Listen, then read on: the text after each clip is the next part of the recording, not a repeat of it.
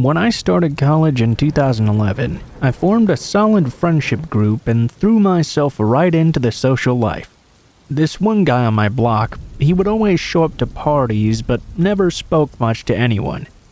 He was kind of a classic neckbeard, sort of overweight, an anime fan lacking in social skills, combined with lots of awkward attempts to be overconfident.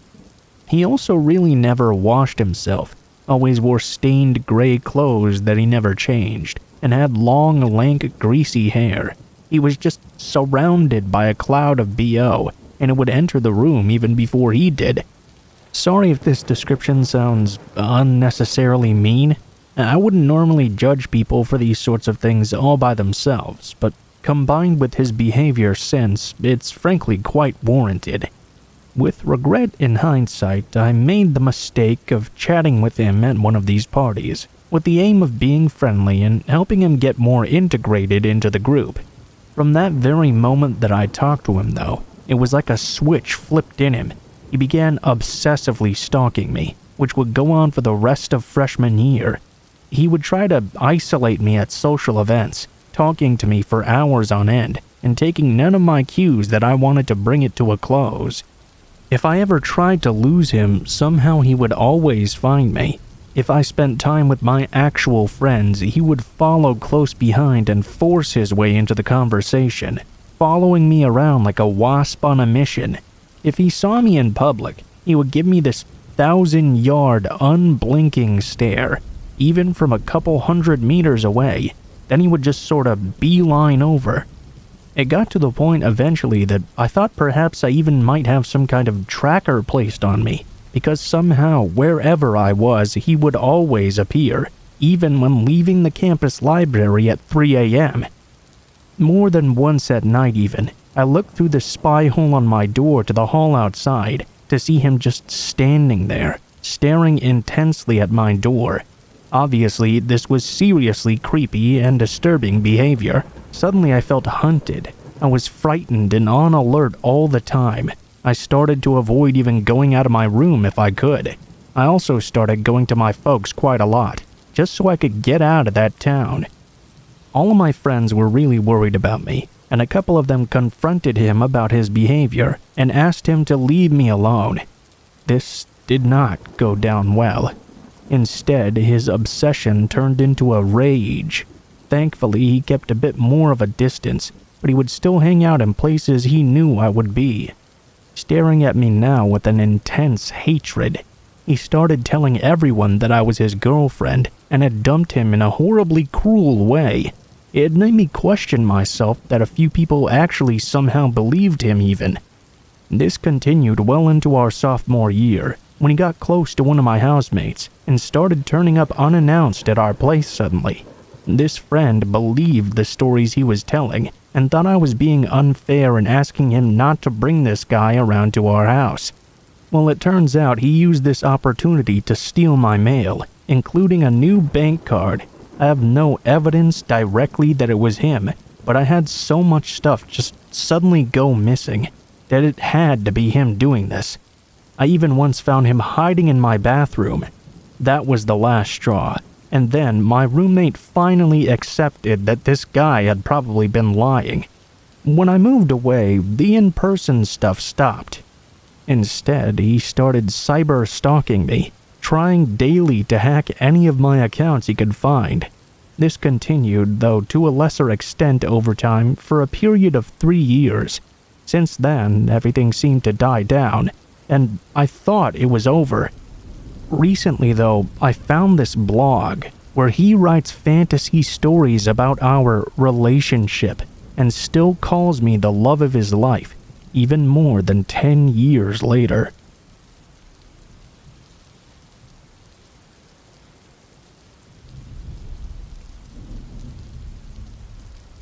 To keep a long story short, my ex-best friend Alyssa and I were friends for almost 7 years just about. We had a very good, healthy relationship. She was my ride or die, actually. We did everything together. But slowly, as tends to do, we started to drift away when I exchanged schools.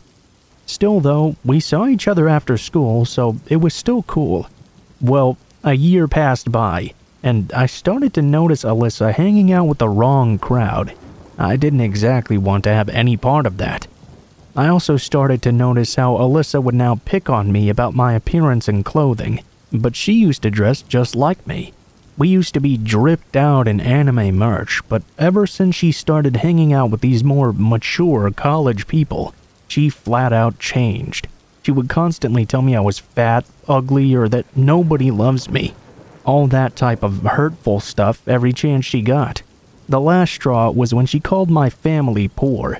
I lost it because my family had helped her with financial problems in the past, and even directly pulled them out of debt. So, because of this, I stopped being friends with her, and I started to hang out with new people and get to know myself more.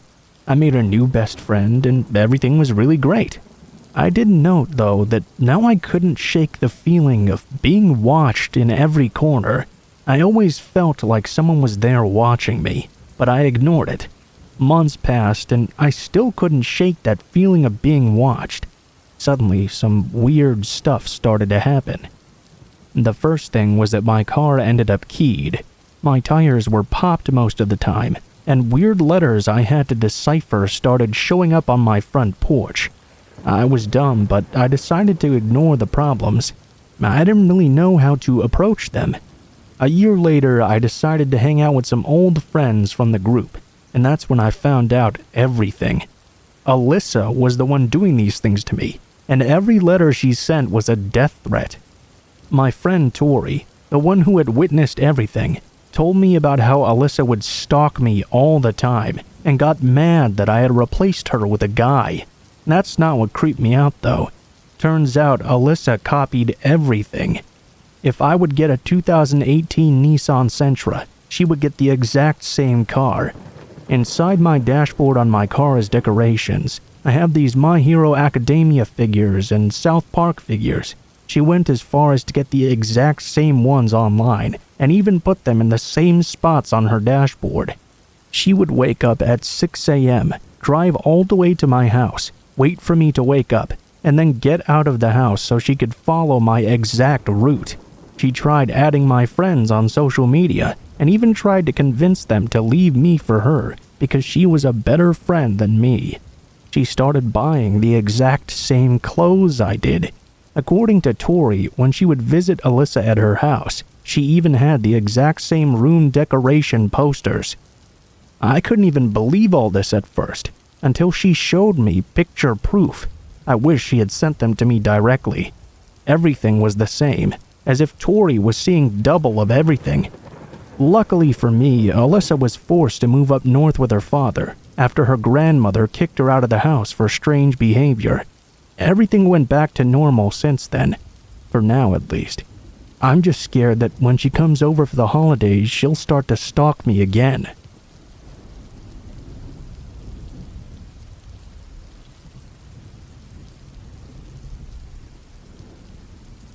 This story takes place when I was around 16 or 17 years old. I lived with my dad in a little apartment in a questionable area. It was the type of area you'd not want to be out and about in when the sun goes down. Up until about a certain time, like 10 or 11 p.m., there would always be a cop or two in the area, patrolling and making sure there were no gang-related activities going on. I had a job at a restaurant in the city, which was about a 30-minute car ride and an hour-and-a-half train ride away. The train was a couple blocks away from my place, and since my dad was always too lazy or hungover to drive me, that was my main form of transportation. I went to work at around 3 p.m. and would usually get home at around 12 or 1. This was my schedule 4 days a week aside from having school. I would see a lot of familiar faces on the train because of this, but we never really made conversation with each other. That is, until one night, when I got out of work late because some assholes wanted to sit in the restaurant past closing. Thanks to them, I missed my intended train. The next one wasn't scheduled to arrive for another hour, so having nowhere to go and no money for Lyft or Uber, I was stuck there waiting. No one was around me, so when this older man showed up kind of staggering around a bit, I assumed that perhaps he was yet another drunken hobo in the city trying to catch a train to sleep in. Something about his face, though, gave me déjà vu, but I shrugged it off, thinking maybe I'd seen him wandering around on the train here and there. He made his way directly over to me, much to my discomfort, and immediately started up a conversation. He wasn't slurring exactly, but the way he was looking down at me just gave me goosebumps. He started by asking me why I was out there so late all by myself. I felt like I had to reply as to not anger him. I mean, we were there all alone, and he was close enough to me to pull out a knife or something by this point. Anyway, I told him I was just waiting for the train, and he asked me which one. Now, the train was color-coded with a strip at the top to indicate whether it goes north, south, east, or west. I took blue, but I lied and told him I was going to take green. He looked at the schedule above the benches and saw the green train was coming in 15 minutes. He said he'd keep me company. For those extremely long 15 minutes, he asked me how long I had been working at So-So Restaurant. This made my blood run cold. I had never once told him where I worked. I just looked at him strangely and timidly answered, "For about a year." He laughed. "Wow, it's already been a whole year, huh?" At this point, my skin started itching out of anxiety. As soon as the green train came, I knew I had no choice but to take it. I said goodbye to him and thanked him for the chat, hoping that would be the end of it. But no. He suddenly told me that he had to take the green train too, so he followed me on and sat directly behind me. My mind was racing about whether he was going to try and do something to me like chloroform me or hurt me in some other way, but we rode the train together in silence. I was trying to figure out the entire time how I was going to lose him. There weren't exactly many people riding the train at that hour. In fact, our car was completely empty besides us, unfortunately. As the ride went on in menacing silence, I could feel him staring down the back of my head. I waited until we got to a stop where there was another person. I was so relieved to see a woman sitting there. She wasn't boarding, so I immediately got off the train. The man followed me, as expected. I took a seat on the bench right next to hers, close enough for her to see and hear everything going on, hoping she would catch on. The man noticed that I was sniffling, combination of allergies and being out in the cold, and asked if I was sick. I told him no, but he insisted on giving me these strange pills he had that were supposedly cold medicine. I declined him in a louder voice. "Sorry, I don't accept pills from strangers." This prompted the lady to look over to us, and I made direct eye contact with her. This went on until a blue train came. The lady got up and gave me a look that told me to get on with her, so without explanation, I did. She waved me over to sit next to her. When the man tried to follow, she blocked him and told him to sit somewhere else, made him sit a couple seats across from us. He chose the one where he could face us, and stared at me the entire time. I was shaking and about to burst into tears. The woman leaned over and whispered to me that she had a pistol. I felt safer with her there. We whispered back and forth about what had happened. I told her where I lived and how I was worried he would follow me home now. She told me a friend of hers would be boarding the train soon, and when he did, she told me his name was Ray. Ray was filled in about everything and agreed to escort me home.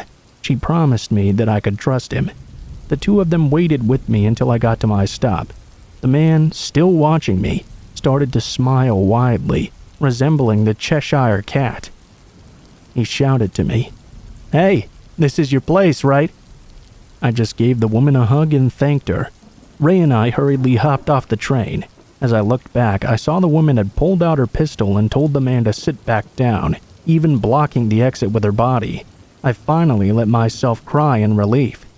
Ray walked me all the way home and tried to calm me down by telling me about his job and his family.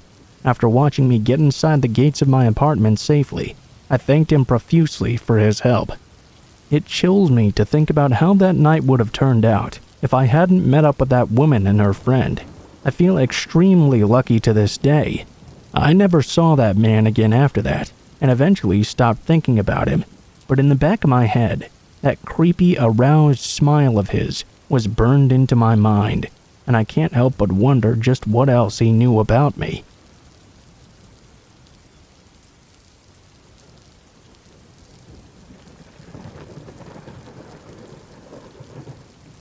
I was reminded of him just last week.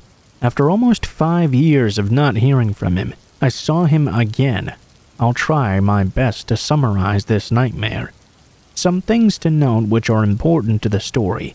1. It happened in 2017, and during that time we went a whole year without having neighbors on either side. So basically, we were crammed in between 2 empty houses. 2. The streetlight in our lot had broken, and despite multiple reports to the council to fix it, nobody ever did. One evening, my family went out for groceries. I was left behind home alone. The gate was still wide open when they left because the water pipe was located outside. I used it all the time back then because I had rabbits, so I used that water to fill their water bowls. That day was no different. The sun was already setting by the time I went out to fill the bowls, feed the rabbits, and then lock the gate. It was literally 5 minutes after I locked it that someone was outside. Since the sun was already low on the horizon, and with the street light broken, I could barely make out his face. The man was outside with a van, yelling for my attention. He said something about his company sending him over to do some property surveillance. It was suspicious, all right, so I ignored him and went inside. Later on, when the night got dark, my family still had not returned yet. I was inside watching Chicken Little when I suddenly heard some commotion outside. I didn't directly look at it, but I stole some glances. I could make out a figure outside, literally in front of my gate. He was shouting for my attention once again, and guess who it was? Yep, the same guy from before. I recognized his voice again. I paid him no attention. After a seemingly long few minutes, it got quiet outside. I took another peek out only to see, holy shit, he was attempting to climb into my house. I was so shocked I couldn't move.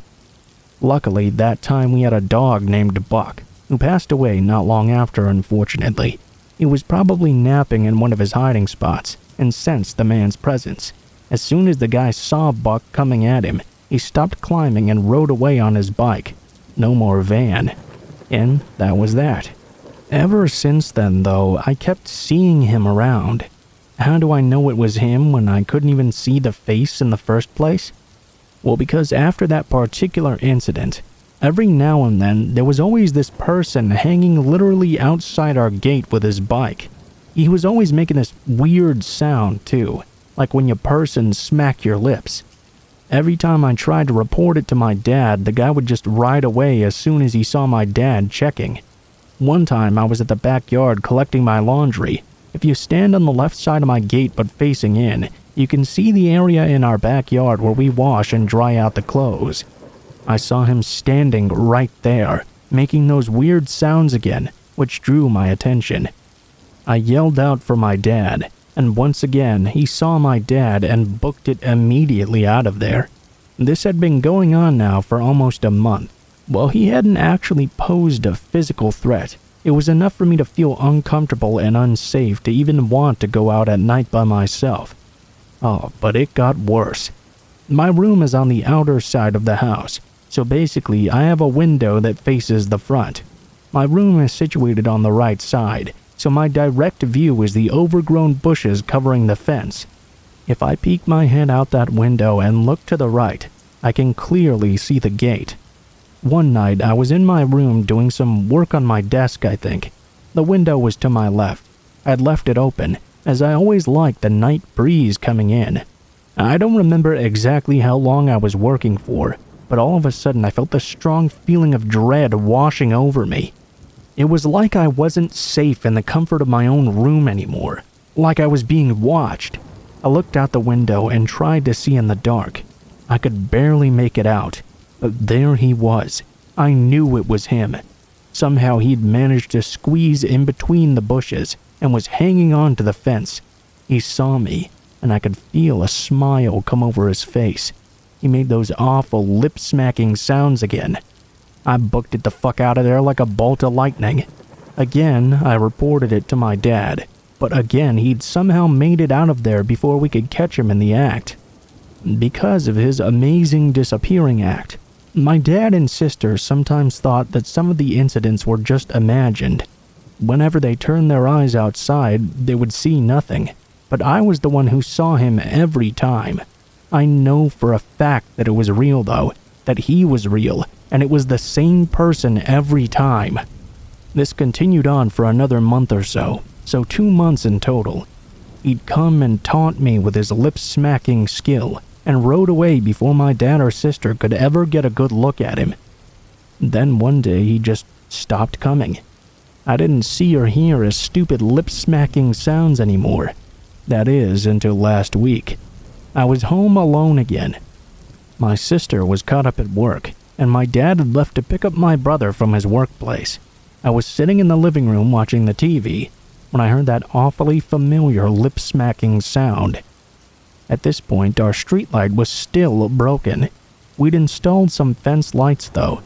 Somehow though, this guy figured it out and hid in the dark where the light was too faint to reach. I could see he was out there with his bike again, only this time I heard him giggle. I've never heard him giggle before, and this wasn't the cute kind. It sounded malicious. I tried my hardest to ignore him, to not pay any attention, but he was out there making all sorts of noises. Over a year ago, we got a new dog, Gibbs. He was a rescued stray. He must have heard the man too. As soon as the guy saw Gibbs start chasing after him, he rode away again. That was last week. 5 years ago, he terrified me to the point where I was so afraid of being outside on my own at night, even if it were just to pick up laundry. Sometimes at night, I couldn't even sleep without checking every corner of the house just to make sure he was not there. And for a short period, I even slept with the lights on. Even though he didn't exactly do anything physically threatening, him playing psycho tricks over such a long period on me is enough to make me feel unsafe in my own home. Just when the man was finally exiting my head, he came back at the perfect time. Worse still, I don't think I've ever seen his face, but I think he has seen mine. I hope I won't ever have to see his face, because his presence alone is malicious as it is.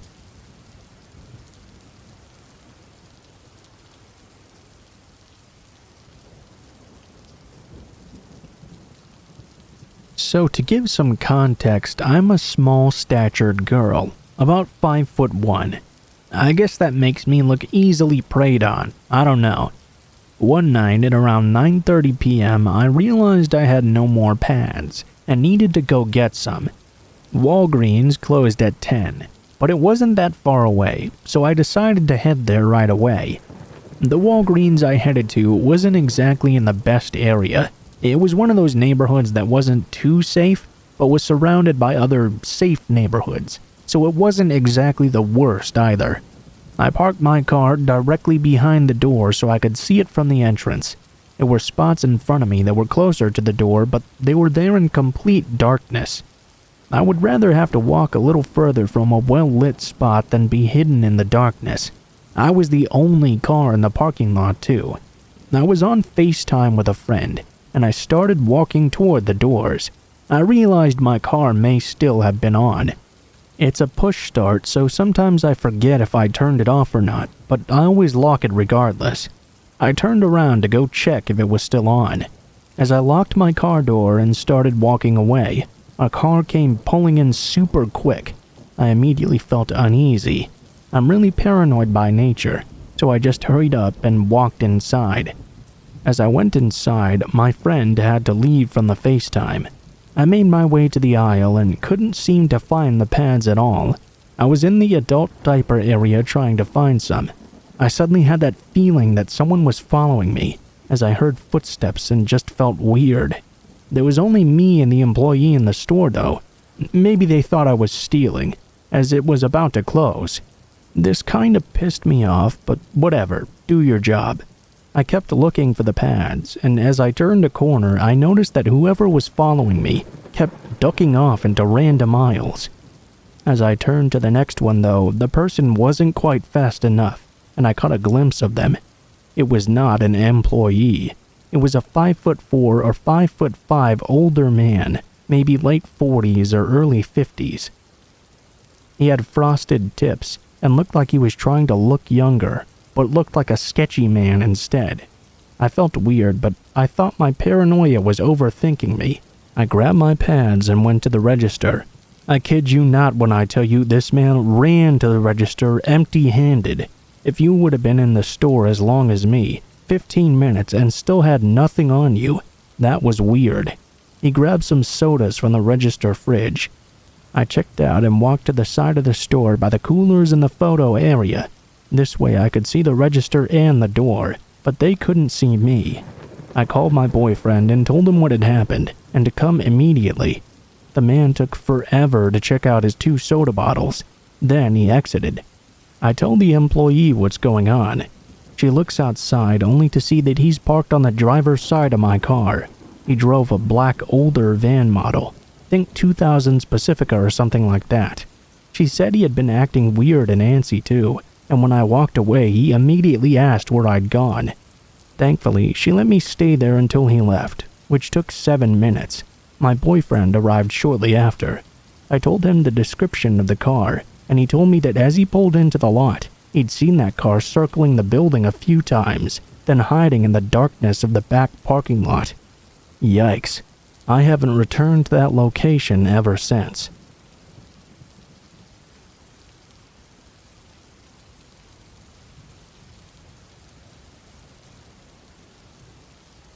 This story takes place in 1999, when I was a stupid 18-year-old kid with nothing better to do than cruise around at night.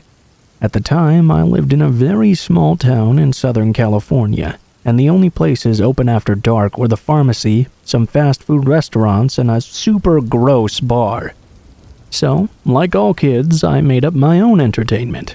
I spent a lot of time driving around with friends, listening to the radio and talking. It was better than sitting around our parents' houses, at least, I guess. But after one particularly terrifying encounter that summer, I was just fine from then on hanging out in our cozy, well-lit homes. One night, my friend Shauna and I decided to do our usual loop around the main part of town, out behind the high school, and back to our houses via the freeway. We'd been driving for about an hour, and it was close to 11 p.m., when we decided to do one last loop before calling it a night. Along the way, though, we noticed some guys in another car. I don't remember exactly how many there were, at least 2, the driver and the passenger, but there may have been more. We first noticed them at a red light, stopped in the lane to our left. "Hey, that guy over there is checking you out," my friend said. I tried to play it cool and pretended like I was looking at the totally boring scenery. "Oh wow, an abandoned gas station. I just have to see this. Oops, caught your eye, tee-hee." Sure enough, the passenger of the car next to us was checking me out. I don't really remember what he looked like, but it was 1999 and this was a real white trash sort of town, so maybe a little bit like Fred Durst, perhaps? Anyway, I gave him a small smile, turned up our radio, and sped off as the light changed. The car stayed a normal distance behind us, and my friend kept looking over her shoulder, telling me to slow down so we could see if they were cute. I wasn't creeped out or anything. I just wasn't interested in playing flirt tag with some random dudes, so I maintained my pace. By the time we got to the next light, they'd gotten behind me and switched lanes, so they were pulled up to the right of our car. My friend immediately glanced over. The driver gave her the "what's up" nod, and I could see their passenger leaning forward to try and stare at us. Shauna gave them a little wave as the light changed, and we took off. A few blocks later, I pulled up to a stop sign where you could either go straight or turn right. The other car, who had been a couple car lengths behind us and to our left, sped up to catch up to us at the stop sign and jerked into the right-hand turn lane. They were slightly behind our car, but we could hear them shouting hello. My friend turned to look at the driver, who was leaning out his window, motioning for us to follow them. Nope, that wasn't gonna happen. Red light flirting was one thing, but neither of us were so desperate to meet boys that we'd follow them in our car late at night, especially when there was nowhere to even go. Instead, she waved goodbye and we drove off, heading to the freeway entrance. In my rear-view mirror, though, I saw their car flip around for wherever they had been originally heading and start to catch up with us instead. I got onto the freeway, hoping they wouldn't follow us, but of course they totally did. They steed a few car lengths behind us but kept switching lanes. Now if this happened today, I'd call highway patrol on my cell, but back then neither of us had one.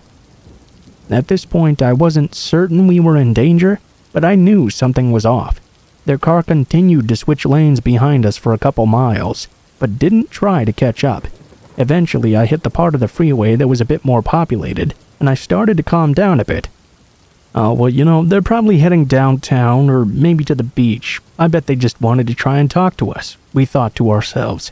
We cranked up the radio and decided to drive a little further, and thought we'd lost the car. But we were wrong. About 15 minutes later, we exited the freeway and turned around to start to head home. I'd been driving for a couple of minutes when I saw a car suddenly pull off the shoulder of the road and start following us. At first, I thought it was just a speed trap, but I instantly saw it was the same car from earlier. They'd been waiting for us on the side of the road. They caught up to my car on the passenger side, and in my peripheral vision, I could see the driver gesturing angrily to us. Neither of us could tell what he was saying, but Shauna started shouting back. I don't know, I'm sorry. I tried to keep my eyes on the road, but I was also like, holy fuck, what's going on? I kept glancing over. Then it happened. The driver pulled a gun out of his lap and tapped it on the inside of his car window at us. Shauna immediately threw her seat back. Which, yeah, save yourself, but also thanks for giving them a clear shot right at me. I looked over and saw the driver's face, which was absolutely furiously contorted with rage. He was shouting so hard I could see spit flying all over the window, which he was still tapping the gun against. I don't exactly remember what kind of gun it was, but it was quite dangerous looking. I began reviewing a mental map of the area, trying to figure out the easiest way to get to a police station. We were about 6 exits from where we started, and I knew there was a fire station pretty close to there, so I decided to floor it and try to outrun them. I quickly gained distance and pulled into their lane, which was the fast lane and closest to the exits. They were driving some kind of Toyota sedan, and I was in a Honda with a lot of pickup, so I managed to clear out pretty fast. They still caught up though. They pulled into the lane to my right, and I could see the driver now waving his gun arm outside the window. The passenger was flipping us off outside his, and then they pulled what looked like a crowbar, waving it out the window like a fucking war boy, looking for victory on Fury Road. I'm getting off at the next exit and going to the fire station, I told Shauna. They're basically cops, right? Or at least they can call the cops. I'm sure it'll be fine. I reached over to grab her hand. She was still lying flat, but she was shaking and crying. Today, 20 years later, I'm the mom of a toddler, and I still never felt the intense pressure of responsibility I felt in that moment. I had to keep us calm and safe, and get us away from these guys. The next exit was fast approaching, and they hadn't quite caught up yet or moved into our lane. I quickly exited the freeway, heard them pass, and immediately gunned our car in the direction of the fire station, hoping beyond all hope that somehow the firemen were having a midnight party with armed police invited. I hadn't gone very far, though, when I saw the car tearing ass to catch up with us. All I could think was that they flipped a U-turn on the freeway and drove the wrong way to double back to the exit. Nothing else made geographic sense. I ran a red light even, hoping to God a hidden cop would suddenly pull me over, but no such luck that night. They were about a block or so behind us. With one eye on my rearview mirror, I drove as quickly as I could, hoping they were done trying to scare us and would fall back. Instead, though, by the grace of God or karma or whatever you believe, their car suddenly hit some kind of debris on the road and lost control because they crashed into a mailbox on the sidewalk and immediately stopped. I saw the driver get out as I was peeling away, and I swear to God I almost peed myself from relief and gratitude. Now before you comment that the gun was probably fake, let me tell you the last part of this story. As we were driving off, we heard them start shooting from their direction. I didn't look back, but Shauna sat up to look and said she saw the driver standing in front of the car, aiming his gun in our direction. I quickly turned the direction of the fire station, and we heard another shot ring out. I got to the fire station finally, and for the second time that night, I felt like some divine presence was watching over us. Turned out there were in fact 3 police cruisers outside with cops standing around talking to the firemen. Told you it was a small town. I pulled over, told them my story, and embarrassingly vomited from fear halfway through. The cops were very nice though, and immediately went to chase after them. One stayed behind to get our full statements, and made sure we were okay. I'll never ever forget what she said to me. "You must have done some fine outrunning tonight. I'm glad you finished the race in one piece." Here's what I know.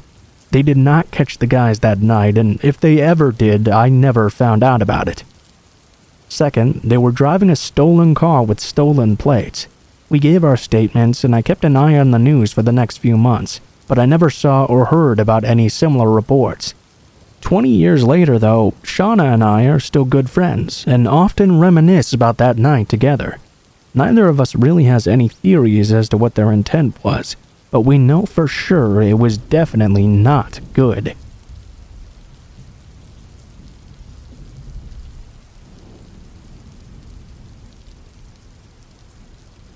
Up until junior year of high school, I flew mostly under the social radar and stuck to my status as a nerd girl. When I was 15, though, I joined varsity cheer. My school's cheerleaders weren't popular by definition, but everyone kinda knew who we were. We were on the announcements, performed at pep rallies, and generally had a lot of engagement with the student body. I made a lot of friends that year, and some of them happened to be the cool kids. For a while, I thought this was my long-awaited karma payoff for the years of bullying I'd suffered at their hands. I even developed a crush on one of them. A crush which the junior cheer captain herself volunteered to help me pursue. Homecoming is a very big deal where I'm from, and I began to fantasize about my crush asking me to go with him. I'd heard rumors he was planning this dramatic proposal, and as homecoming season approached, I became more and more sure I would be his date. The junior cheer captain, who was very close with him, also kept dropping hints that I was right. One day at practice, she asked me what my favorite candy was, and I just knew it would be so my crush would know what to give me. You can imagine my surprise when, after an exhausting theater rehearsal, I walked into the parking lot and was confronted by a guy I'd hardly ever spoken to, asking me to be his date. My theater friends all applauded, assuming I was overjoyed. I saw both my parents in the parking lot even, recording the whole surprise. But most importantly, the cool kids I'd recently befriended were all standing there right behind him, egging him on.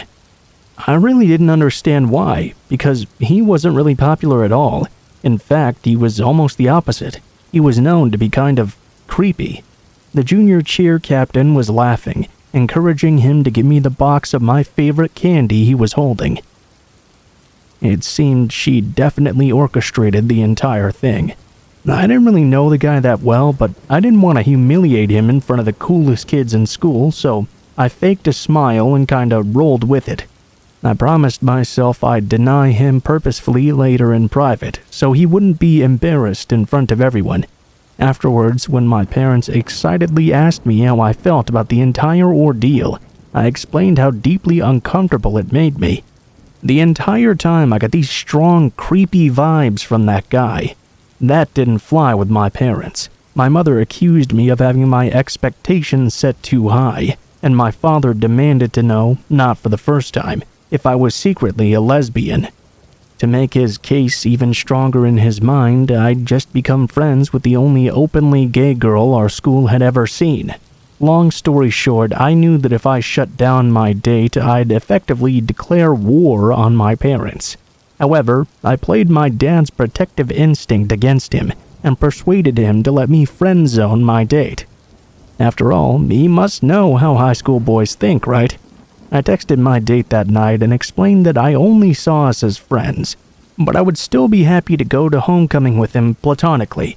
He was very polite about it, actually, although I could tell that he was interested in me romantically. It seemed we'd reached a fair deal, until the next day at school, when one of my cheerleader friends referred to my date as my boyfriend. I corrected her and told her we were just going to homecoming as friends. She seemed confused, though, and told me my date was telling everyone who could listen that I was now his girlfriend. A few more of my friends approached me with similar comments and concerns, and I confronted my date about them. He denied all involvement, though, and suggested it was just a random rumor that had started. I reminded him that we were just friends, and I had zero romantic interest in him. He said he understood. Then I got a call from the junior cheer captain. She pretended to be sweet and conspiratorial, but I was still very annoyed that she'd led me to believe my crush would ask me to homecoming. She began her attempt to persuade me that I was wrong to friend-zone my date. Told me she'd spent many afternoons planning this proposal with him, and she knew he was kinda creepy when seen from afar, but was actually sweet and caring underneath all that veneer. I just told her if he was such a catch, then she should date him instead. Annoyed, she immediately dropped the act. She told him I had to date him, because he liked me so much, and he'd gone through so much trouble to ask me. I had to give him a chance because he'd gone out on such a limb for me. Of course, I told her she was wrong. I didn't have to do anything I didn't want to, and I owed this guy nothing. I ended up hanging up on her soon after that, but that was only the beginning of these events. Starting the next Monday, he would corner me in the hallway and give me a rose he held in his teeth. He usually did so between my 6th and 7th periods, when my path through the hall had to cross by his. I was deeply uncomfortable with this display and told him so, but he just wouldn't stop. I tried to take different routes to escape him, but the junior cheer captain and her posse made it a point of tracking me down so he could find me everywhere. Every time he did this, everyone in the area would treat it as a sweet romantic gesture, despite my visually obvious discomfort. After all, wouldn't any girl be so lucky to have a boy so devoted to her that he gave her a rose every day? He even started telling everyone I was his girlfriend again. The final straw for me, though, was when he walked into a class he wasn't in to find me and give me that daily rose. My teacher, who was friends with the junior cheer captain, just let this happen. For weeks after, she would bother me about him every day, too. When he came in, I told him to get out and leave me alone. His feelings were clearly hurt, and he left looking like a kicked puppy. My classmates turned immediately and started calling me a cold, hard bitch. It didn't matter what I had to say about him. I was an ice queen refusing this sweet boy's advances.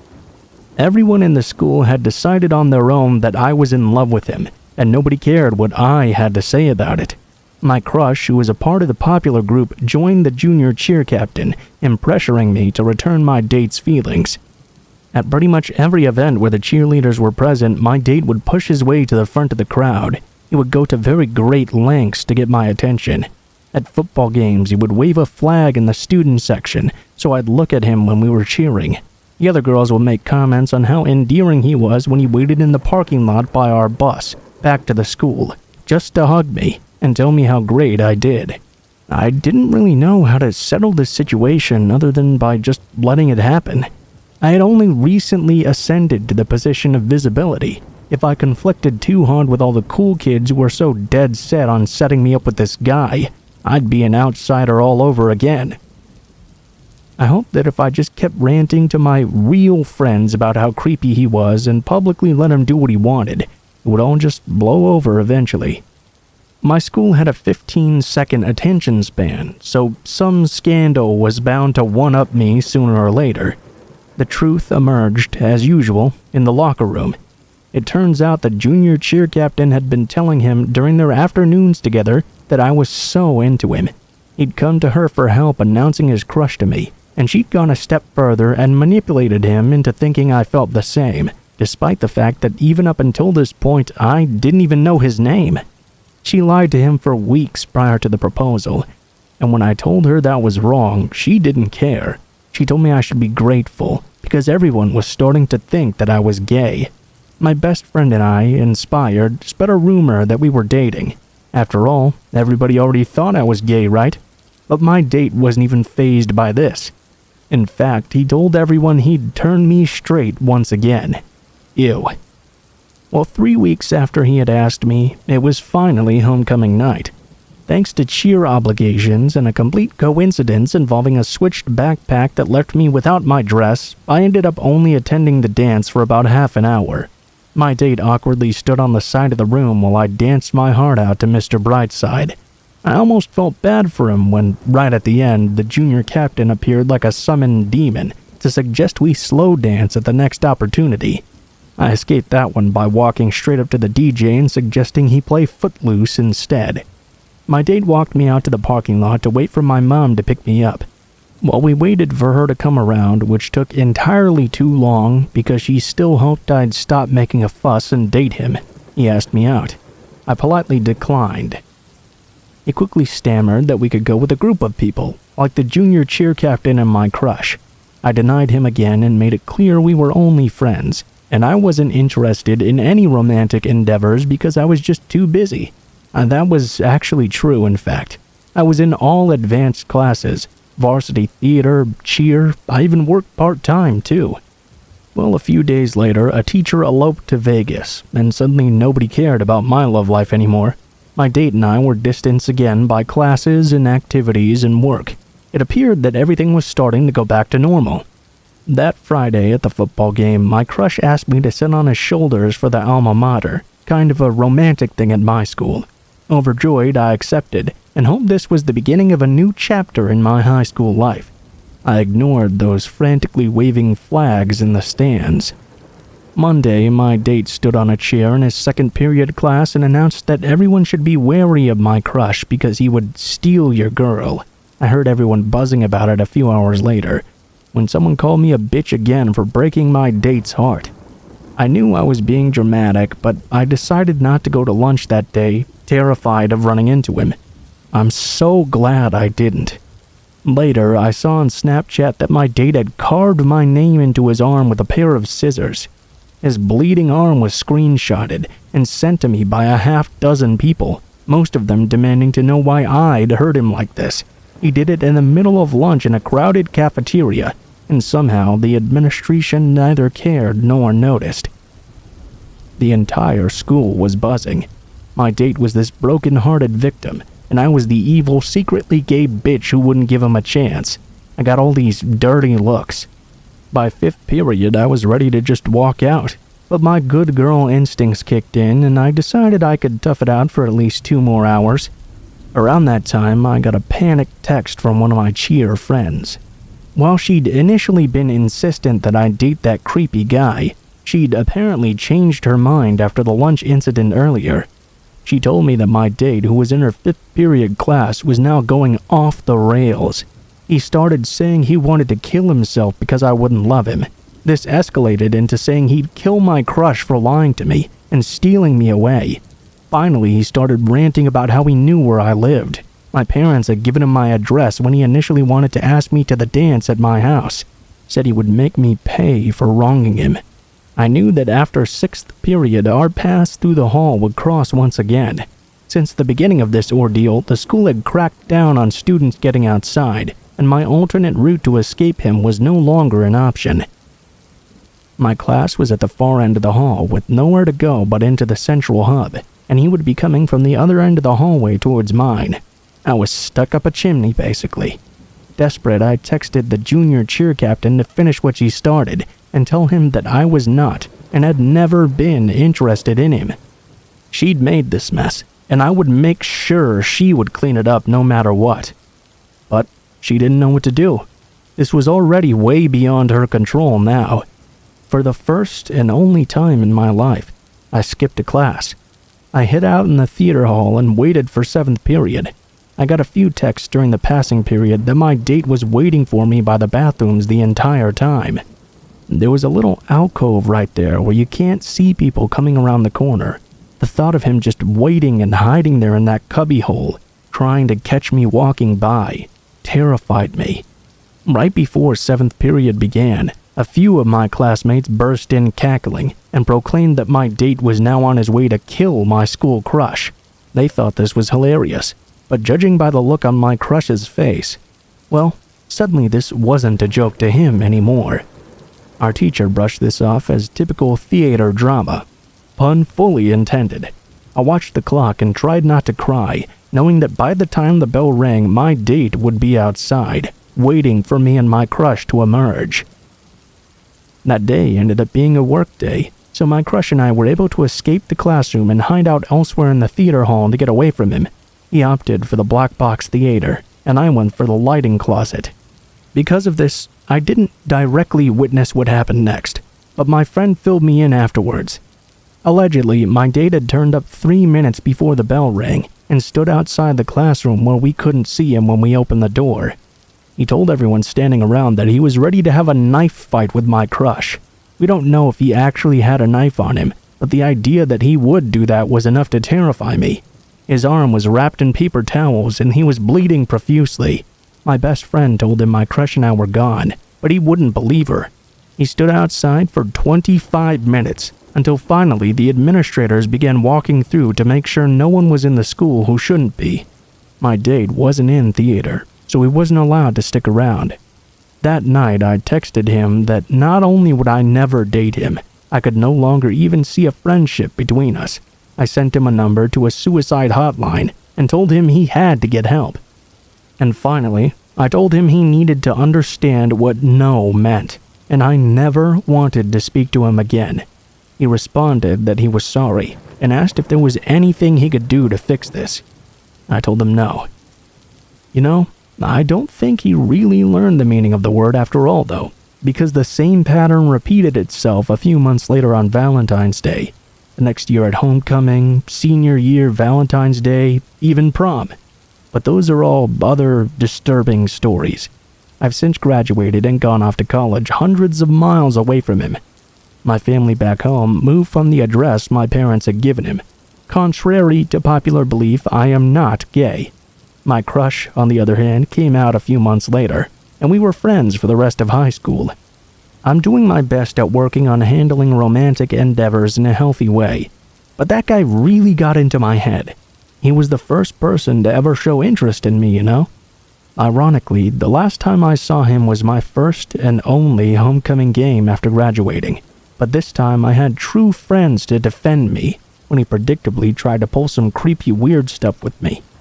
The worst part looking back was somehow being at fault for everything. To this day, people from my high school reference the whole ordeal as that time you wouldn't date that poor shy kid. Can't even appreciate red roses anymore.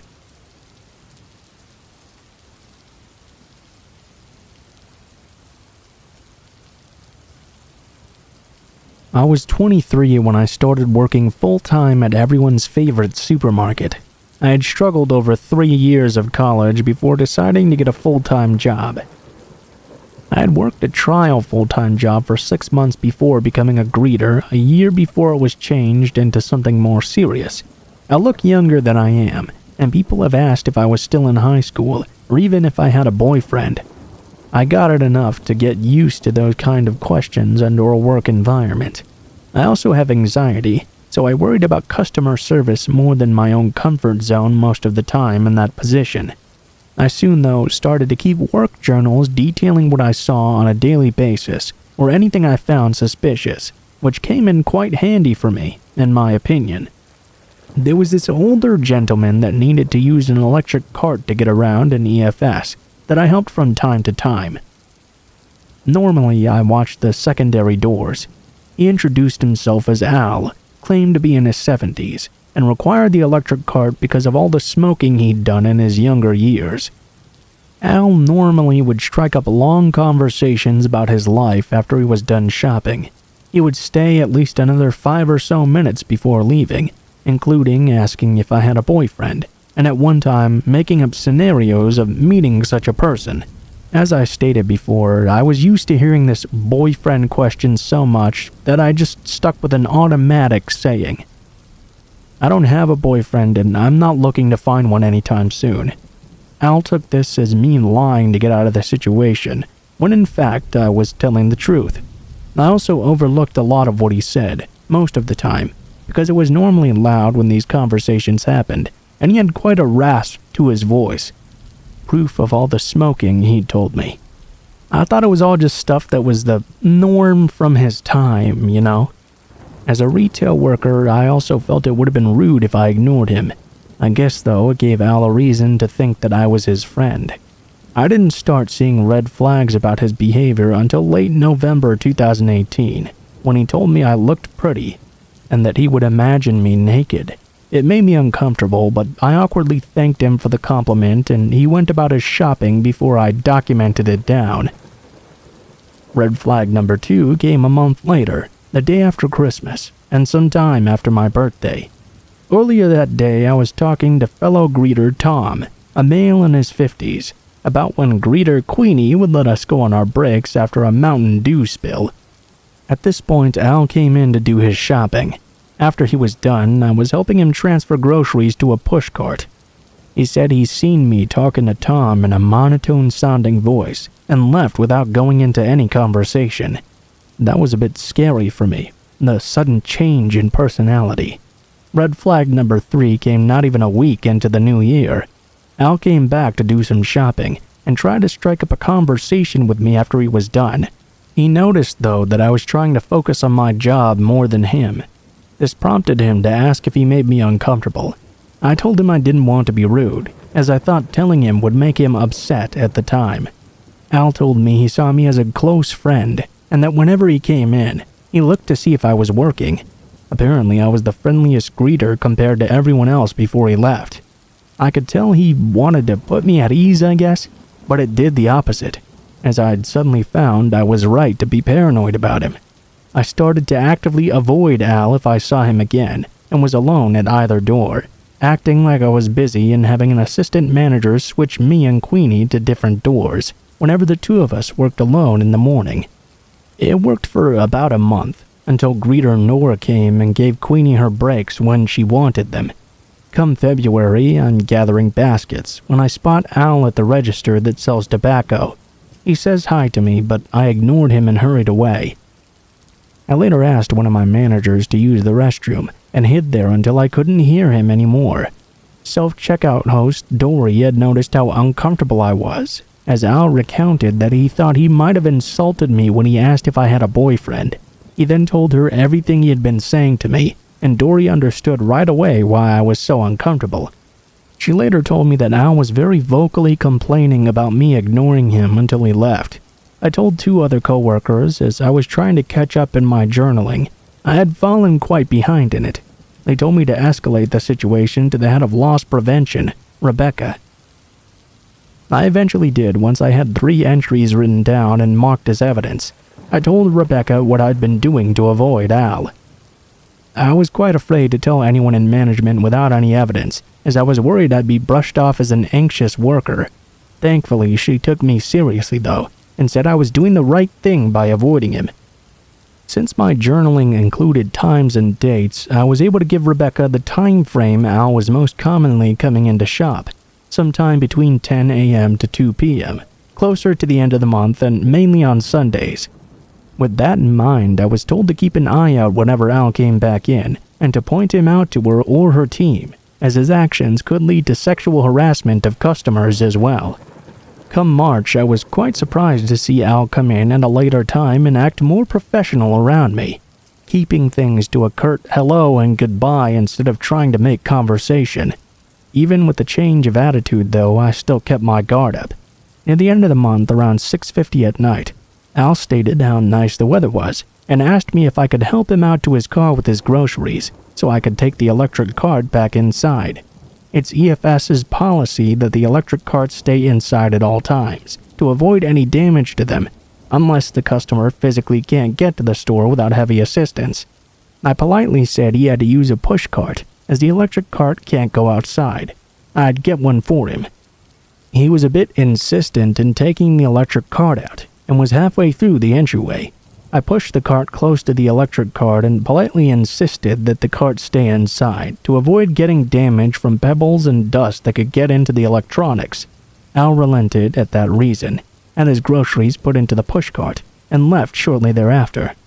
I was relieved that the situation wasn't escalated so that I had to step outside to help him, but I did take note of his car, should he get an idea to try and follow me home. It was also the only time he ever asked me to come outside with him. Eventually, I told Nora I didn't feel comfortable around him at all. He said I wasn't the only young woman he had said these things to. He said these things like this to other female workers at other EFSs, since Nora had transferred over from the west location in the city. A little over halfway into April, I switched over to cashiering and put more information about Al's visits so I could try to avoid serving him by myself. Coming in around the time food stamps were replenished and within 7 to 10 days at the end of the month, mainly Sundays and Fridays. Luckily enough, though, I didn't see him much after the switch. Even more coincidentally, at the start of May, I found an online article by the local newspaper with a picture of a guy who looked suspiciously like Al in my Twitter timeline.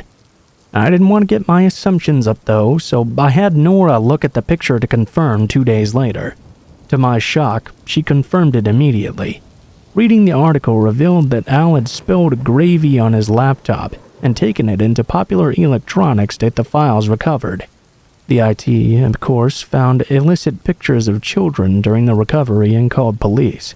Al admitted to saving the photos and was able to describe what he'd saved. He was arrested right away. The article also revealed that Al wasn't even his real name. He was actually in his mid-50s and was from a nearby city in Iowa, which explained why he only came in on the weekends. I told everyone that knew the story, and they were equally shocked but also relieved. I did research on his state laws on the charges against Al a few days after a scheduled court appearance. I found that he was guaranteed at least 2 to 10 years in prison, and an immediate registration as a sex offender. In October, I decided to do more research, as it had been months and I'd found more articles confirming that he'd copped a plea deal for 2 years. I had switched to another position on the sales floor by the time I found out about the sentencing. It's been over 2 years since then. I have my old coworkers and Rebecca to thank for giving me the thought and confidence to tell the customer no if I didn't feel something was right. I can't help but think about how badly things might have gotten if I had gone to help him out in his car, and if he'd had any other intentions in mind.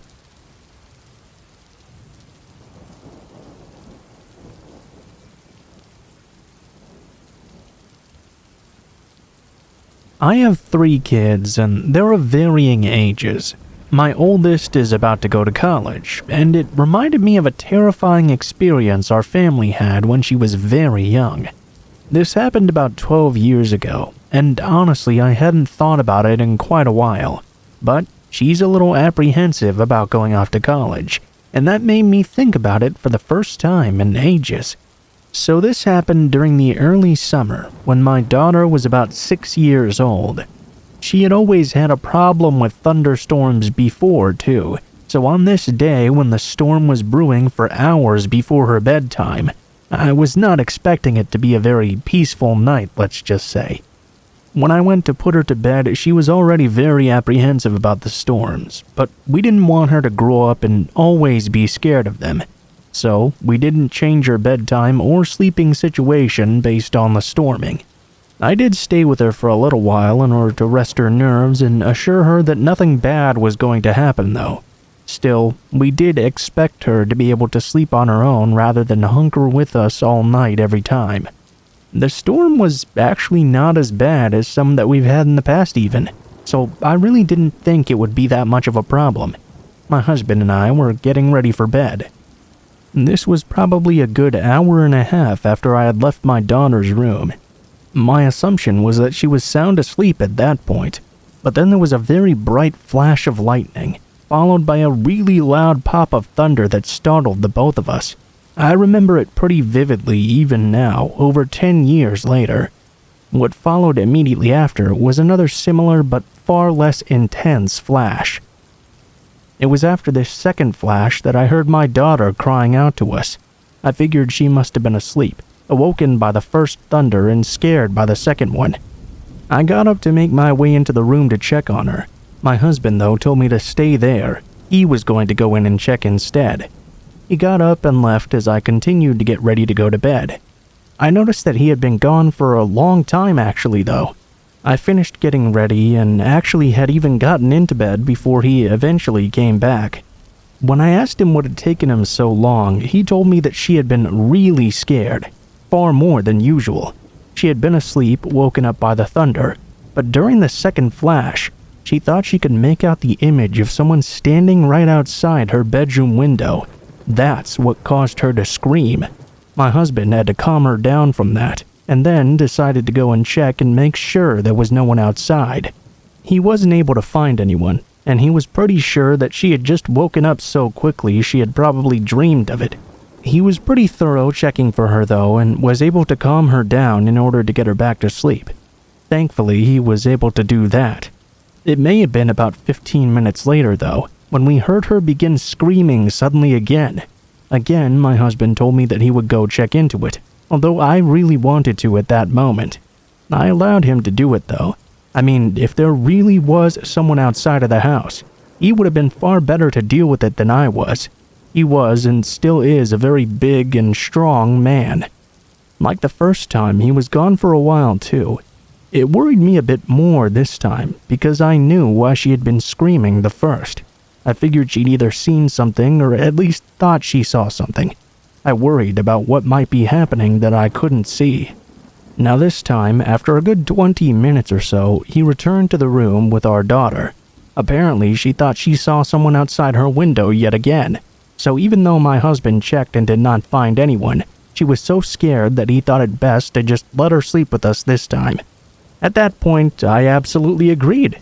I didn't know what she saw or thought she saw, but it obviously scared the crap out of her a lot more than usual. We all got into bed and surprisingly fell asleep rather quickly, which was a blessing. Something woke us all up maybe an hour later though, but it wasn't thunder or lightning that did it. It was the sound of sirens and the flash of lights.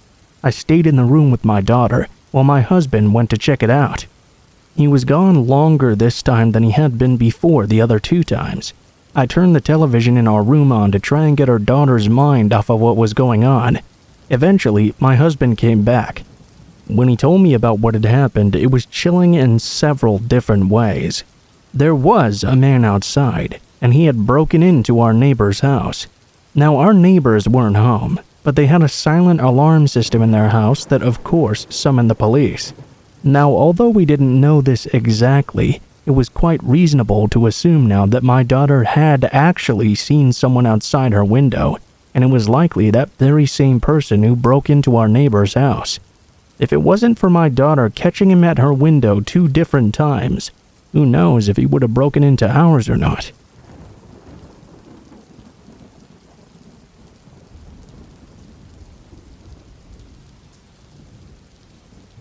This isn't really a long story, but it definitely is a creepy one.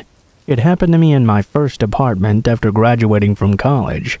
I didn't get a great job right away, which I guess isn't too much of a surprise. So I ended up in an efficiency apartment in Chicago for a while. It was actually a nice little place, now that I'm thinking about it again. A nice and warm little room on the 5th floor of a building in Lincoln Park, quite close by the lake. I was a bit surprised because it seemed like this was the sort of place that, despite its size, would still cost quite a lot of money. But somehow I was able to afford it. This was around 2001. I had been in that apartment for close to a year at the time this happened. This was happening in late spring. I was still young enough at the time that I enjoyed spending my weekends at the clubs, but this night I decided to remain inside. There were supposed to be some really bad storms moving in, and I absolutely was not much a fan of getting wet. Also, this was back in the days when AOL was still a thing. It feels weird to bring that up, sort of. It also makes me wonder if it's still a thing in any way. I guess I'll have to check up on that later, though. Anyhow, I was browsing through some chat rooms when I heard my cat meowing. I realized she was probably out of food and went to go feed her. This is pretty important because she doesn't usually tend to meow unless she's out of food. This means that I kind of automatically assume that when she meows, that's what she wants. As I got up to feed her, there was this sudden huge flash of lightning.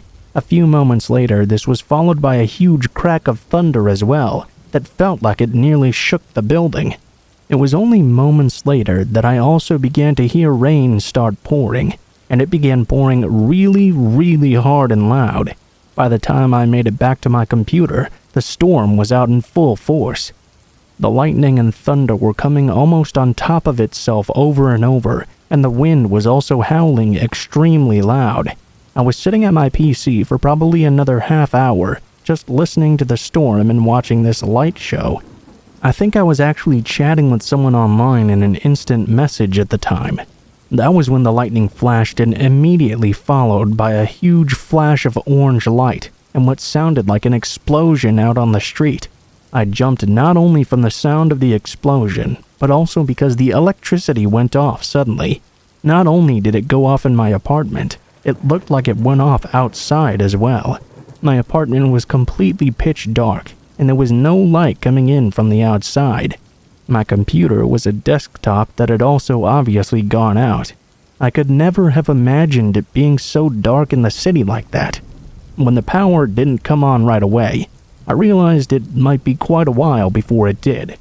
I did have a cell phone at the time, but this was long before the age of smartphones. It had a green LCD screen that didn't give off much light at all.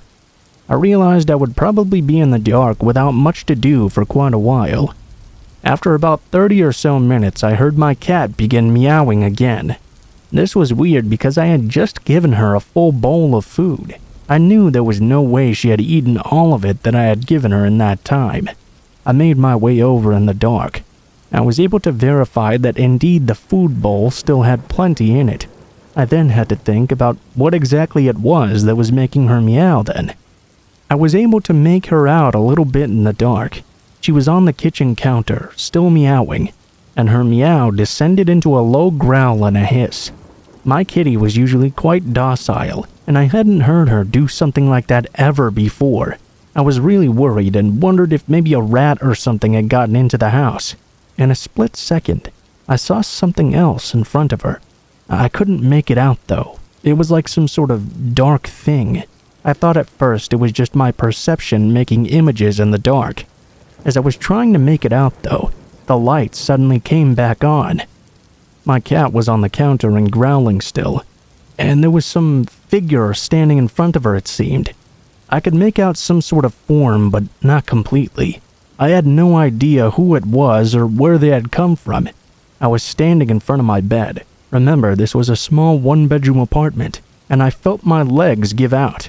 I involuntarily sat down on the bed in complete shock, but as quickly as I had seen them there, suddenly they were gone.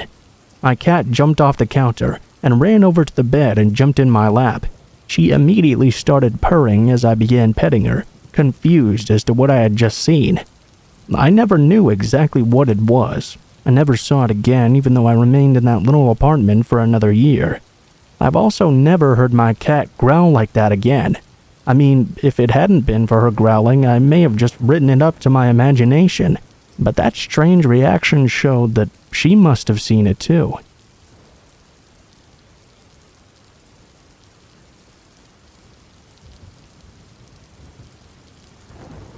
I once had an experience that was very reminiscent of a scene from a horror movie. It happened on a day that I had gotten up and noticed how dark it was outside during the day. I was on summer vacation from school, and it had been a pretty hot summer up till that point. When I looked outside today, though, I saw how the sky was completely overcast with green and black clouds that were moving very quickly across the sky. I was elated. This was the kind of weather that I enjoyed the most. I was always looking for some sort of adventure, or something different to do. I especially like to search out potentially scary things to do. I decided that I was going to go and check out this empty old building outside of my neighborhood. I really didn't know what it was. I think it might have been a really old school or something. What I did know, though, was that it had been abandoned and locked up for as long as I had been alive. Although a lot of high school kids were known to use it as a place to get high, I wasn't one of them, and I had never been inside it before. I was just looking for an atmospheric experience, which I thought that abandoned and boarded up building would have during a nasty thunderstorm. Not only that, I figured maybe I would also get lucky and find some pot or something that some other kids had hidden there. All in all, it would have made a very interesting day. I set out into this old building. I didn't really worry about getting caught out in the storm or anything. Being wet didn't really bother me. Not only that, it also didn't seem like the rain was going to come anytime soon.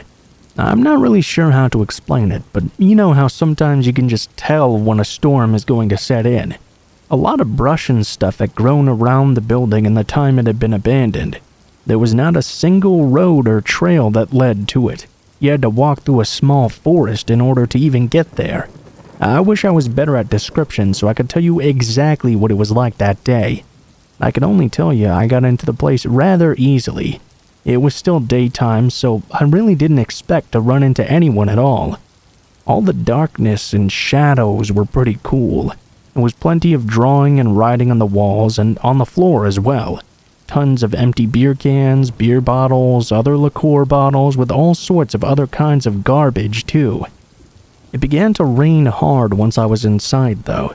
The storm was pretty fierce, with some constant thunderbolts as well. It was really something else to experience. I didn't find anything mysterious like hidden pot or some such. That was definitely a disappointment, but not overtly so. I was still interested in the atmosphere itself, and just looking around seeing if I could find anything interesting. When I got to one of the stairwells, I was planning to make my way into the basement. The staircases were all doored off though. To get to them, I had to somehow get myself through those thick doors. When I pushed the handle on the door, I was about to open it when I noticed something through the small window on it. There was someone on the other side of the staircases, and he was walking up the stairs. I immediately let go of the door handle. I didn't know what to expect. I mean, it could have just been another teenager like me exploring, but in the heat of the moment, I sure didn't want to wait to find out.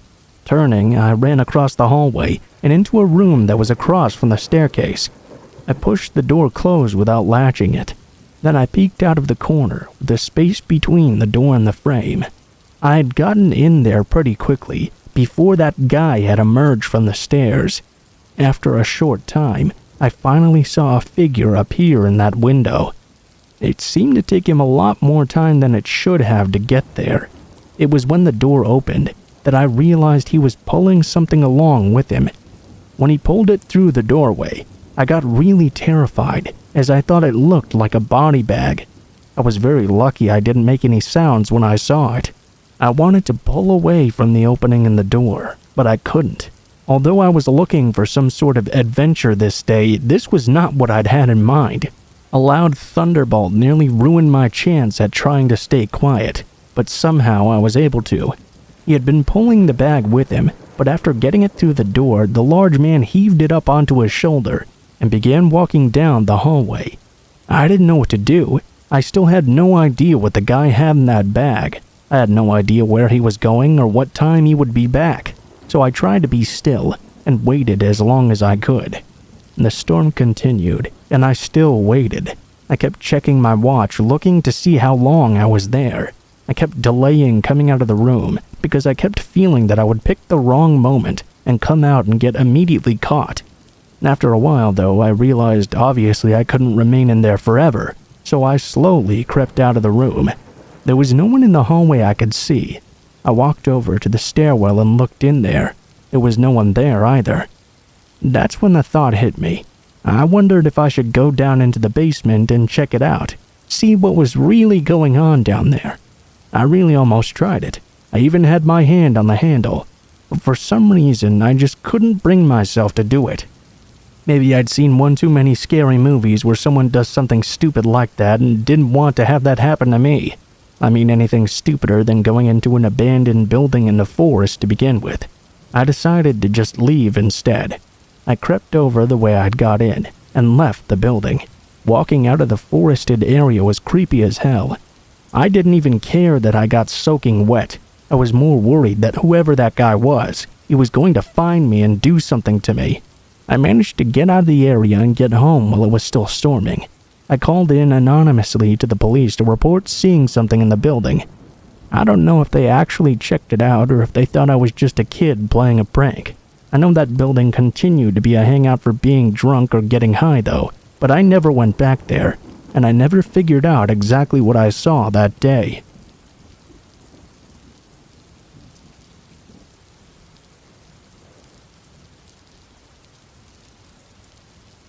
It's actually been really hard getting around to telling this story.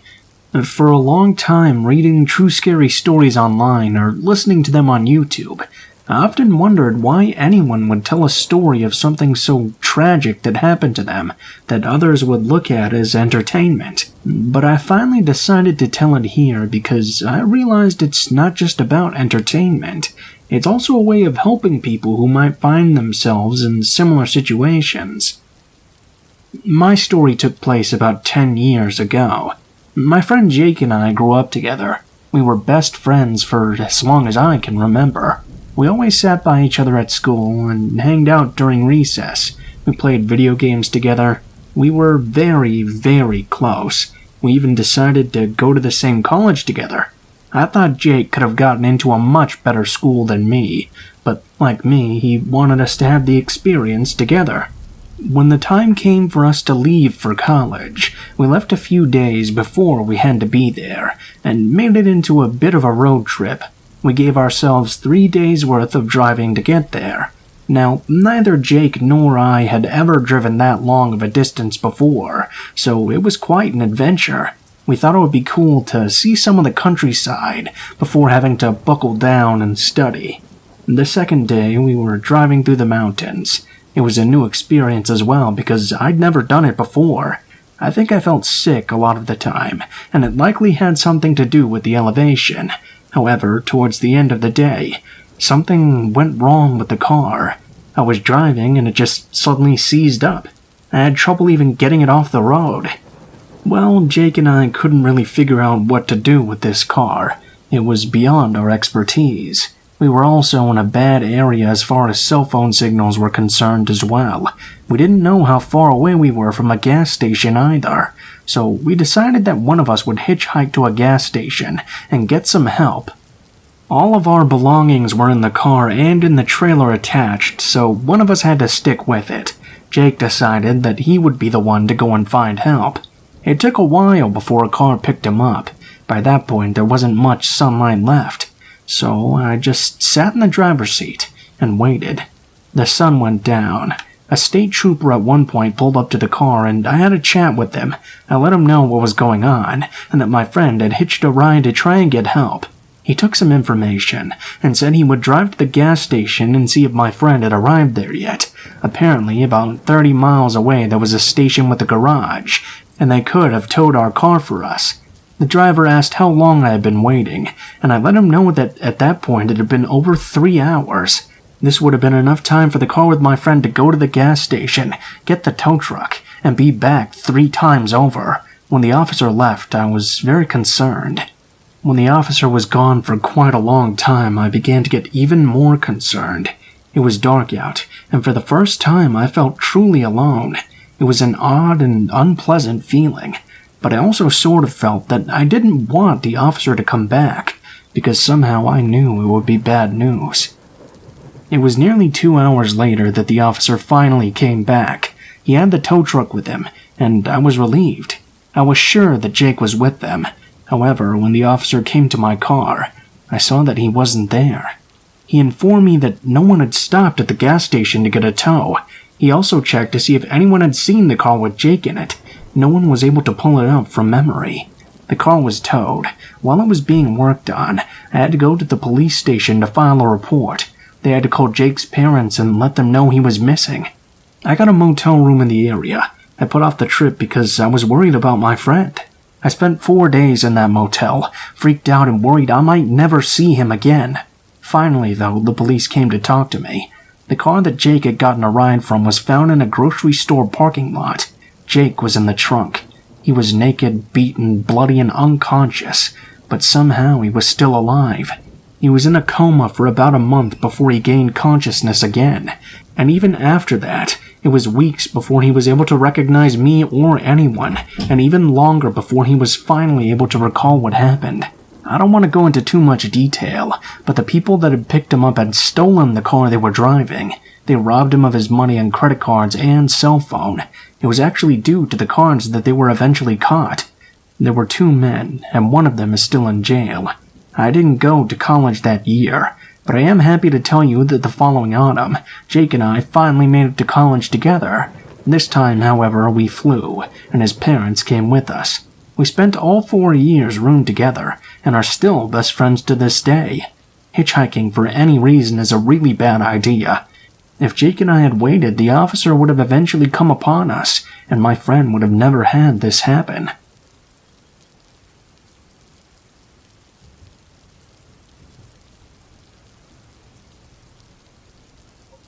I grew up in Ohio in the 70s, and my childhood friend Joe and I were outside all the time we could manage it. Joe lived on a farm that bordered a pretty big forest. My parents would drop me off in the morning, and we'd stay in the woods all weekend. We'd basically only come out for school. We loved to pretend we were frontiersmen. We'd build shelters, traps, practice making fire with sticks, the whole 9 yards. When we got to be in high school, we had this notion to pull a Stand By Me. This was based on the movie of the same name that had just come out. The idea was that we'd walk the railroad tracks out in the country, but instead of looking for a dead body, we'd find cool bridges to fish from and camp a little ways off the tracks. Of course, we knew this was dangerous, and we'd likely be trespassing, but we were both kids. We had a lot of fun. We did find beautiful rivers, discovered bridges no one went to. We fished, we hid from trains. At night, we camped in woods just to hear the tracks and made small hidden fires. Nothing bad ever happened. It was idyllic. In fact, it was so fun we did it multiple times. Never had a problem. After high school, Joe and I went our own ways. We both left home, but always stayed in touch, and always tried to coordinate visits so we'd see each other occasionally. Well, one summer in the mid-90s, it worked out that we were both in town for about a week. We'd do stuff with family in the day, and at night we'd either catch drinks at a bar or sit outside Joe's house around a fire and talk about the old days. One night, Joe and I got to talking about our Stand By Me trips. Well, nostalgia and beer are a hell of a mix. Soon, we decided to take a day, walk the rails, camp one night, and walk home. The day came, and we started out early in the morning. We had my wife drop us off in our old spot where we used to start, right outside our hometown. She thought this was absolutely crazy, and made sure to mention it. As she pulled away, Joe suggested that instead of walking the usual route, we'd take the opposite direction, just to be adventurous. We knew the land well, we had a map, so I gave a what the hell, and off we set. The day went fine. It was fun and a little bit sad, but in a good way. We found a bridge and sat on the edge, smoked a joint and moved on. We had no fishing gear, but we brought some canned food and other stuff. Before the night started to set in, we picked a spot to camp. It was a thick forested area, trees on every side of the train tracks, so you felt like you were in a tunnel. We had brought small hammocks to sleep on, but before we set them up, we decided to do a little scouting of the perimeter. Now this is what we used to do in the old days, too. We'd walk around the area a little bit, to make sure some dude's house wasn't just over a hill and we were actually camping in their yard. We walked maybe 100 or so feet into the woods, and up a small incline. We figured if we didn't see anything on top of this short hill, we'd be just fine. But when we got to the top, we saw an old building down at the bottom, about 100 yards off into the woods. It was just barely visible. We pondered over what to do. We assumed it was a sugar shack or something, because there didn't appear to be a clear road to it. From where we were, there didn't look to be anyone in it either.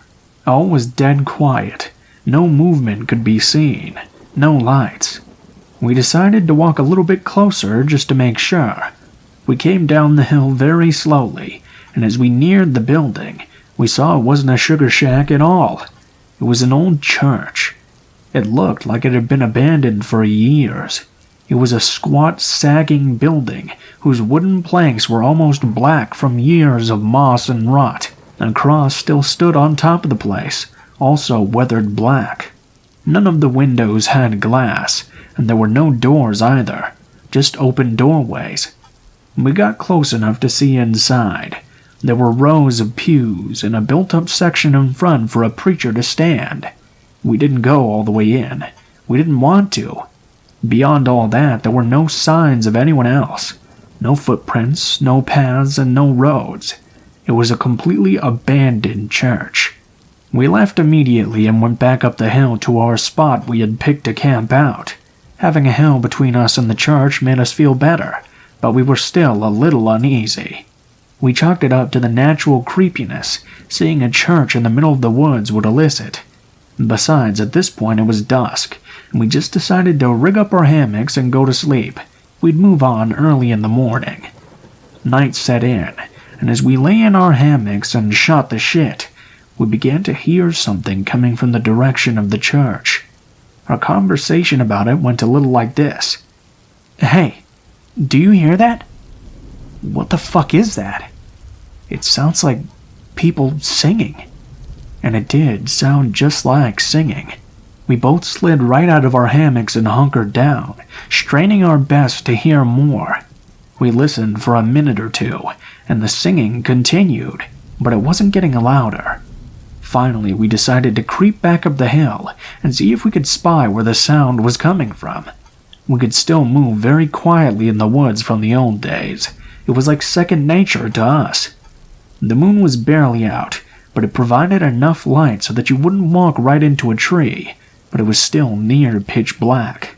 We didn't use our flashlights as we crept slowly up the hill, and we didn't talk either. When we got to the top, we saw a light shining in the distance. It was coming from the church, and the singing was coming from inside. Joe and I put our heads close together and had a hushed conversation that boiled down to, "Can you believe this shit?" The light looked to be candlelight from the way it flickered, and though we tried, we couldn't make out what was being sung. It sounded like church music, but in another language.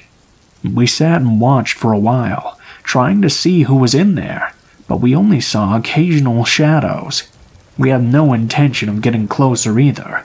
We had about a football field length between us, and we aimed to keep it that way. The singing continued for a bit, and then it stopped. After that, a booming male voice began to chant. I was already freaked out, but this voice thoroughly scared the shit out of me.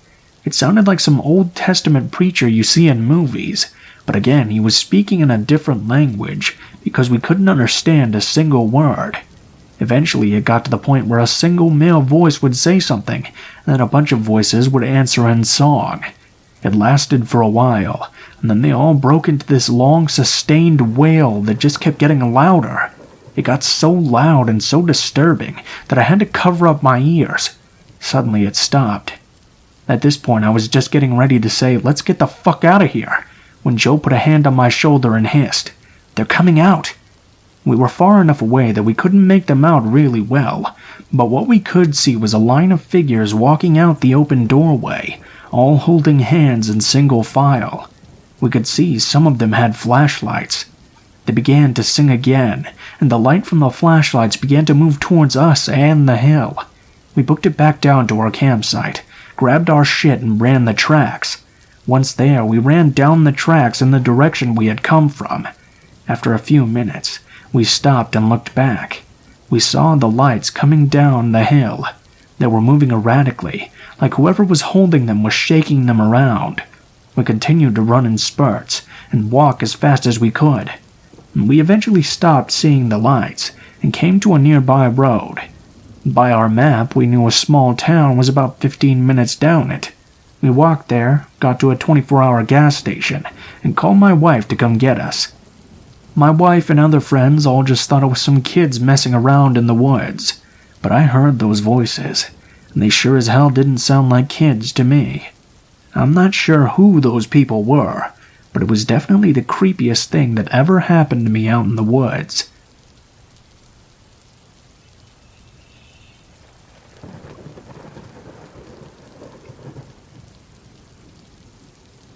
My parents live next door to a small red house.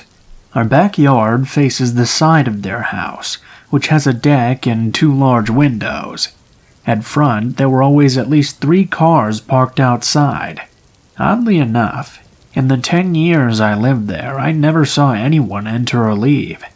Once, when I was 12, I saw shadows thrown against the far wall that were visible through one of the windows. When my sister moved out, I took her bedroom, a large open converted space in the basement, which had a door and an outdoor stairwell which led to the backyard. The door had a small window on it, which my sister had covered up with a Pulp Fiction poster. I redecorated and replaced the poster with some of those sheer half-curtain things. The way the room was set up, if I was lying in bed or sitting on the couch, I was always facing the door. When I first moved down there, I noticed that sometimes at night, I would hear the sound of leaves crunching in the stairwell. I chalked it up to my cat, who just loved to roam around the neighborhood. I had no reason to suspect otherwise, until about a few weeks later. One night when my parents were away on business, my boyfriend and I were sitting on the couch smoking. Suddenly he got very stiff and was just staring out at the window. I asked him what was wrong.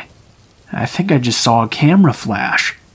I kind of just laughed it off and chalked it up to him being extremely high. Who would want a picture of 2 people getting stoned at night?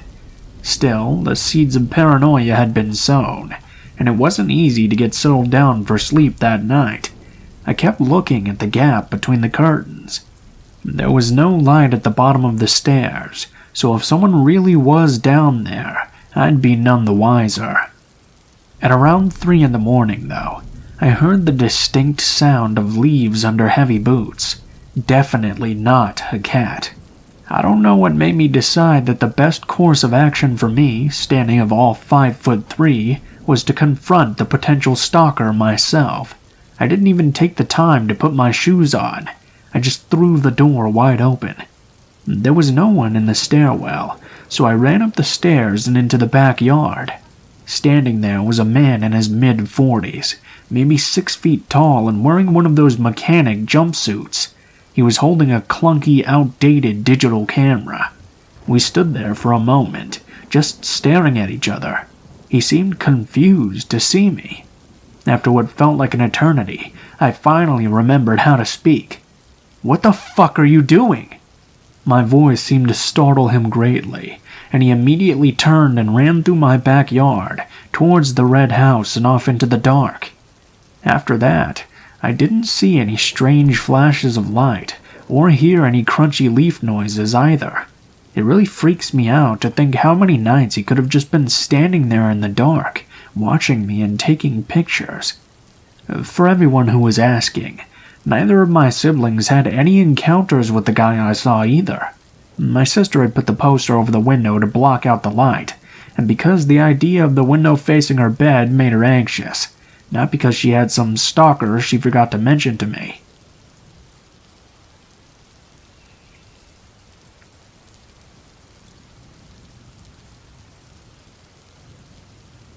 This is actually my second post here, and the second time I was stalked, so to speak. I'll try to keep this short, but some backstory is involved, so please bear with me. I was working as an assistant manager at a local KFC, where I worked for roughly 2 to 3 years. I have some really good memories from this place, as well as some very funny stories. We became severely understaffed at one point, though, and my general manager at the time left to work for a CC's Pizza, another local chain. Because of this, I was left in charge of the store until they found or decided on a replacement for him. After probably 3 months or so, during this time tensions were high due to our staffing issues, and I was given a raise for holding down the fort/keeping the store open, despite most of the employees walking out on me the one night. They finally sent us help. A guy and several of his employees from a store located about 40 minutes away. Some things to understand about this store. It was located in a very wealthy neighborhood, and subsequently had very wealthy employees. Anyway, the new manager, Mike, comes in and immediately starts barking orders at everyone. Obviously, no one is listening to him, but when I tell them to do the exact same thing, they get it done post-haste. He asked me why they wouldn't listen to him, but will listen to me. I explained to him that they aren't here for the money, they're here for the experience. I remind him that they're driving Ferraris to work, and that he needs to be their friend and their boss. In other words, earn their respect and they will respect you. He agrees to let up on them and try it my way instead. He did listen to me, and did start to earn their respect. Then he turns on me and starts demanding stupid and ridiculous things around the store, most of which are related to the late-night cleaning which he knew I didn't do myself, and I didn't have time for with deposits and whatnot. I got admittedly pissed off, and told him to go fuck himself. After a few weeks of this and a serious amount of stress over the last few months, I decided to put in my 2 weeks' notice. At this point, I had already started looking for a job elsewhere and had several offers on the table. I took a job about 2 miles up the street at a local Burger King as their general manager. I ended up working a lot of late shifts because we were always understaffed for those particular shifts. This was fine, but it also meant closing the front by myself, mopping the storefront, locking the doors, while the cook closed the back of the house. I didn't really pay much attention at first. Hell, it was barely noticeable. But at the same time every night, the same car would park in the front of the lot facing the store and just sit there for hours on end. I honestly thought it was kids making out or something at first, but eventually that was clearly not the case. I was always the last to leave the store and set the alarm. One night, the second I lock the door behind me and start to head over to my car, the engine turns over at the car in front of the restaurant. It startled me, so I looked over, but all I could see was the headlights. The car didn't make any signs to move. I hurried to my vehicle and started to drive away. And the second I left the parking lot, so did the other car in the lot. My drive wasn't particularly far from home, but I had a gut feeling that it would be a bad idea to head there right away. I start down the very empty 1 a.m. highway and switch into the left lane with this guy still following behind me. After a minute or two, at 10 or 15 miles above the speed limit, I decide to switch into the right lane and drastically slow down to see if he will pass me.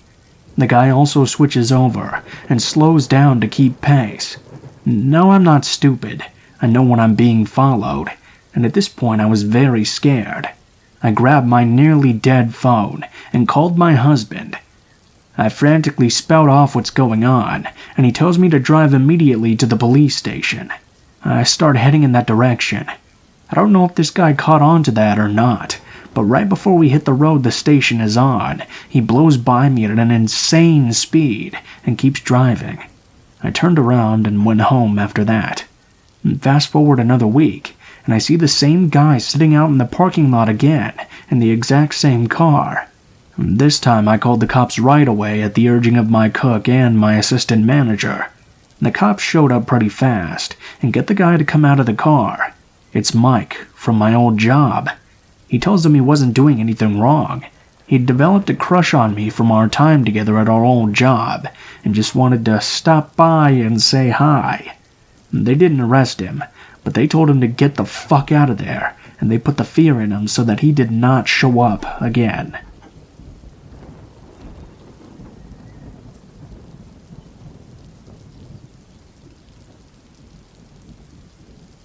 A few years ago, I worked at a small local pet store during college. I was one of 2 women who worked there, and we didn't generally work at nights together. This store kind of specializes in saltwater fish, and reptiles in particular, so it wasn't too odd to have newbie reptile or aquarium people, or people looking to just learn some more before actually getting a little companion. About a year into me working there, this one man would come in and start asking questions about the bearded dragons in particular. I humored him the first couple of times he came in, and answered his questions for about an hour and a half to 2 hours each time. But then he just kept coming in, not buying anything, not looking at other animals. He refused to talk to any other coworkers standing right beside me. He was definitely a man with a very creepy vibe, but after about the third time this guy came in and questioned me about bearded dragon mating habits for an hour, we all started getting a bit uncomfortable. He knew my schedule because we were such a small store. I would call my friends and tell them to come hang out at the shop while he was there, because he was just so persistent about talking to me, and only about the bearded dragons, with the occasional "do you have a boyfriend?" or some pickup line. I told him I wasn't interested each time, and told him I had a boyfriend even though I didn't. At first, we were all pretty forgiving, chalking it up to some social awkwardness, but it started to get scary when he'd come in, look for me, not find me, but find my car, with significant damage at the time and decorated. It was very obviously mine, and just hang outside the shop. My boss and manager started telling me to hide out in our back employees-only rat/mouse room when he'd come in. My friends were all weirded out. I was getting quite uncomfortable around him, and my coworkers were actively trying to curb his enthusiasm for coming in. I ended up quitting that job. Around a month later, I'm watching the news with my dad, and oh buddy, were we in for a surprise. This same guy had been escorted off his ex's property in a local town by police, came back to the house the same night, and murdered her. When she didn't show up for work, her coworkers called for a welfare check. Police get there. He answers the door and tells them his name is Zeus.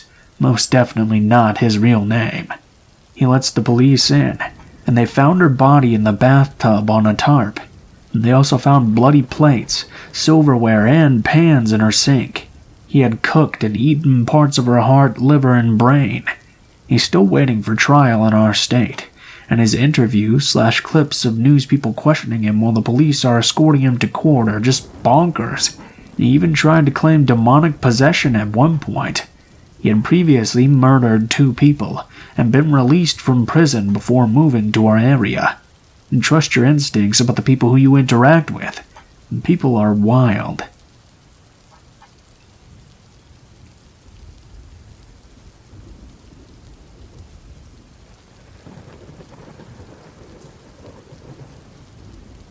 I deliver pizza, and I'd been having a really busy night, non-stop back and forth without any time to even pause to take a leak. I'd been so busy, in fact, that I wasn't really even thinking about bathroom breaks at all. But we're also going through a bit of a heat wave in our area, so I'd been drinking copious amounts of water. All of a sudden, as I was driving to this particular delivery, the urge to go hit me. Like, things went from 0 to 60 in an instant. Thankfully, I was close to the customer, so I could get this one over with quickly, or so I thought. I pulled up to the house, and it was an area that I'd driven in before, so I could immediately see that something wasn't quite right. All of the lights were off in the house, not even the glow of a television or anything. It was extra apparent because the streetlight closest to the door just happened to be out of order. On top of it all, the block was dead quiet. This is a big university area. Obviously, there aren't many student renters in July, but there had to be at least one person, because someone had ordered this pizza. Maybe they just liked sitting in the dark, or they were out in the backyard, whatever. I just didn't want to get out of my car and knock on a quiet house in the middle of the night, around 9:30 p.m., without first checking that I had the correct address and that the customer was actually inside. It was scorching that night, even after sundown. My car's AC is a joke, and the piping hot pizzas next to me didn't help things much, so I had to try and pry the car door open as infrequently as possible to get some cool air circulating in. I called the number the customer provided, and the voice on the other end said, kind of brusquely and out of breath, "Yeah?" I just tried to keep it clear and concise. "Hey, it's your pizza out front, but there doesn't appear to be anybody home?" The customer replied, still gasping for air. "Yeah, I'm not home." I had to pee so badly by that point that I was much less patient than I'd be otherwise with a customer right out the gate. "Well then, we're going to have to terminate the order, because I've arrived at the stated delivery window and you're supposed to pay in cash. I don't know what to tell you. Plan ahead next time." I instantly regretted letting my bladder do the talking for me, as the voice on the other end came through more clearly as a young, bubbly, and very distraught girl who couldn't have been older than 20 to 25. "Oh my gosh, I'm so sorry. I was running down the street so I could barely hear you," she cried. "I just switched out of my AirPods. Is that better? Sorry, I completely lost track of time at work, but I knew you were coming. That's why I'm literally running home right now. Please don't leave. I'm starving and I don't have a car. Seriously, please don't leave. 5 minutes tops, okay?" I know what it's like to be hungry and running late and have no car but not live near any restaurants. Plus, when I heard her voice, I began to remember more specifically having delivered to this place a couple of times before, and she'd always been very nice. Now I felt really bad for snapping at her. I tried to walk it back while simultaneously looking out my window for potential spots to pee. No, that's my bad. I'm just letting the heat get to me a little bit. It's not your fault. No need to rush. I'll see you when you get here." I hung up and, while surveilling the street, was starting to think that I was really out of luck. All of the other houses had people in them and were very close together, so there were no clumps of trees or out-of-the-way patches of land or anything. Of course, I had also tossed my empty water bottle at the last delivery, because I'm a freaking idiot. Finally, I decided it was escalating to the point of an emergency, and the safest bet was to use a bush in front of the woman's house. She wasn't home, after all, and the streetlight was out, so no one would see me. The people who were home were all inside. My car was parked across the street, and we're a small shop who don't wear uniforms, so if someone did spot me, they'd have no way to connect me to my employer. I mean, animals pee outside all the time. Humans are animals too, so this is fine, probably. I scurried over to the tallest bush in her front yard. She didn't really have much of a yard, more just a walkway lined with bushes and flowers that ran adjacent to her door. The biggest cluster of bushes, the only one where I could be sure there would be no visible splatter on the side of the house, was about 4 feet away from her door. I looked both ways, unzipped, and let fly. After the initial millisecond of relief, I noticed the sound was way off, more like pissing on something solid than something leafy. I started panicking, thinking I'd aimed wrong. But once I start, I can't stop midstream, so I kept squinting into the darkness to see if maybe I was hitting a key rock or something and could just move over a few inches. Instead, all of a sudden, I heard a way more concerning noise. A deep voice exclaimed, "What the fuck?" Before I could turn around, assuming I'd been caught by a neighbor or something, a man came leaping out of the bushes. He blew by me, brushing my golden shower off him as he did. He spit pretty emphatically on the ground, so I think I might have beamed him right in the face. I didn't see where he went after a few paces, but though this next part is kind of a blur, I do remember hearing a car screech out from a bit further away after only a minute. I'd gotten some night vision by that point, so I was able to make out his height, build, and outfit, but only the most general details of each. I was in such a shock that I didn't even zip up. I just stood there trying to figure out what had happened. The reality was so terrifying that my mind refused to accept it and impulsively searched for a reasonable explanation that could make everything okay. Could these bushes lead to some backyard area and just look like they were against the house? Could they have been obscuring an open window or something? My inner voice was desperately screaming. That man was wearing a hoodie in 90-degree weather. That was a bad man. You're in a bad situation.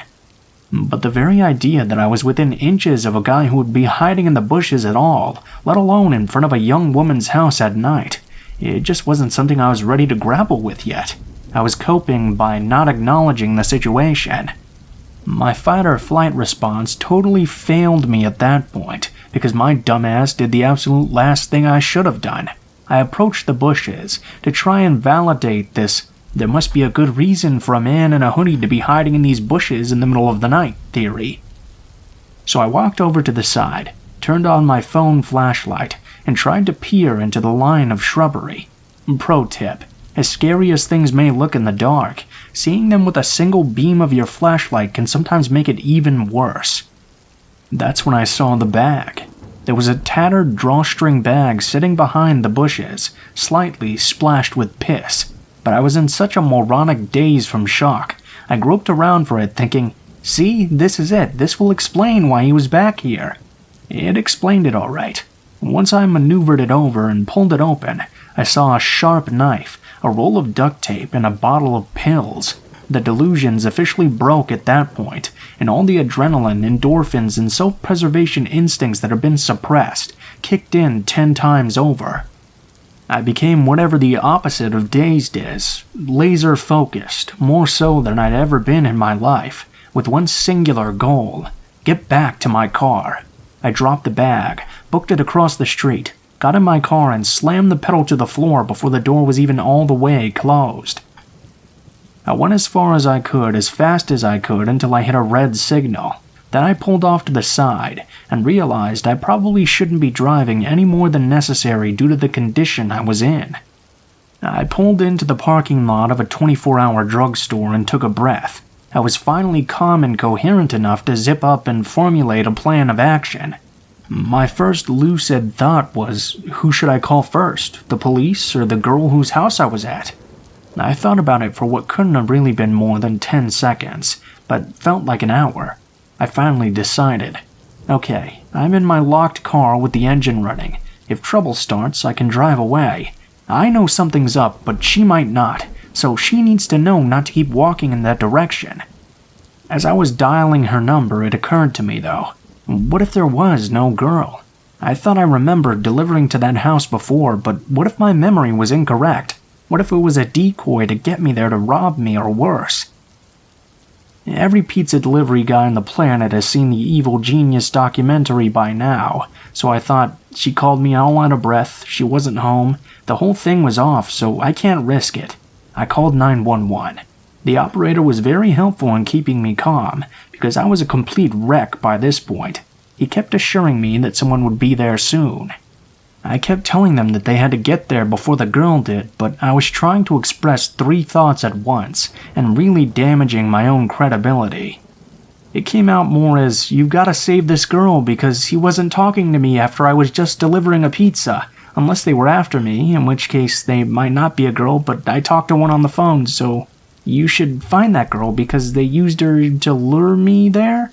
Finally, they basically just asked me to stop talking and stay on the line. But that was when I saw an incoming call from the customer. I couldn't answer it without disrupting my 911 call, so I just ignored it. Then she sent me a text. "Hey, I'm here. I don't see you anywhere." I told 911 she was there, and they said officers were only minutes away. Who knows how long that meant, though, especially after I'd given such a scattered account of events in my panic. I felt overwhelmed with guilt, because my rational mind said the odds of her being a decoy girl for some large scam targeting pizza guys were low, and the odds of her being the intended victim of a predator were quite high. I put my 911 call on mute, turned back, heart absolutely pounding out of my chest, compulsively muttering, "Fuck, fuck," the entire way. I took 911 off mute and told them I had returned to look for the girl. They weren't happy about that, but I saw her meandering past all the parked cars in the street, looking in each of them to see which one was mine. I waved her down quickly, flashing my brights. She bounced on over to the window of my car, very happy-go-lucky. I figured that was a good sign she wasn't in on whatever this thing was. I was just so scared to be back in the general area, though, and to not know what had just happened or what was going to happen. I whispered, "Get in." "Get it? Huh? Oh, you want me to get the pizza from the back, right?" I didn't want to make the same mistake with her that I had made with 911, so instead of trying to tell the whole complicated story, I stuck to the bare basic facts. There was a man hiding in your bushes. I'm on the phone with the police and I don't know where he is right now, so please get into the car so I can lock the doors. I was barely able to even get those sentences out, and I was shaking like I'd had 10 cups of black coffee. I held up my phone with 911 on the call screen to verify it for her. I thought that was why she got in the car with no further explanation, but it turns out that wasn't entirely it. You still there? Is she with you? Are you safe? Is anyone else there? 911 kept checking in, not knowing who the third party I was talking to was. I reassured them, and we drove more cautiously this time to a location 911 instructed us to wait at to speak with police after they cleared the area. I didn't actually have to do much after that. The police came pretty soon after. A police car met us. I gave a statement telling them everything I observed, and she went to go speak to more officers in more detail than they needed me for. It turns out the reason she got into a strange pizza guy's car without any probing deeper into my story is because she knew who the man was right away from my description. She had an abusive ex-boyfriend who was apparently psychotic enough that he immediately came to mind from hearing that the man was in her bushes. She later called us to thank me and insist on leaving a huge tip. I wasn't there when the call came in, so the kid who answered didn't know to refuse to accept the money. But the manager already promised the next time we see her, we'd load her up with enough one free pie cards to last a lifetime. Easily the scariest thing that's ever happened to me, on the job or off. I don't get the chance to tell the story much, because I try to avoid sharing it with anyone who could possibly know the girl, or know of the event, but I'm still not the same since. Even though I know he didn't have anything to do with me directly, this truly shook me to my core.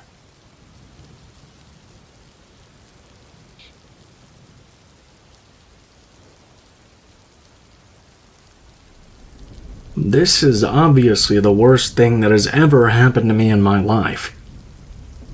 I've also told this story a few times, but never to a scary story narrator before. I was 13 years old when this happened, and it's hard to actually imagine how it even did. It should serve as a warning sign to people as well, though, that a normal situation can turn bad very quickly. We were visiting some relatives out on the ridge.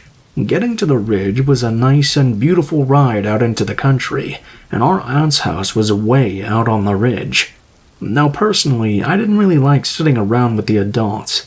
Most of them were sitting around drinking beer, talking about the good old days. I was never into that sort of thing. Plus, I was the only kid of my age who was there. All of the other children were younger, and I didn't exactly want to hang out with them. I asked if I could go out hiking. Everyone was okay with me doing this. They just told me that I shouldn't go out too far. The ridge was huge, and there was a lot of country to get through in it. It would be so easy to get lost there. I brought a bottle of water with me.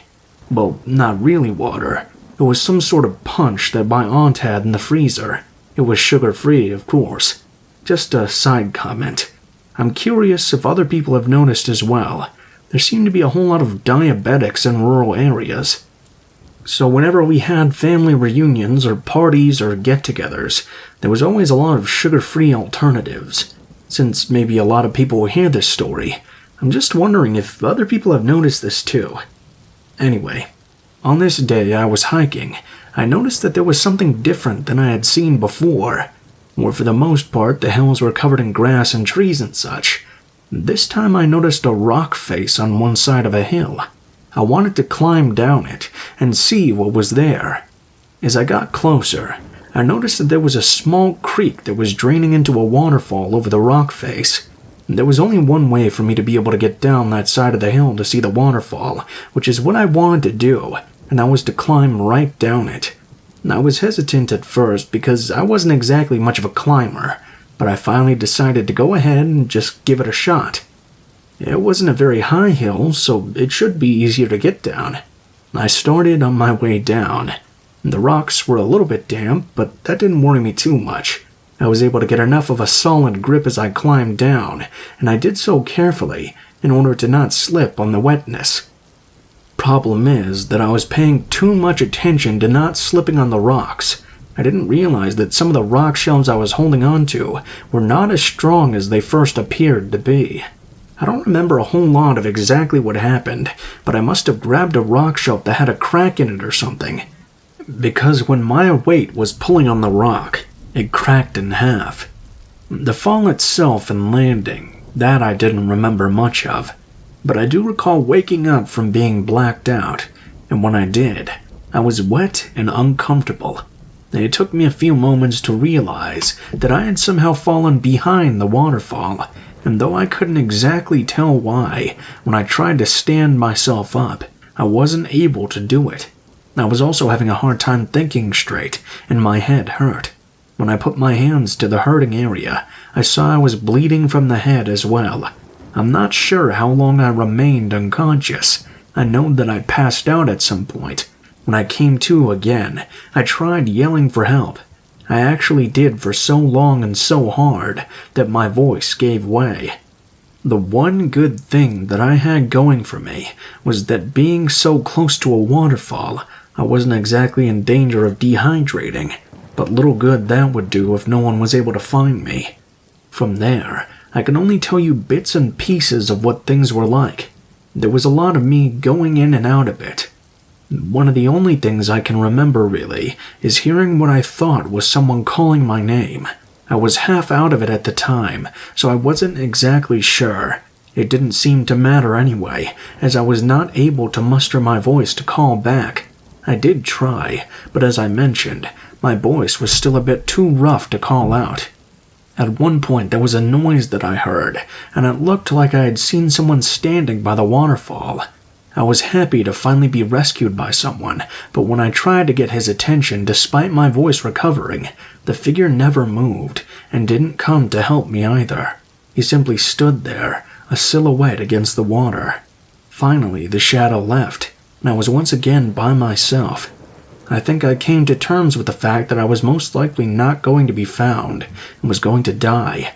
I convinced myself the shadow I had seen of a figure was nothing more than my imagination. It really didn't matter if I had actually seen someone, since he did nothing to try and rescue me.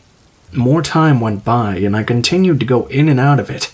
Several times while I was unconscious, I again saw someone in shadow, staring at me. The last time was when I was up for only a short while and felt like I was going to die behind that waterfall. I kept asking the shadow person to please help me out. The next time I awoke, I was suddenly in a hospital bed. I must have blacked out and remained out until someone located me. I recovered in time, but when I finally was able to talk to my family, I asked how they found me. Someone had left an envelope on the door of a different home. The owners didn't know who, but the envelope had a message on it. A young boy is injured and can be found here. Inside was a detailed map leading to the waterfall. The man of the house and his son went on and found me and brought me to their home and called an ambulance. The people who found me never knew who left the envelope, but I knew it had to have been the shadow that I had seen. I always wonder why they didn't try to help me themselves, but I guess I'll never know.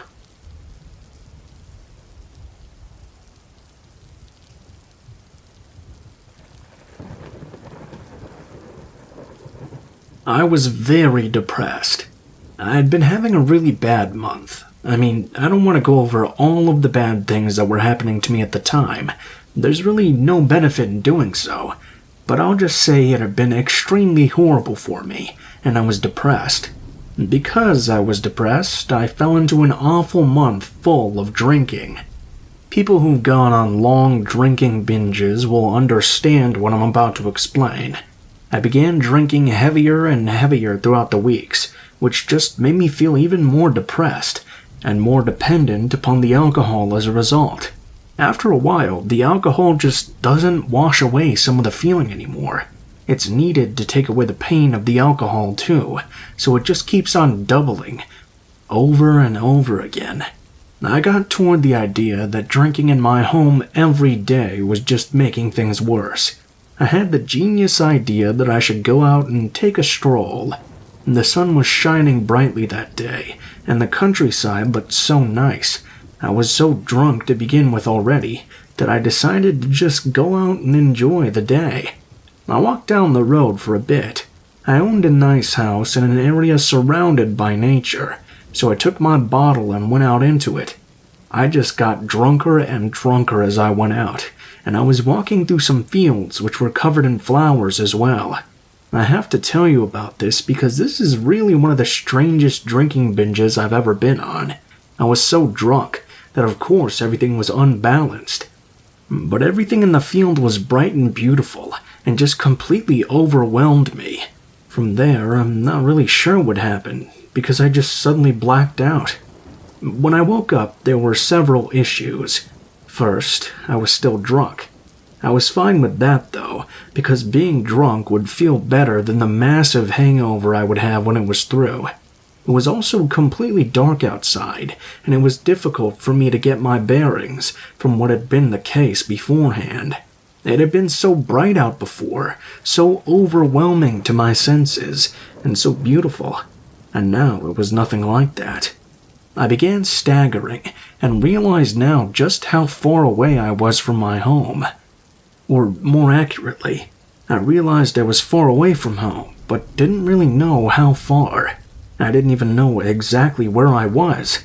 I found the bottle that I had brought with me, and to my surprise, there was even still some alcohol left in it. I'm a little ashamed to admit that I immediately started drinking it again. Even though I was really drunk, I didn't really want to risk sobering up. Yeah, that sounds weird. But as bad as I felt, I knew I would feel even worse if I sobered up.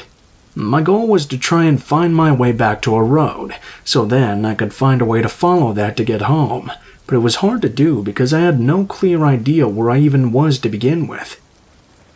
After a long while of stumbling, I made it to the road and was finally able to follow it back to my house. After all this time, there was nothing I was looking forward to more than finally being able to just hop back into my own bed. But as I began walking up the driveway to my home, I noticed right away that a few things were wrong. There was a truck parked in the yard just off the driveway. It wasn't a truck I had ever seen before either. And not only that, there was a light on in the second floor of the house. I didn't let this bother me at first, telling myself I could have left the light on myself. But when I saw the shadow of a person in the second floor window, I got very freaked out. Someone had broken into my home. I didn't know what to do. I couldn't call the police, as I had no means upon myself to do that. I was worried about approaching anyone directly as well, as I was still extremely drunk. I had the brilliant idea of getting a weapon, and then maybe entering the house from the back door. That way I might have some sort of advantage. I crept along the side of the house and into the back. There was, to my luck, a pair of hedge clippers in the backyard. I grabbed those, and found my way over to the back door. The back door was locked, but I never had a good lock put on it. It would come open easily with just the right amount of force. So I tried to force the back door open, but it was proving to be much harder to do. I began to get impatient when I was not getting the results I wanted. I was always able to get this door open so easily before, and didn't think I was so drunk that I couldn't even accomplish something so simple. That was when the light to the kitchen, which the back door opened into, turned on. I was still holding the hedge clippers, and both me and them were visible through the window in the door. I was expecting to see a big guy, like a robber or something, but what I saw was a teenage girl, and she looked terrified. The girl had been frozen in place for a second, but then she turned and ran. I heard her scream something I'll never forget. "Dad, there's a guy outside our back door with hedge clippers." Even as drunk as I was, I realized exactly what had happened. This was not my house. I had stumbled upon someone else's and nearly broken into it in a drunk fit while I was holding a pair of hedge clippers. While I immediately dropped them, I ran back to the road as quickly as I could. As I got to the end of the driveway, I heard a gunshot behind me. I expected to feel a gunshot as well, but that didn't happen. Either it was a warning shot, The shooter had just missed me. I didn't really care to figure out which one. No one came after me. I ran and stumbled down the road as long as I could. I kept worrying that the police were going to show up at some point and arrest me, but it never happened. I finally came upon my own home around dawn. I fell into my bed and slept for nearly 24 hours. When I got up, well, my hangover was a scary story for another day.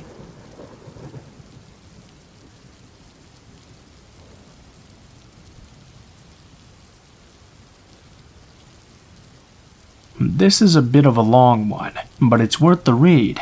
I hope at least. I live in a fairly quiet road in the countryside in England. My mom works nights, and it's just me and her and my small dog. I'm 5'4" and look about 15. Also, I'm female. It was a dark Wednesday night around 10 o'clock at night, and I'd just gotten back from babysitting. I couldn't be bothered to cook, so I decided I'd order a pizza, and I ordered one online. About 20 minutes later, the door goes, and I open it. It was the pizza delivery man. He was about 6 feet tall, balding, around 45, maybe 50 at a push. I smiled and said thank you, and went to take my pizza from him. As I went to reach for it, though, the man, instead of handing me the pizza, took a step back so it was completely out of my reach. "Hey, my name's Danny," he said. Instantly, I could tell something was off about this Danny, but I couldn't put my finger on why. He just gave me the creeps, though.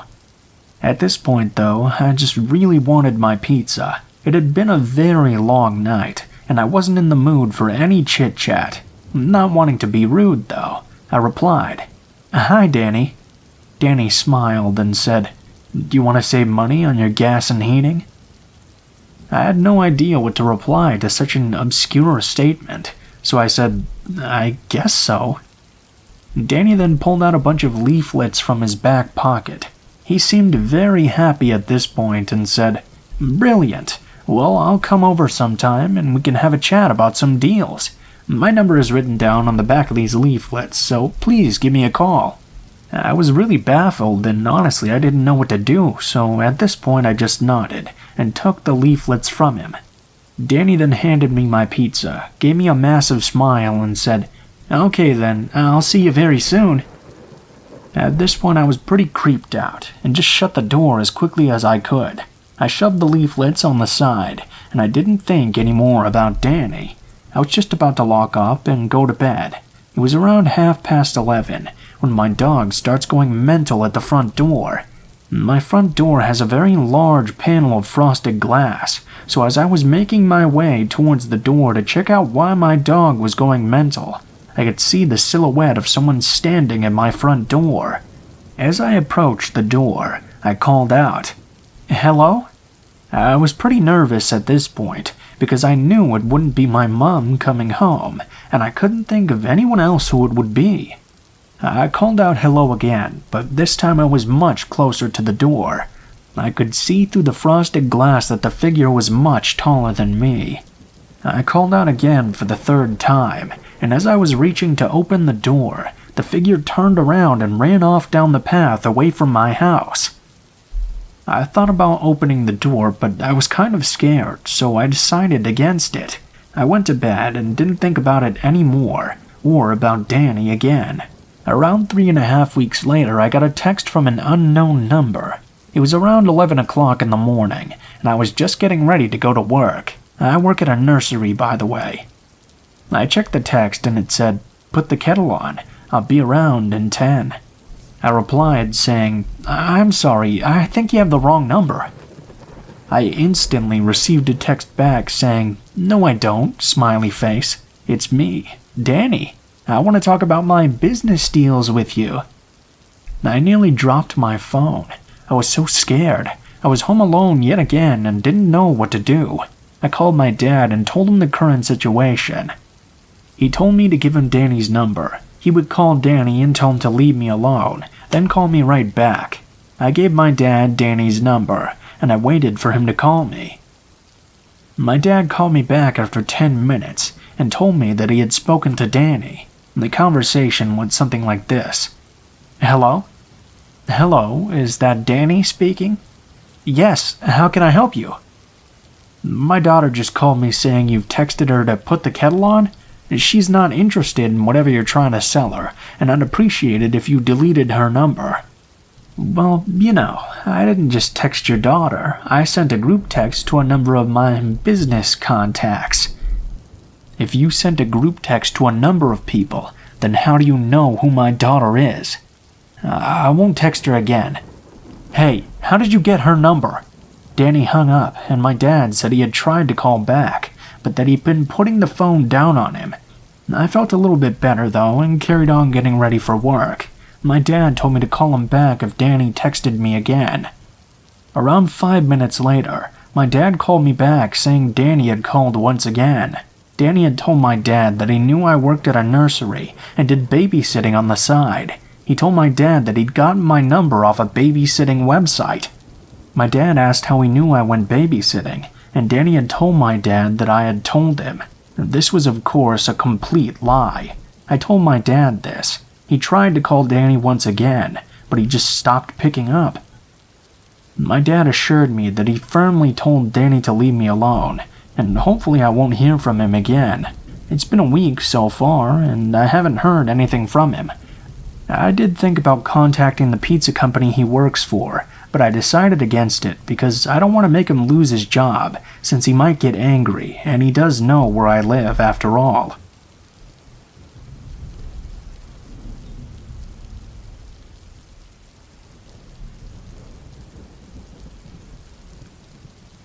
When I was 14, my parents left me home alone one night. They were going to a party that was just for adults, and they would be gone for a long time. I had already been staying home by myself without a babysitter for quite a while, so this wasn't exactly something unusual. My other choice would have been to go over to a grandparent's house, but I really didn't want to do that. They left rather early in the evening, and I knew that they would be home really late as well. That didn't bother me, as it likely wouldn't bother any teenager. I was too busy getting the whole house to myself for a while. The thing I remember most about that day, though, was how windy it was. It began when I was at school. The wind had begun picking up and howling throughout the day. By the time I had gotten out of school and was on my way home, it had to be close to 20 miles per hour. It was difficult as hell trying to walk home in it. But once I actually arrived home, everything was fine. After about an hour after my parents had left, though, I suddenly heard our doorbell ringing. I went downstairs to answer the door. When I opened it up, there was a strange man that I had never seen before, standing right at my front door. "Hey there, can I speak to your parents?" he asked me, smiling. "My mom's a bit indisposed at the moment," I responded. When I was 14, I thought that sounded like the most clever thing I could tell the guy. I thought it sounded convincing, but I think we all know now that it was not. "I'm selling these discount books for a restaurant downtown, and I would like to speak to an adult about them." I told the guy my dad was at work and would be there late. Yeah, looking back, this was another mistake. Just at work, leaving off "would be there late" would have been a much better choice in this situation. The man thanked me and left, surprisingly. I closed the door and locked it. I then went back upstairs to watch television in my bedroom. I'm not sure exactly how long I lay there on my bed just watching television. I was also listening to the sound of the wind outside. There's something I really enjoy about them. Some people really like rainy days or snowy days, but I've always liked the really windy ones. Suddenly I heard a crash outside. Getting up, I ran to the side window and looked out it. It was already dark, but I could make out what looked like one of our garbage cans that got knocked over by the wind. Although it startled me at first, this wasn't exactly unusual on a severely windy day. I decided I would wait for the commercial, and then I would go outside and pick the can up. As I was watching my TV show, though, I began hearing a lot more noises as the wind kept blowing things around. I kept telling myself that the garbage could just wait for my show. But the more noise I continued to hear, the more I realized exactly what kind of mess would be there waiting for me if I decided to wait much longer. So, I gathered myself up and was prepared to go and clean up the garbage can. I walked out of my bedroom and down the hallway. I made it down 3 stairs before I stopped dead. One of the lights downstairs was on. That wasn't enough to make me stop though, as it was very possible that I had left it on. But nothing I could have done could have accounted for the shadow that I saw from around the corner, moving on the opposite wall. Someone was in our house. I waited for a moment, trying to determine if I had made enough noise to be noticed, but whatever the person was doing, they were not coming toward the stairs. I decided that whatever noises I had been making thus far must have been covered up by the noise of the wind. Very slowly, I began to walk backwards up the stairs. Once I got up to the top, I crept back into my bedroom and quietly locked the door. I went to my closet, because I figured that in addition to the wind, it would further muffle any sound I would make. I then called the police and let them know an intruder was in my home. It was a nightmare waiting there for them to show up. It probably seemed much longer to me than it actually was, but I simply remained there in the closet. The wind was still making noise, and I was at times unsure whether the noise was coming from the house or from the wind outside. With how loud the wind was, the man could have probably even made it all the way upstairs without me even knowing it. However, the police arrived and apprehended him before he had any chance of coming to get me. Not that in retrospect I think he had any intention of doing so. I think he had just thought the noise from the wind was enough to mask a break-in. It would have been too if it hadn't been for that garbage can getting knocked over earlier. Oh, and yeah, it was the supposed salesman from earlier. When you're young and home alone, be careful who you let know you're home alone.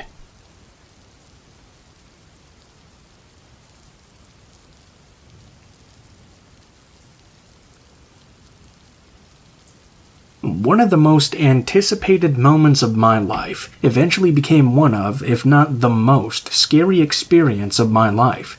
You've likely heard about people who graduate from high school or college, and then they go and backpack through Europe or something. I was always intrigued by the idea, but I really didn't want to go through Europe. However, I had seen a lot of movies that had taken place in California, with people driving up or down Highway 1. So, seeing areas on a screen such as Big Sur and others, I decided to backpack down the coastline of California on the Pacific Ocean. I had always been fascinated with the coast of California. It was so interesting to have the ocean and the mountains there right next to each other. I know a lot of people think of California and they automatically think of places like San Francisco and LA, but the state actually has quite a lot of beautiful countryside as well. I began in the north and then began walking south. I had parked my car in Monterey Bay, and my plan was to walk south, enjoy some time in the country out there, and then take a bus back to Monterey Bay when I was done. During the day, I did most of my walking along the coastline. If you've never been on the coast of California, it's pretty unique. And fortunately, it's warm enough in certain areas that I was just able to sleep right there on the beach without even using a tent or sleeping bag, or anything like that. This would change though when I got more into the mountains and further away from the road. During the first night, I marveled at the dense fog that came up off the ocean. It crept slowly off the ocean and up out onto the beach. It wasn't very long before I was completely enveloped by the fog. And that was an experience that, although it's not the main scary thing that happened to me, it was also pretty scary in and of itself. I had been in fog many times before, but never a fog that was so thick that it was completely covering me. Also, I was worried about hearing strange noises in the fog, and believe me, there were always plenty of strange noises at night. More or less, though, I was not really afraid of anything. Maybe just a little bit on edge, but the good kind of on edge, if that makes sense. You know, like when you watch a horror movie and you're scared even though you know nothing can possibly happen to you. As I continued to travel further south, I made my way up the coast and into the hills, and that was the main point of my journey. I strayed a bit from the road, but I figured I shouldn't be too far away from it, lest I get lost. I was also worried about possibly getting in trouble because I was in an area that I wasn't quite supposed to be in. If that happened, I could just make my way back to the road and tell the person I had only strayed a little bit away from it. It was a few days into my walk that something happened that I wasn't expecting. A heavy storm began moving in. It hadn't been on any of the weather reports before I had left, but the weather can change pretty quickly after all. If you live in California, as I have all of my life, you know that thunderstorms are very, very rare the further south you travel. I tried to keep walking as long as I could, but I figured it would be in my best interest to set up my tent pretty early that evening. I didn't want to get completely soaked through. I managed to get everything up and situated before the storm hit, and when it did, it was a doozy. The thunder cracked and hurt my ears. The lightning completely lit up the dark sky, and the wind was so heavy it threatened to tear my tent right out of the ground. I wasn't necessarily worried about the tent, it was pretty heavy duty, but it seemed like something that was possible. The storm went on for a while. I tried to find something to do. I had a book light and tried to do a little light reading with the storm as a backdrop. Even though the rain was falling and the rain was loud though, I stopped for a moment when I thought I heard something strange. Listening a little bit closer, it sounded like there was something just outside. There were some rustling sounds, but they didn't quite match up with the billowing of the wind. It was hard to tell what exactly I was hearing, and the storm was still raging pretty hard. I turned out my book light and tried to listen closer. I imagined any animals that might be out there would probably have already found shelter. I began wondering if maybe it was a person, and why exactly a person would be out in this sort of weather. I kept listening closer and closer, and was convinced that someone was out in the woods there. It was the creepiest and eeriest feeling I've ever had in my life. I was trying to keep an ear out, but it was too hard because there was just so much background noise. If someone was out there, I wondered what the hell they would be doing out in a storm like this in the middle of a forest. As I waited and waited, I kept hearing these noises, but wasn't sure about anything. Then suddenly, without warning, one corner of my tent collapsed in, as if someone had just yanked one of the stakes out of the ground. Then, moments later, another one did the same. I didn't have much time to react, but I did what I could. I had my backpack, though not with everything in it, and unzipped the tent and ran off toward the road. Like I mentioned, I didn't stray too far from it. Once I got there, I hid off on the other side of the road, getting pelted by the hard rain as I waited. I was there for quite a while, looking back toward the area I had just run from, but I didn't see anything there. I kept waiting for whoever or whatever had pulled those stakes out to come and get me. I was really freaked out, and I waited there in the rain until I thought enough time had passed and the sun began coming up. I wanted several times to go back to my tent, but I just couldn't get up the nerves all night to do it. I couldn't force myself to go in that direction.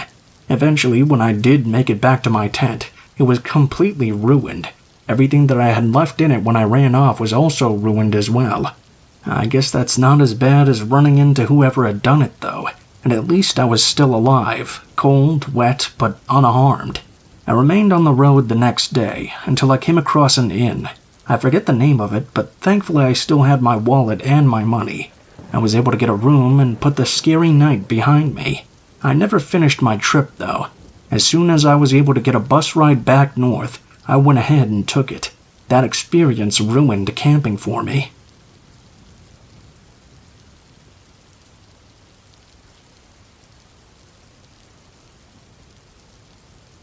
I have only one really scary experience that I can remember, and there's no way that I can really understand or explain exactly what happened either.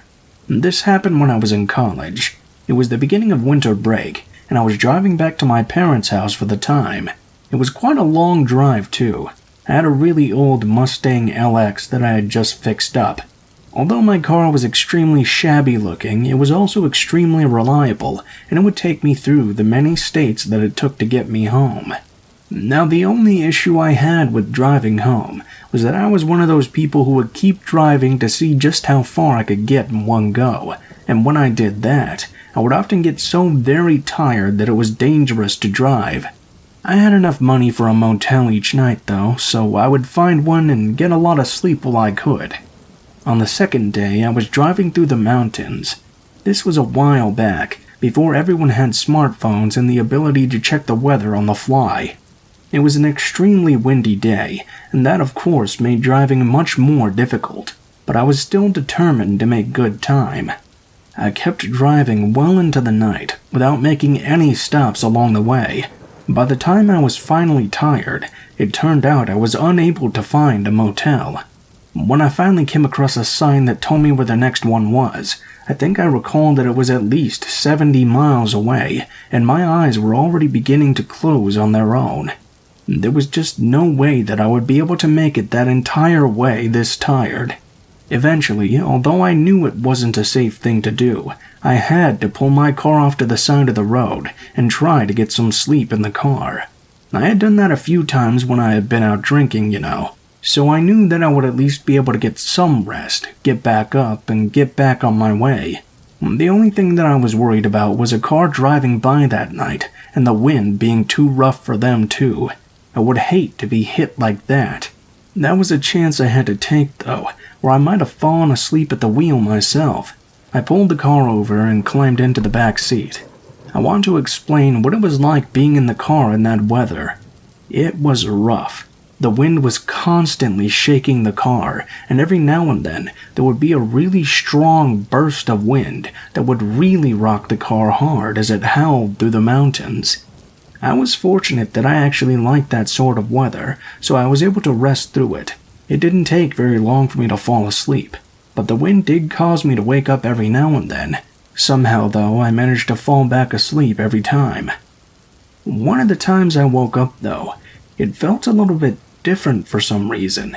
I guess that's hard to explain if you weren't there, but if you've ever been asleep in a car when it's windy outside, you might know what I mean. It didn't feel like it was the shaking of the car that woke me up. It seemed like it was something else. Now keep in mind how exhausted I was. I looked around the windows of the car, trying to wipe the blurriness out of my eyes.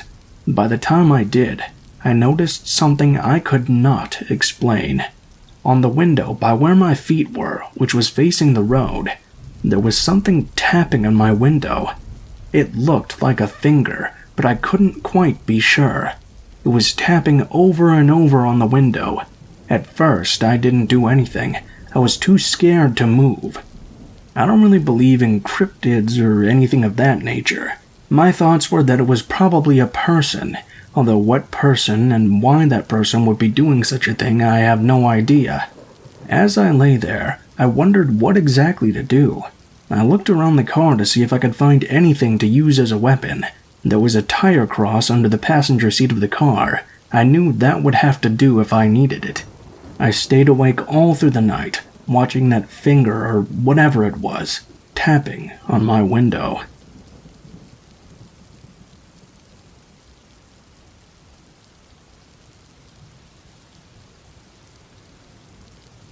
This is kind of a weird story. It happened when I was out on a camping trip by myself.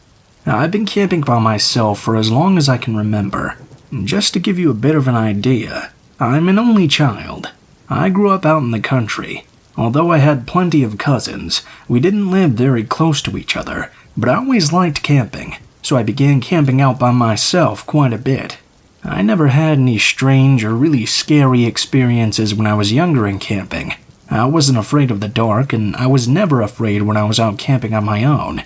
I always felt like I was safe in the environment that I was comfortable with. I'm not going to go into a lot of detail about the camping trip just to take up space. I will give you a little bit of background though. This happened when I was 25 years old. I was taking a week-long camping trip in the summer. The place that I was camping in was not an official campground. It was in the hills behind the property that one of my aunts lived on, so technically I was not supposed to be there. I camped out in a very good spot out on a hill though. I could go downhill to a creek in order to get water, but I liked being up on the hill because it was high and I had a really good view of the surroundings. I kept a fire burning at all times. It was necessary, of course. If you've been camping for a decent period of time, you would know how important fire can be. I was sleeping and not really sure what time it was, but when I opened my eyes, it was still very dark around me. There was light, but it was coming from outside of the tent, and it was my fire. I looked around trying to figure out what had just woken me up. Normally, I can sleep through almost anything, and that's when I noticed the scariest thing I had ever seen in my life. The fire had illuminated a wall of the tent, but it also revealed something else. It showed me a shadow. It was the shadow of a large man, just sitting by my fire. I felt a jolt or sort of a jarring feeling, and I just barely kept myself from making a noise. This was weird, and an unprecedented event. I really had no idea how I should react. I decided the smartest thing to do was to not call attention to the fact I had woken up and that I had already noticed him out there. And trying to make as little movement as possible, I slowly reached over to my backpack. I had a fillet knife that I used to prepare fish from the creek. Slowly bringing the backpack closer to me, I reached in as quietly as I could and extracted the knife from inside of it. I kept glancing back over at the shadow to see if it had moved yet or not, but it still hadn't. I guess on some level that was comforting, because he hadn't noticed that I was up or moving. I lay there for who knows how long in the dark, holding that fillet knife close to me. I kept waiting to see what this stranger was going to do. He just kept by the fire, and I assume occasionally looking over at the tent. Perhaps he was expecting me to get up or something like that. I don't know. I tried to tell myself that maybe it was nothing. Perhaps it was just the owner of the property, and he was waiting for me to get up and tell me to get off his land. But that didn't make much sense to me. If he wanted me gone, he would have just woken me up himself. But also, if he was there to kill me, he probably would have woken me up too. Finally, he did something, but it wasn't the thing I wanted to see. I watched as the man stood up and walked right over to the tent. He stopped when he got to the door flap of the tent, and I felt my heart begin to beat extremely fast. I slowly moved my hand, holding the knife close to me, but in such a way that I could strike if the man opened my tent and attacked me. Instead, though, he just stood there in front of it. I could feel him looking at me through the tent, even though I knew he couldn't possibly be. It was very creepy and weird, and uncomfortable as well. I don't know how long we stayed in that stalemate, but finally he moved away. Rather than sit back in front of the fire, though, the man just walked out of sight. I had no idea where he went, but I was not prepared to go right back to sleep. I had no idea if he was just hanging out in the woods waiting for me to start snoring or something. I just couldn't rest at all. All I could do was wait until morning, and the moment day broke, I packed up my camp and ended my camping trip early. I was really shaken up at the time, but thankfully he didn't attack me or anything. I now only camp in places where I'm allowed to do it, though.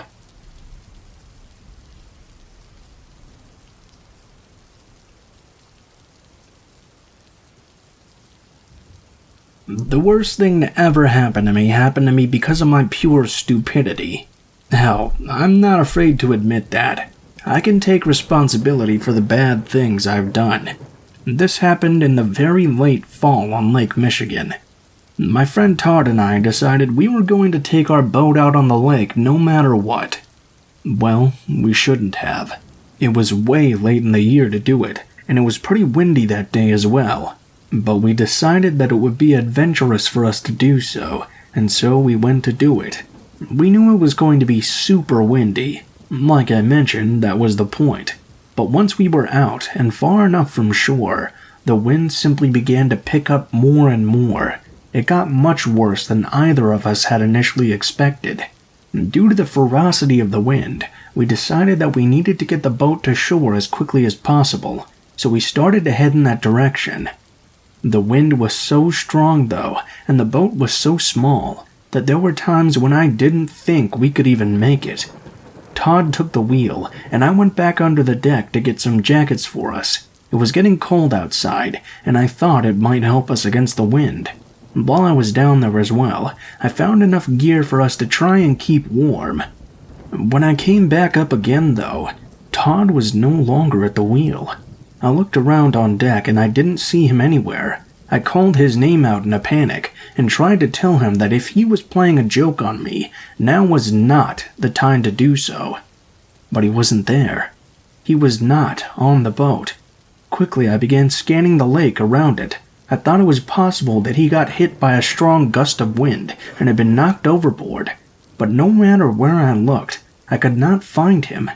I stopped the boat, turned it around to search back in the area that we had traveled over, and began looking for him in the water. I called out for him. He had a life jacket on when I last seen him, so I hoped that I would have been able to find him. I searched and searched and searched, but there was nothing. There was no sign of him. There was no life jacket. There was no body. There was nothing. He was simply gone. I didn't want to go back to shore at that time. I wanted to keep searching for him, and I did. I kept looking, going over and over, around and around, trying to find any sign of my friend. Hell, I ended up in places that we hadn't even traveled near, thinking the wind and current may have taken him away. For hours and hours I searched, and I was not able to find him in the end. Eventually, I had to give up because it was too dangerous. I had to report on what happened. He was never found, though. As huge as the lake is, it has to be easy for someone to just disappear on it. I can't tell you how it feels to not only lose your friend in the middle of a huge lake and be responsible for it, but the feeling of utter defeat I felt when I realized I would never find him and I had to give up the search. Because of this event, to this day I am still terrified of both the water and the wind.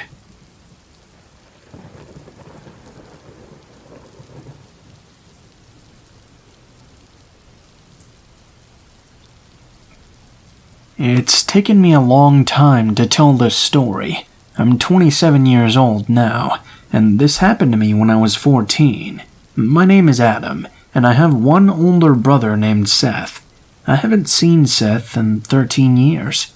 I have no idea where he is or even if he's still alive, but I do know why he left. Seth was 2 years older than me, and we were very close.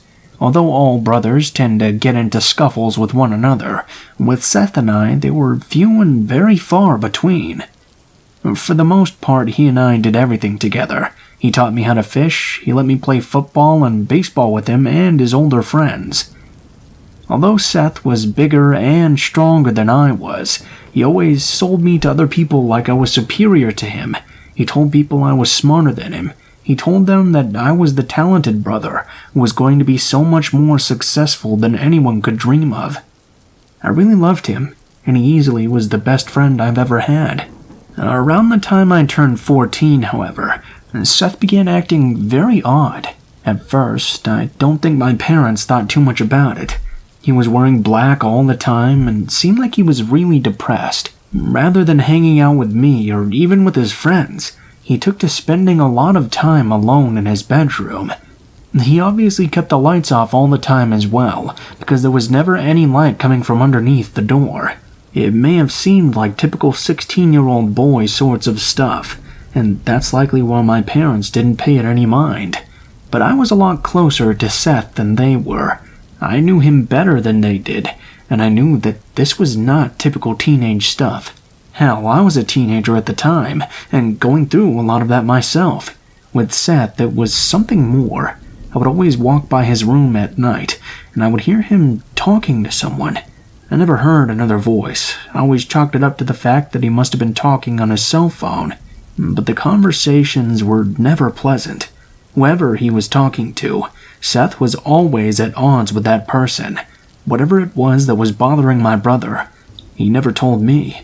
He was never angry with me either. He would say hello if I greeted him, and always offered me a friendly, if not extremely worn-out smile. But rather than do anything else or say anything else to me, Seth would immediately go into his room, lock himself in there, and I wouldn't see him again for the rest of the day. After a couple of months of this strange behavior, and with no signs of it stopping anytime soon, I was sitting at my computer doing some homework. I was having a difficult time with it, so I decided to take a break and chat with some friends on Yahoo Messenger. This was a long time before the days when Skype and Facebook were the norm. I got a message from an unknown user. I don't feel comfortable sharing the real name, so I'll just call it Yahoo Stranger 1. This person sent me a message telling me, If you don't keep very far away from Seth, I'm going to kill you." At first, I was too alarmed to say anything, but after I composed myself, I messaged this person back. I told him that Seth was both my brother and my best friend, and I would hang out with him whenever I pleased. The person didn't respond. I kept sending them messages, asking who he was, but he only responded, "You've been warned." I wanted to confront Seth about this, but he refused to talk about it. When I mentioned the message to him, there was a little bit of recognition in his eyes, but he forced a very weary smile, tousled my hair, and told me there was nothing to worry about. He would take care of it. That was the very last time I ever saw my brother. The following day, he didn't come out of his room to go to school. I went up and knocked on his door at my mom's request, but he didn't answer. My parents tried to get him out of his room as well, but the door was locked and there was still no answer. My parents eventually had to pick the lock on the door, but when we walked into Seth's room, he wasn't there. What's more is that many of his things were gone, and there was a note on his bed that simply said, "Goodbye." My parents, of course, called the police and went through the whole missing child procedure, but it wasn't until I curiously turned on the monitor to Seth's computer that I got a little bit of information about just what was going on. The very first thing I noticed was that Seth's Yahoo Messenger was up, and there was an open conversation.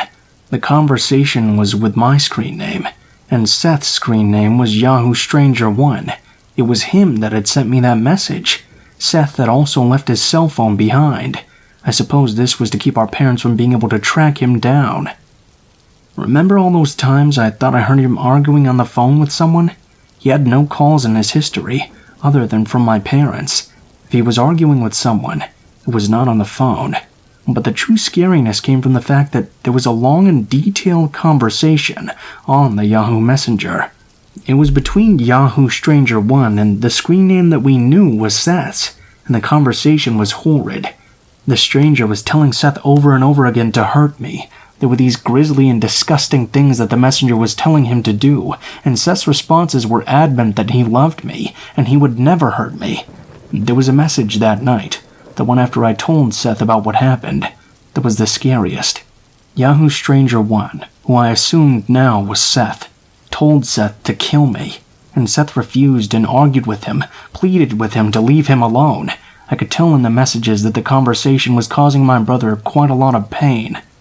Trying to figure out how Seth could be having an instant messenger conversation with himself, I looked at the timestamps of the messages and found that each one was at least 5 minutes apart.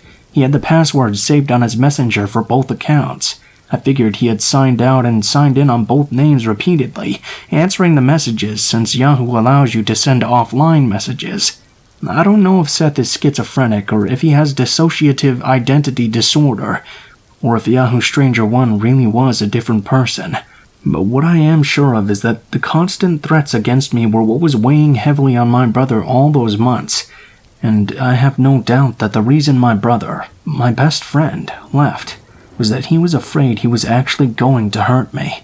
I keep hoping he'll come back one day. He's my brother and I love him. I could never be scared of him.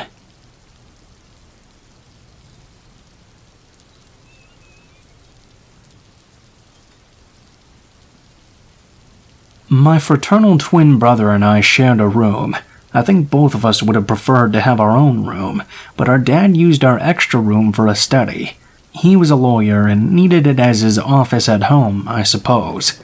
Anyhow, I slept on the top bunk, and my brother slept on the bottom. The worst thing about sleeping on the top bunk is that I tend to have to get up several times at night to go to the bathroom.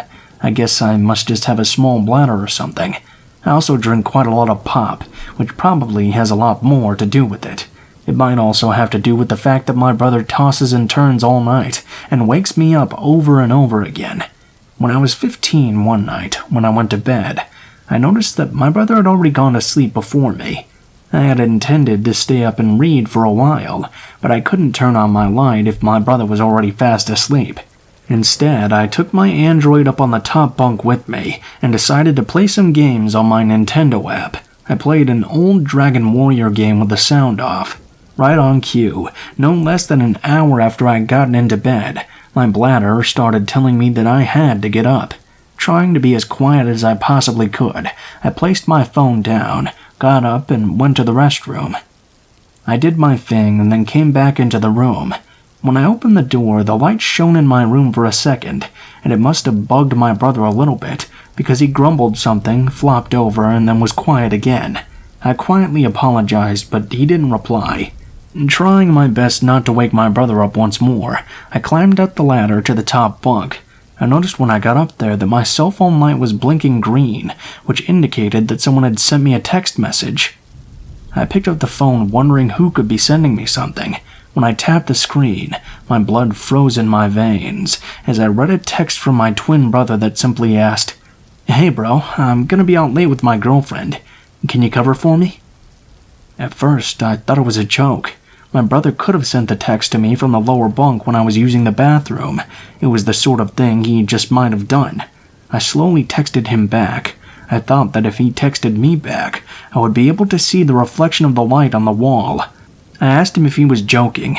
Immediately, he texted back and said, "No, why would you ask that?" I didn't see any light. I answered and said that I'd just seen him sleeping in the bunk below me and that I didn't find this funny at all. The text back from Ian was almost immediate. He told me that it was definitely not him in the lower bunk, and if I was not joking, I had better get out of that room immediately. Scared half to death, I grabbed my phone, skipped the ladder, and jumped off the bed and ran for the door. Despite my better nature, when I opened the door, I had to look to see who was sleeping in my bed. Part of me still suspected it was Ian just playing a joke on me. However, when the light shone on the bed once more, I found that it was empty.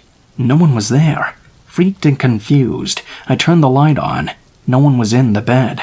I slowly crept over and looked underneath. No one was there either. I checked the closet. No one in there. I guess the fact that there was no one there should have made me not scared. Somehow it was scarier though. I ran out the door and went to my parents and explained what had happened. I hated to throw Ian under the bus like that, but if there was an intruder in the house, I thought that was definitely more important. My parents and I searched the entire place, but we didn't find anyone or anything. I wasn't able to go back to sleep until Ian got home. It was too creepy. I never knew what I saw in that bottom bunk that night. All I know is that there was definitely something there.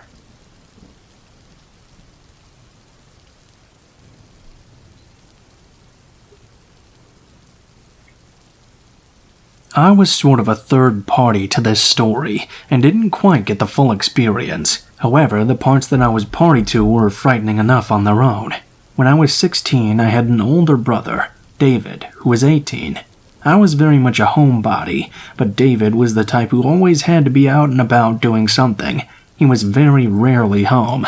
He also had this tendency to go through groups of friends very quickly. Every couple of months he'd be hanging out with someone new. I didn't really care for most of David's friends, but there was one guy that I did find really interesting. He wasn't at all like most of the people my brother hung out with. He mostly hung out with a rich and popular crowd. It would always be people who spent all of their time cruising around in their father's car, and things like that. But he had been hanging out with this guy named Will, that I actually did find interesting. Will was a lot like me. He was one of those pale guys who dressed in all black. Not quite goth, he didn't do makeup or any of those sorts of things, just kind of dark, and he was really interesting to talk to as well. Whenever they were at my house, and if my brother was in the bathroom taking a shower, which he did almost 4 times a day, or on the phone, Will would sit right there next to me and talk to me. A lot of the time when I was in the living room watching horror films, Will would sit there and talk to me about death scenes and such. It was actually a lot of fun. The first time I was a bit put off from Will, though, was when I was sitting and talking to him one night while my brother was showering. He thought that I looked like I was depressed, and asked me if anything was wrong. I told him no, I was just feeling pretty blah that day. I never really could get myself going. "Oh, well, I'll show you something that you can try if you're having a boring day and need some excitement," Will told me. While I was sitting there, he rolled up the sleeve on his black button-down shirt. He had all sorts of scars on his arms, and they were all in weird patterns. He then took out a pocket knife and flipped it open. He began cutting himself with the tip of the knife. I cringed as he did it. He kept wiping the blood off on his shirt. He was sort of half wincing and half smiling as he did this. When he was done, he showed me the design. I couldn't even tell you what it was supposed to be. His arm was just covered in blood, and even then it was probably just something he'd made up as he went along. I watched as Will then took some bandages out and pressed and taped them on the wound. He looked at me and smiled when he saw the questioning look on my face. "Oh, I keep this stuff with me, 'cause sometimes, I just have to do it." Now you may think this would have put me off liking Will, but it really didn't. No, I didn't begin cutting myself, and I never wanted to. But it made me even more interested because he was so very different from the other types of guys I knew around that time. About 5 days later, though, around midnight, my brother drove up the driveway and came into the house. My parents on the weekend had a job putting up those direction signs that showed people where to go to see new subdivision housing, and they were gone all night doing that. David looked scared and was holding his arm tightly. "Where's the shotgun?" he asked me, panicked. "Why the hell do you need the shotgun?" I asked. "Because if Will and his fucking friends come here tonight, they're going to try to fucking kill me, and I'm gonna do it first," he told me. "They're into some witchcraft crap, and I don't know what the hell they've been doing." I let my brother know the shotgun was in Mom's room on the closet shelf, unloaded. He ran to get it. I was very confused, and even more confused when another car suddenly pulled up outside. It pulled into the driveway and left its lights on, shining directly at the house. I got up, not really scared because I didn't believe all of this. I looked out the window. 3 men wearing some sort of weird robes and holding knives were standing outside the door. I recognized one of them as Will, and his face was bleeding from obvious fresh cuts, much like the ones he'd made on his arm. The look on his face, not a smile, not a frown, was just plain evil. For the first time I was scared, but then my brother burst out with a shotgun. He opened the door, and at first the 3 men were walking towards him. Then they obviously saw the gun. I'd had enough of all of this, and I just went and called 911. While I was in the other room, I heard the gun shoot off, and shortly afterward I heard the car doors slam and the car left. I hung the phone up and walked back into the living room. My brother laid up against the closet door, holding that gun for all he was worth. I asked him what was going on, but all he told me was that Will and his friends were into some weird witchcraft stuff, and they had been threatening to kill him that night. He refused to tell me much of anything else. That was back in 1992. I can't tell you what happened with the police because I don't really remember, but I do remember that after that, I never saw Will again, and I'm pretty happy about that.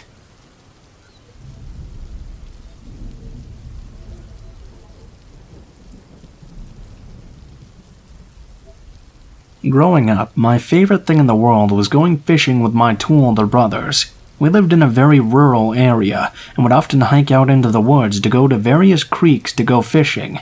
You never really caught anything big in these creeks, but it wasn't as much about what we caught as much as it was about spending time with your brothers fishing. Stereotypically, we always got up way early in the morning on fishing day. We would begin hiking out to whichever creek we were going to and would watch the sun as it stole across the sky. It would be fully light outside as we got to where we were headed to. The scariest thing to ever happen on a fishing trip, of course, happened the first time that we had gotten to a new creek.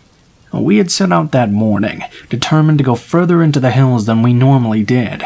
We passed by 1 or 2 of our regular fishing spots and kept going deeper and deeper into the woods. We found this absolutely amazing spot. It was thickly wooded, but the creek was huge. It was beautiful, and even had a fallen tree stretched out over it. After we determined that it was sturdy enough, the 3 of us made our way over to the other side of the creek. We set our stuff out and began to fish. The day wore on, and we weren't really catching anything. The fishing got boring after a bit, so we decided to do something that we normally didn't do. Like I said, the creek was huge, and it was quite deep as well. So we decided to put outside the fishing poles and go swimming in the creek. I don't really know how long we had been swimming when I noticed that our middle brother stopped doing anything and began staring off into the woods. Our oldest brother asked him what was wrong, and he just motioned out into the trees. "There's someone out there in the woods watching us," he said. My first thought was that some pervert was out there spying, but when I followed my brother's finger pointing towards the woods, those thoughts quickly evaporated. Standing off in the trees was a huge man. It wasn't too dark that we couldn't make out some of his features. He was wearing jeans and a flannel shirt, which struck us as odd as it was extremely warm out. He had a baseball cap on his head that was sitting low over his face, but the most striking feature he had was that he was holding what looked to be a rifle or a shotgun in his hand. We weren't sure what to do. Going into the woods, we knew we were trespassing. We never really knew whose property we were on, but we did know that the places we hiked and fished on didn't belong to us. Except up till this point, we had never gotten caught before. Both of us younger boys looked at our older brother for instruction as to what to do. He seemed just as worried as we did, though, and didn't give us any direction. He just kept looking at the man standing there. My middle brother suggested we just try to get over to our stuff and take it and leave. However, this was daunting, because that was the side of the creek the man was on. We slowly made our way over to our things. However, before we got to shore, an old hag came running out of the woods, shrieking like a banshee. I got startled and fell back into the water, struggling until my middle brother pulled me back up again. The old nasty woman actually ran over to our things, our poles and our clothes. She started grabbing them up, screaming, "Mine, mine, mine!" She was gathering all of them in her arms, dropping a few of them when she had too much. "Hey, stop that!" My oldest brother yelled and began to try and move faster to the shore. My middle brother reached out and put his hand on his shoulder and pointed back to the big guy in the woods. When we moved towards the shore, he began moving closer and held his gun up as he walked. "Holy shit!" I distinctly remember yelling. "We're sorry we trespassed on your property," my middle brother shouted, but they didn't pay any attention to us. "He's not going to shoot us," my oldest brother said, and began moving toward the old hag to get his things. As he did, though, the woman saw him and took a fillet knife out of her pocket and started waving it at my brother. "I'll cut you," she screamed at him, her arms still overflowing with our things. By now, the big hillbilly was by the shore of the creek, and he had the shotgun cocked and was pointing it at my oldest brother. He, of course, stopped in his tracks. It was a tense moment as we stood, cold in the water, with this man pointing his gun right in our faces. Once the woman had gathered up our clothes and fishing gear in her hands, the man said one thing to us: "Get." We didn't have to be told twice. All three of us swam to the other side of the creek, got out of the water, and got the hell out of there. It sucked because we had to walk through the woods in nothing but soaked shorts. We didn't even have shoes, and the twigs and rocks and leaves hurt our feet, but we were too scared to even consider going back. Fortunately, we did not get chewed out for losing our stuff. Our dad told us there were some messed up people out in the woods, and we had to be careful. It was a long time before we were brave enough to go fishing again.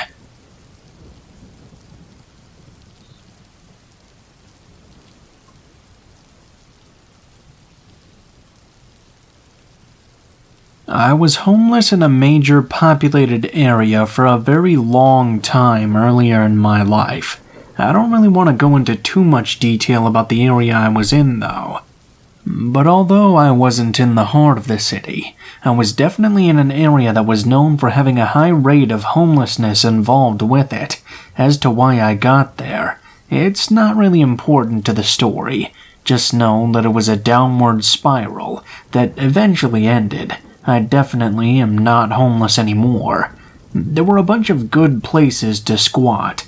However, even though I was generally really exhausted, it was sometimes really difficult to sleep in any of them. The drug use was, and I'm sure still is, pretty prevalent in the homeless community. Sometimes, no matter how absolutely tired I was, it was not easy to be sleeping in a house full of heavy drug users. There were noises, screams, people having really loud sex, you name it. Hell, even remembering it right now makes me realize how lucky I am that I've worked my way out of it. I could always find food, but I did always have problems getting to sleep, and the trains were not a good solution to my problem. I recall a time where I was so desperate for nothing more than just a really long and good night's sleep that I actually decided to break into an old abandoned hospital just in order to find some rest. That probably doesn't make much sense right off the bat. If there was an abandoned hospital in the area, why weren't there tons of homeless people squatting there already? Well, it's because there was supposedly a serial killer who squatted there. He didn't have a real name, and many of us homeless didn't even know if he really existed. I was obviously one of those few who did not believe that he did. Well, although I didn't believe, I did believe enough for a while that it took me quite a long time to finally gather up the nerve to break into that building. I mean, why tempt fate if you don't have to, right? But one night when my usual squatting house was particularly loud and annoying, I just found that I was going to lose my mind if I couldn't get a good night's sleep. I wasn't willing to use alcohol or drugs in order to get myself into that position, so I decided it would be a good time to break into that hospital. When I got there, it was like night and day compared to the rest of the places I had squatted in. It was nice and quiet, and I knew that I could find myself a really nice place to lay down and finally get that rest. I mean, all I had to do was contend with a story that was obviously an urban legend. Hell, perhaps I had found myself a new place to get some sleep every day. I found a room that actually had a bed still in it. I curled up on it. Sure, it was mildewed and such, but I had been homeless long enough that a mattress was still heaven in that condition. And I fell right asleep. I don't know how long I had been asleep for when I woke up. All I know is that I slept deeply and I slept well. For the first time in quite a long time, I felt refreshed. When I was getting up off the bed, something that had been sitting on my chest fell to the floor. Picking it up, I realized it was a Polaroid photograph. Looking at it, my heart skipped a few beats. It was a photograph of me sleeping, with holes through the eyes in the Polaroid. I wasn't sure how long I looked at it. Someone had been in the room with me while I was sleeping, and had snapped a photo of me, and the holes in the eyes were an obvious threat that told me I had to leave and not ever come back. It was almost like a warning. I mean, of course, I took it that way, because whoever had taken the photograph could easily have killed me in my sleep, but for whatever reason they chose not to. I left and never came back after that. I guess over the years I began to rationalize what happened just a little bit better. I highly doubt there was a killer in that hospital. Probably just another homeless guy who wanted the place all to himself. He likely had no intention of killing me, just scaring me into not coming back. If that is what happened, it definitely worked.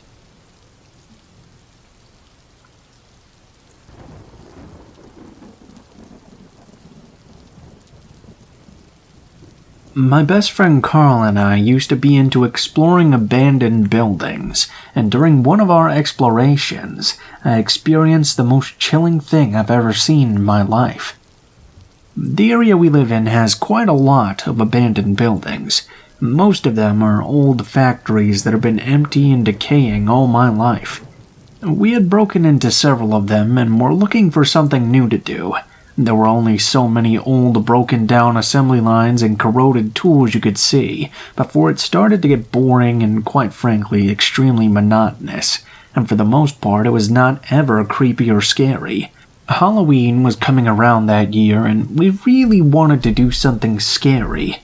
That was when Carl came to me and told me he had found the perfect option for us. His aunt had worked as a nurse in a psychiatric hospital when she was very young. It had been closed down for several decades. The only reason that Carl and I had never heard about it was that it was nearly impossible to get to. You would have to travel through a very heavily forested area just to arrive at it. There were roads, but they had long since been grown over. I guess that when the hospital had first opened, it was also used to treat communicable diseases, so that's why it wasn't built within the town. A lot of old hospitals like that were built in areas far away from their townships. Well, of course, there was no way I was passing this opportunity up, so Carl and I packed up a few things about a week and a half before Halloween, and we set out on a trek into the forest. His aunt had given him rough directions as to where the place was, and part of me wondered if she was just playing an elaborate prank on us, and when we arrived there wouldn't really be a hospital out there. It was quite the long trek before we finally found evidence of a road that had been grown over. However, we were both excited when we did.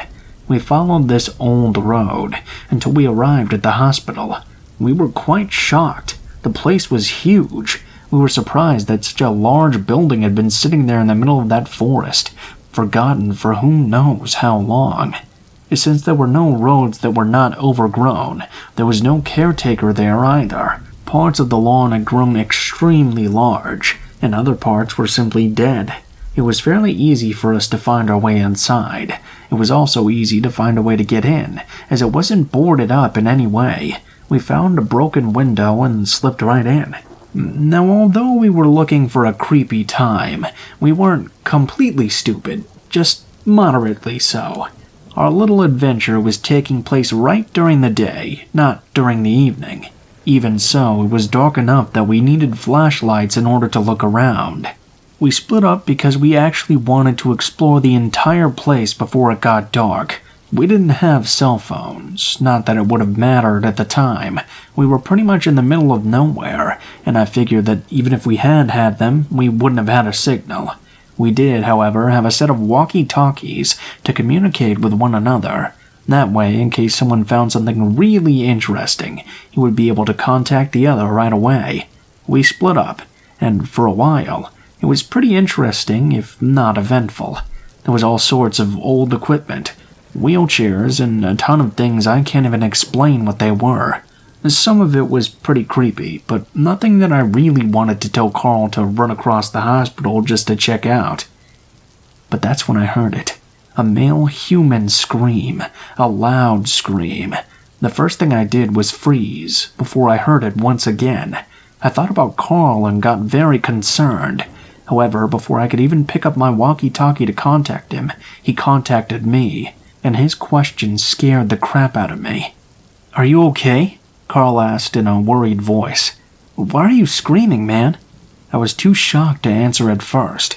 However, when he asked me again what was wrong, I let him know that I thought it was him that was screaming. I heard the scream once again. It was coming from the direction that Carl had gone off in, but that wasn't extremely telling. However, I guessed whoever was screaming must have been somewhere in between us. We agreed to meet up, and we were able to find each other rather quickly. In that period, I had heard the screaming a few more times. We were concerned, but both agreed that we would try to find the source of these cries. It was surprising that someone else could be in the hospital, but as far as we knew, some serial killer had trapped someone in the basement or something. We weren't huge guys by any stretch of the mind, but Carl had brought a gun with him just in case we would need some sort of protection. These screams were not constant, and it was really hard to get a bead on where it was coming from. The only thing we both knew for sure was that it was coming from the basement floor. We needed a flashlight when we went to explore that part of the hospital. It was completely underground, and there were no lights still working. None of the rooms on the bottom floor had locked doors on them either, so we were able to explore them with our flashlight absolutely. However, when we were down there, we didn't hear the screaming at all. It wasn't until we went through dozens of darkened rooms and found absolutely nothing that could account for a scream that we ascended the stairs back to the ground floor. By the time we had made it back up, it had been quite a while since we'd last heard it. In fact, we didn't hear it again while we were there in the hospital at all. We really searched the entire place. We remained there even till after dark, convinced that it was more important to try and help someone than it was to worry about walking home at night. But we searched to no avail, and eventually had to leave the hospital. We made our way home through the dark in the woods. The entire time we were extremely scared by our recent experience. We were nervous and felt we were being watched the entire time. Also, we were still concerned about whoever we had heard screaming. We couldn't do much, though, other than file an anonymous report with the police. The more we talked about it, the more it seemed odd that someone would have been there when we were, and needing help as well. We began to wonder if perhaps the screaming was simply something trying to scare us out of the building. Who knows? I guess we never will.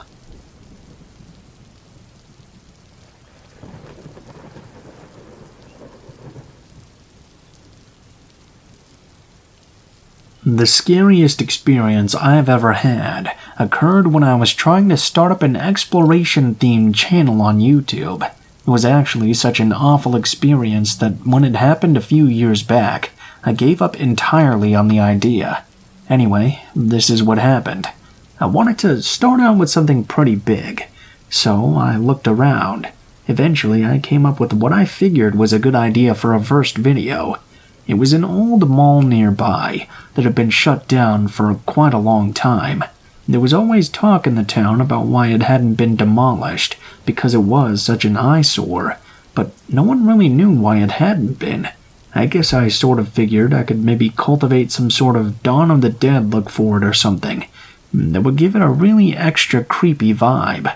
I had to make sure, however, that I could get into it without being seen. It was such a large building and in such a conspicuous location that I had to go there at night to find a way to sneak in. I actually wanted to scout it out before I actually filmed a video about it. And yeah, that might be considered cheating, but I hardly care to admit that.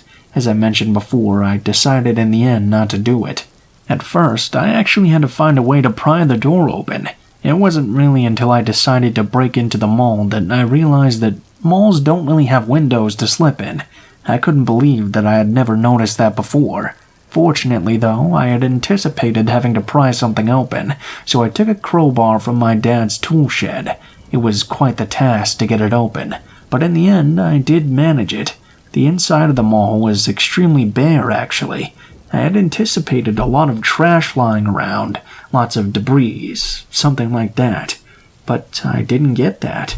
It was surprisingly not that messy. There were some cobwebs and stuff like that, but not all the graffiti and trash one would expect when they go into a building that's been abandoned by time. I was beginning to think that I wouldn't find anything interesting at all, as I was going from store to store and not finding anything of note. That is, until I wandered into what used to be a record store. Although there was nothing really in the record store itself, the back door to the office was broken, and I was able to enter it. Most of the other backroom doors have those combination locks on them, where you have to hit a few buttons to get in, so at least this one had a broken lock. When I went in, though, I sort of wished I hadn't, and that's when I realized that the place hadn't been totally abandoned. There was still a business being run for the mall, 15 years after it had closed. A drug business. There were tons of bags of white powder, and I couldn't quite guess what it was. Could have been cocaine, heroin, meth. I don't really know. I wasn't really happy that I had stumbled upon this either. If there were this much drugs in the back room of that record store, that meant there were people dealing it, and I would absolutely not want to run into them. I left the back room and decided to get the hell out of the mall. However, when I was in the record store, I could hear faint voices talking to one another. I was terrified and assumed these were the drug dealers, and they were probably coming back. The only thing I could think to do was to run and hide behind the cashier's counter, so I did. I crouched down and listened. I couldn't see anything, but I could hear the voices. It sounded like there were 3 different men, and they actually sounded pretty young, too. I heard them come into the record store, walk past the counter, and finally into the back room. I was shaking the whole time, and terrified of making a noise and being discovered. I got up the nerve afterward to get up and look around. When I saw no one was capable of seeing me, I snuck out of the record store and carefully made it to the back door that I had broken into. I then got as far away from that place as quickly as I could. If anyone is wondering, no, I didn't call the police about what was going on. I don't know. I just figured I had broken into a building, and thus broken the law myself. I didn't want to get into real trouble.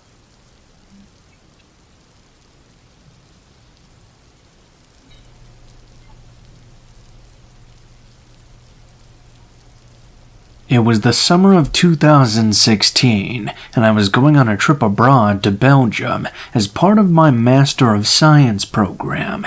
I've never been particularly academic or considered smart growing up, so this was a huge achievement for me. I'm the youngest out of a family of 3 and grew up in Dublin, Ireland. Having an older sister with great academic and career achievements, I've always felt like college was just not for me, but when I was made redundant many years ago, I went back as a mature student. Anyway, my confidence soared as an academic woman whilst studying for this master, and I made many friends along the way. Something that was not as easy in my other degree program. I finally felt like I fit in, like I was going somewhere in life. Many of my classmates were not Irish. Some were Spanish, Indian, and mainly Saudi Arabian. Something I felt made me feel more cultured and added to my sense of achievement. Everyone was very friendly, except for this one guy from Iraq, who tended to keep to himself. He wasn't hurting anyone, I thought, but that was until we went on this trip abroad. We took off on a 4 a.m. flight from Dublin Airport to Brussels, Belgium. Feeling academic, I purchased a psychology magazine as reading material for the 2.5-hour flight to Belgium.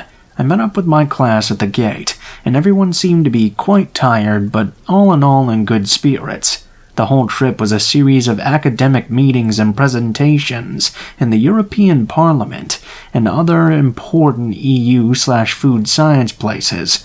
I thought of my late father and how proud he would be of me to get to go to an actual EU Parliament meeting. I thought of him often during my academic years, and how he had driven me to come so far, further than I'd ever thought possible for someone who was not so bright. We took off on the flight with much amusement coming from my Saudi Arabian fellow students, mainly due to the restrictions at the Belgian airport. They had to take off their hijabs for the flight and for the trip. This was a new experience for them. Little did they and I know it would also be a horrible one. We landed in Belgium airport quite early because of the 6 a.m. flight. We had to go through very strict passport control because of a terrorist attack which had only taken place 3 months before there. My classmates and I went to a Starbucks to wait for the rest of them. I noticed that Iraqi guy kept eyeing myself and a few of the other Saudi Arabian ladies. This made us incredibly uncomfortable, but we didn't think too much of it. Maybe we were just paranoid, as we were truly exhausted after only around 2 hours of sleep. Finally, we were all through the security check, and we made our way to the coach that was taking us to a quaint student accommodation in the heart of Brussels city centre. We arrived, and myself and my classmate Teresa were delighted with the cute accommodation. Although we only dropped our bags off and went straight to our college meetings in the European Parliament. The first day we had 6 hours straight of different tours and presentations of the various food safety sections of the European Parliament. I was positively exhausted, and myself and Teresa fell asleep on the journey back to the accommodation. In fact, everyone fell asleep, except for the guy from Iraq. My classmate Teresa mentioned offhandedly, "Wow, Tommy didn't fall asleep." Let's just call him Tommy for now. How do you know? Oh, well, Lisa found out he had taken pictures of all of us on the bus asleep. Maybe for a joke? Oh, that's a bit strange, I said to Teresa. I didn't like how he took pictures of all of us without our permission. Don't you think that's a bit creepy? Yeah, I suppose so, she replied. Oh well, I'm gonna go back to my room, Teresa goes on to say. I suppose I thought I was being a bit melodramatic, so I pushed it to the back of my mind. That was until the following evening, when after dinner myself and my classmate Teresa wanted to leave the class group. Teresa had to phone her husband, and wanted to do it early due to the time difference between Belgium and Ireland. I was broke, so I thought it would be a good idea to go with her, instead of spending money I didn't have on Belgian beer and snacks. We were slightly confused about the trip back from this bar and the student accommodation. This was because we were bused to and from the different events, and we had walked with the group to this bar. Unsurprisingly, we bumped into Tommy. We weren't surprised because he didn't join the group for any of the previous lunches or dinners due to his halal diet. He was eating an ice cream. Teresa called to Tommy. "Hey, Tommy, where'd you get that? Looks delicious." I was trying to keep cool and possibly ignore him. He insisted on buying us both one, though. I couldn't help but feel that he looked a little bit too happy that we were talking to him. Also, that we technically owed him something. And can you help us find the student accommodation? We're a bit lost. I didn't stop her because, frankly, I didn't have a clue where to go either, as my sense of direction was extremely poor. He said of course and led us away from the bar with which our classmates and teacher were drinking beer, and had not even noticed we had left the group. Tommy led us down various winding roads, and after a certain point, they all started to look the same. We must have been walking for about half an hour, and we were horrified to find Tommy had brought us all around Belgium city center, then back to the bar we had just been at. What the hell? Why did he bring us around for half an hour and just bring us back to where we had started? I thought it was strange, but Tommy pretended it was a big joke, and he would bring us back to the student accommodation right away. We had no choice but to believe him, and eventually he did lead us back. We bumped into the group of Saudi Arabian girls who tend to keep to themselves due to their religious beliefs. They were friendly enough, though, and didn't ignore us. They began to chat with us about their experiences with Tommy. The previous day, we were in a meeting in the EU Parliament, and they told me and Teresa that Tommy was pretending to film the meeting, but was in fact filming them the entire time, something that offended them because he was male, and this was disapproved of by their religion. I thought it was creepy even without the religious stigma attached to it. Oh my god, Tommy is so creepy. He shouldn't be filming you, especially without your hijabs. How disrespectful. He's getting a bit of a reputation, said the Saudi girls.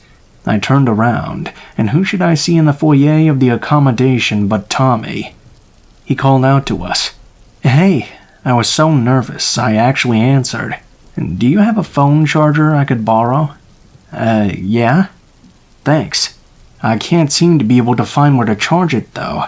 Crap, I thought, as Tommy gestured for me to come to him. He was standing at the door of his room, and I just thought, oh, it's just in the corner, Tommy, pointing to where it was. I didn't feel that scared, as the girls were all there in the foyer and would wait for me. I edged closer to Tommy, and he closed the door behind him. My heart dropped as this happened. What if he thinks I'm interested in him? I went to his room willingly, so it would look like I was asking him for anything that may happen after the door closed. When are we going to get together? Says Tommy. I don't know what you mean. He looked at me extremely confused, as I'd gone to his room willingly, and he was obviously expecting something. I spotted a quick chance to leave and sprinted towards the door. I'm really tired tonight, Tommy. Good night. I walked quickly back to my room. I was shaking as I finally closed the door behind me and questioned what had happened, if I was again being melodramatic, as he'd not actually done anything to me. It all happened so quickly, and I was feeling that usual "did I encourage him" kind of feeling. The next day, I told Teresa what had happened. I was ashamed, so I left out the part where I had gone inside his room. I didn't want anyone else to find out, so I played it down. Teresa thought it was very strange, even after I took out the creepiest part. You should tell all the other girls. He has a reputation. Remember, the Saudi girls were filmed by him the other day. I suppose that's true. He's a very intimidating man, though, and he's friends with our teacher, who is also in his 50s and a bit creepy himself. Teresa told all the girls what happened, though. They too had stories from their trip about Tommy's creepy stares, how he would ogle them if they were wearing a short skirt. Ew, at least I'm not the only one, I said to all of them. We traveled back to Dublin later that day, and although Tommy had creeped me out, I had enjoyed the trip thoroughly. I wanted to put this experience behind me, and never see Tommy again. Out of nowhere, though, I got this strange email. It was from Tommy, and I nearly dropped my phone when I saw what was in it. It was a series of pictures of myself, alone and with my other classmates who were female. They weren't posed pictures either.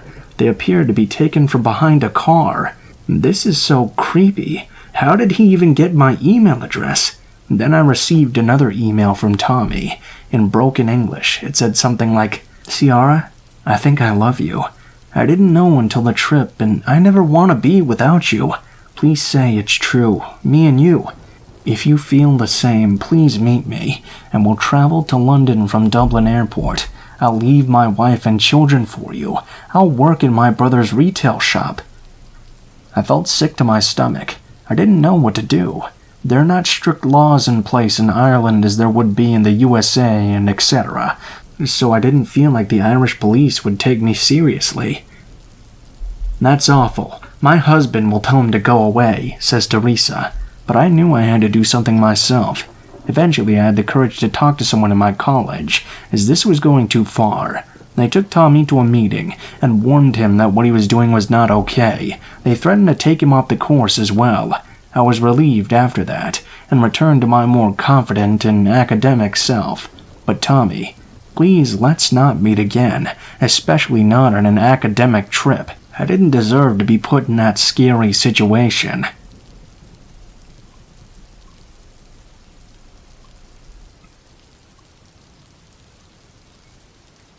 This happened a couple of years ago, on January 1st, 2019. For context, I'm a female, 19 years old at the moment of this happening, and I was returning from a New Year's party at around 6 o'clock in the morning. A friend of mine had dropped me off a 5-minute walk away from my home. Being winter, it was still dark outside, but as it was technically early morning, I didn't feel very scared to walk alone, even if I was not living in the best part of the city. The streets, though, were empty, given that everyone was probably still recovering from the night before. Where I live, in an Eastern European country, it's very common for people to celebrate until the morning, then spend the 1st of January hungover or sleeping, so I was all alone. From where I was dropped off, I had 2 ways which I could go. One was a walk path that leads to an important well-lit street, and the other one was a walk on some dark and empty small streets surrounded by apartment buildings. So, naturally, I thought that going on the well-lit street was my best bet to safety. As I was walking, I felt very energized from partying, from meeting new people, and I was just feeling good listening to music while heading home. When I turned to my street, however, the hair on the back of my neck stood up immediately, without me even understanding why. For a better understanding, I'll explain the layout of my street a little bit. There are 2 rows of apartment buildings, one on each side of the road, a sign of a former communist country like mine, each having 2 entrances, one closer to the main road I was on, and the other one further away. The entrance leading to my apartment was the faraway one. As I began the walk to the door, though, I saw what had been unsettling me before. At the closer entrance, there was a man wearing jeans and a gray hoodie. It was very weird to me, because outside it was very cold. He had his hood up, and the only thing I vividly remember about his face was his beard, as it was half gray and half black. Another red flag for me was that he was just standing there, watching over the street, not smoking, not taking his dog out, just staring. He had no reason to be there whatsoever. Trying to push my anxiety away, I walked past that entrance and thought to myself as I was approaching mine that I must have been just paranoid. When I arrived at the door, though, something was screaming at me to look back, and so I did, and I almost had a heart attack. My heart is pounding just typing this. But from the branches of the bushes, delimiting the street from the apartment building's garden, I saw that same man, walking very quickly towards my entrance. I very quickly entered the building, and looked back outside through the door's window, mostly expecting the man to walk past the door, and me to laugh at myself for being so paranoid. My heart sank, as he turned right towards the door, still quickly approaching, and gazed directly at me. I froze, my hand still on the door handle. He grabbed the outside handle, and we both sat there, staring at each other for what felt like an eternity, until he opened his mouth as if to say something. But at that point in time, I wasn't interested at all. I turned around, beginning to run up the stairs because I was living all the way on the 4th floor. When I was on the 1st floor, I heard the door shoot open behind me, and I was scared shitless. I don't even know how I managed to run so fast and get my keys from my backpack at the same time. After I hopped inside my apartment, I locked the door behind me, panting and in tears. I thought that was it, just a creepy guy that wanted to rob me, or worse, who I had escaped from. But the story doesn't end there. That afternoon, I told my parents and my sister what happened, and told my mother and my sister to be careful, as they're petite females just like I am. Fast forward to almost a week later, when my sister comes back from dancing practice at around 10 o'clock at night, shaking and visibly upset. I ask her what's wrong, and she starts to ask me if the man that had followed me was wearing a gray hoodie, and if he had that same half-black and gray beard. After I confirmed, she started to tell me that as she'd gotten closer to our street, she suddenly had a bad feeling and was creeped out without an obvious reason. She asked her boyfriend and a male friend of hers that were with her to watch her until she arrived inside. Right after she said her goodbyes to her boyfriend and friend, and she started walking towards the door. At the entrance before ours, she saw the same man standing there, watching her. As she started to walk faster, the man started to follow her. However, unlike me, thankfully, she wasn't alone. Seeing what was happening, her boyfriend and her friend got out of their car, sprinting towards my sister. They caught up with the man and began to throw punches at him. Somehow, though, he managed to escape, and he ran away without ever saying anything. To this day, I don't even know what he wanted, but given the fact that he was following young girls when he thought they were all alone, I don't think he was up to any good. Besides that, which innocent man won't say anything after getting beaten up if he hasn't done anything wrong?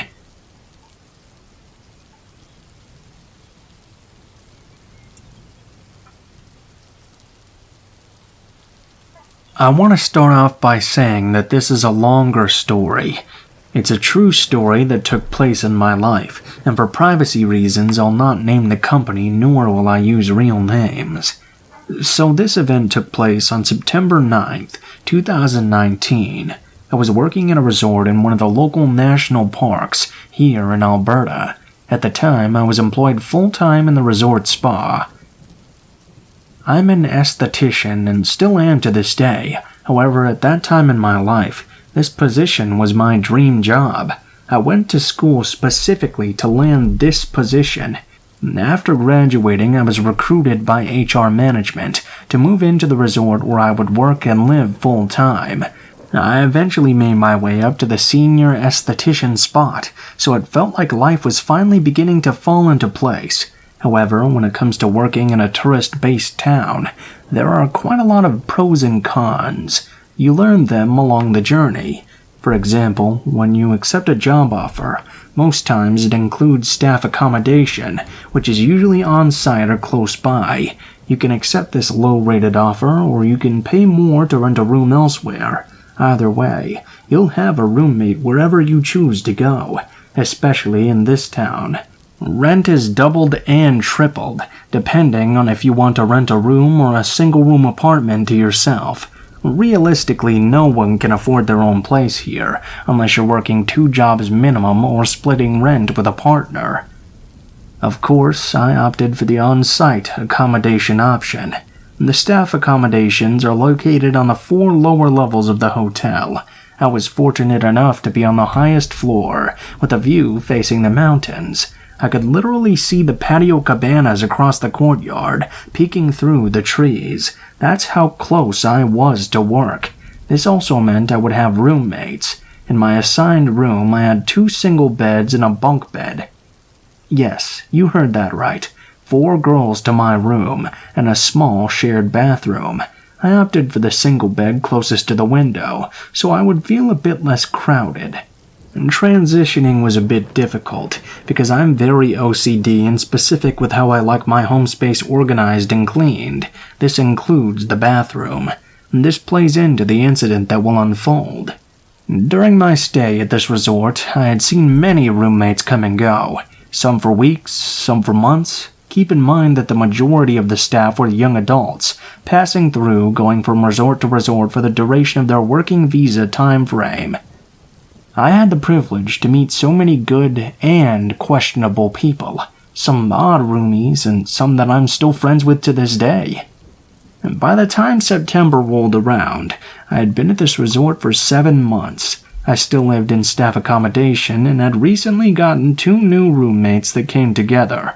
One was mid-20s, around my age, and the other was in her 50s.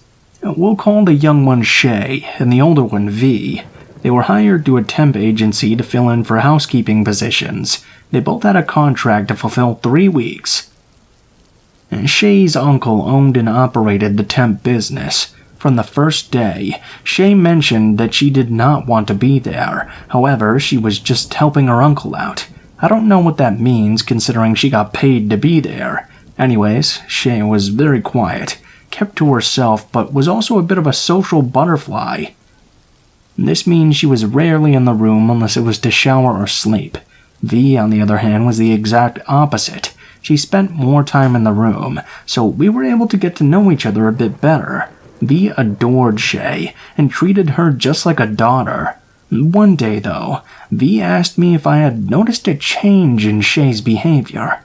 To this I responded no, because I hadn't spent much time around her, aside from small casual talks before she'd head out for the night. Over time, though, I had noticed that Shay was partying a bit too much, hanging out with multiple different guys. Not surprised, since this town is kinda known for this type of scene. After all, it is a tourist party town. One evening, I was catching the bus back to the resort when I saw Shay get off the bus with a man I had never seen before. She approached me and said she was heading back to our room to drop off her shoes and her bag because she was planning on going bar hopping in town. At that remark, I offered to do it for her, since I was already on the way there. She was thrilled, handed me her stuff, and got off at the next stop. I didn't think anything of it and proceeded to go home. When I arrived at my dorm, I see V is already relaxing in bed watching Netflix, so I informed her of the events that took place. I placed Shay's belongings on her bed and did my nightly routine. Eventually, we both fell sound asleep. Come the morning time, V woke up at around 6 a.m. to get ready for work. I of course rolled over trying to shut out the noise. While V was getting ready, I hear her door open and realize Shay had finally returned after being out all night. She too has to work this morning, and immediately we can tell she's not sober. Not surprising. People go to work half messed up all the time here. V finally finished up in the bathroom, and Shay goes to have a shower. During this, I had fallen back asleep and was on call for the day because I had no appointments lined up. About an hour later, I'm awoken to V knocking on the bathroom door, asking Shay if she's okay. After a couple of minutes of this and little to no response from Shay, V says she's coming in. I can hear V asking questions. Are you okay? Why are you sitting in the shower? Are you almost done? Why is there blood on the floor? Things like that. V then realized that something wasn't right and came to get me out of bed to help her assess the situation. I immediately asked her to ask Shay if she was able to stand up. If so, get her out of the shower. She goes in to ask. Shay is still a bit coherent but slurring her words. Once V got her to sit up, she realized that Shay had sliced her legs, arms, and stomach open. The whole time she had been bleeding out in the shower. V immediately started screaming, crying, and asking her why she'd done this to herself. She immediately took Shay's phone and contacted her family. From here, we find out that she told her mom she'd taken an entire bottle of pills and had been doing drugs all night on top of drinking. I immediately kick into control mode and contact on-site security and tell them to call an ambulance and come to assess the situation. During this chaos, V was in the bathroom, holding Shay and using all our towels to contain the mass of blood and water all over the room. Everything happened so fast and lasted only about 7 minutes. In that time, a woman named Chelsea from HR, who was trained in first aid, came to help, as well as 2 security guards and 1 housing coordinator named Jay. I explained what was going on, and eventually the EMT arrived. They rushed Shay out of the room, and V went along with her to the hospital, since she knew more about her than I did. Once the chaos settled down, waiting to hear word back, I realized no one was coming to clean up the scene. HR and hotel management hadn't arranged a professional team to clean up this bloody mess. They hadn't even asked me if I was okay. I ended up texting Jay to help me clean up. He immediately showed up to my room with cleaning supplies. From here, we threw out all the blood-stained towels, disinfected the whole bathroom, and I even picked up and discarded the razors myself. At this point, I was extremely unimpressed with the manager's lack of preparation or participation in this situation. I thanked Jay and went about my day. Later on, V arrived back to the room and we chatted about what took place. Clearly, Shay was out of her mind, and something had led up to her making all these decisions. All the facts were based on her personal life. I'll not get into those details. The reality of this situation was that people can only pretend they're okay for so long before they lose control. In this situation, we hadn't realized or were aware of that spiral. She had never mentioned it either. It took us all by shock. In the end, she survived and got the help and support she needed from her family. V also left home shortly after. However, I ended up staying 2 more months before quitting on the spot, moving out the same day and moving back to my city. After this, I had lost all respect for the management, alongside numerous unprofessional issues within the spa. I was completely fed up of bending over backwards for this company and their lack of efforts to maintain proper stability within the resort. Remember the next time you travel to a high-end, or any type of resort, to treat the staff with respect and warmness, because you never know what's going on behind business scenes or in someone's personal life. Also note that people like us working in resorts dedicate so much time and energy into delivering that 5-star experience for you, regardless of what's going on for us. I hope this story brings awareness to others to be vigilant and mindful, and also to be there for one another, especially when it comes to the people involved in your day-to-day life.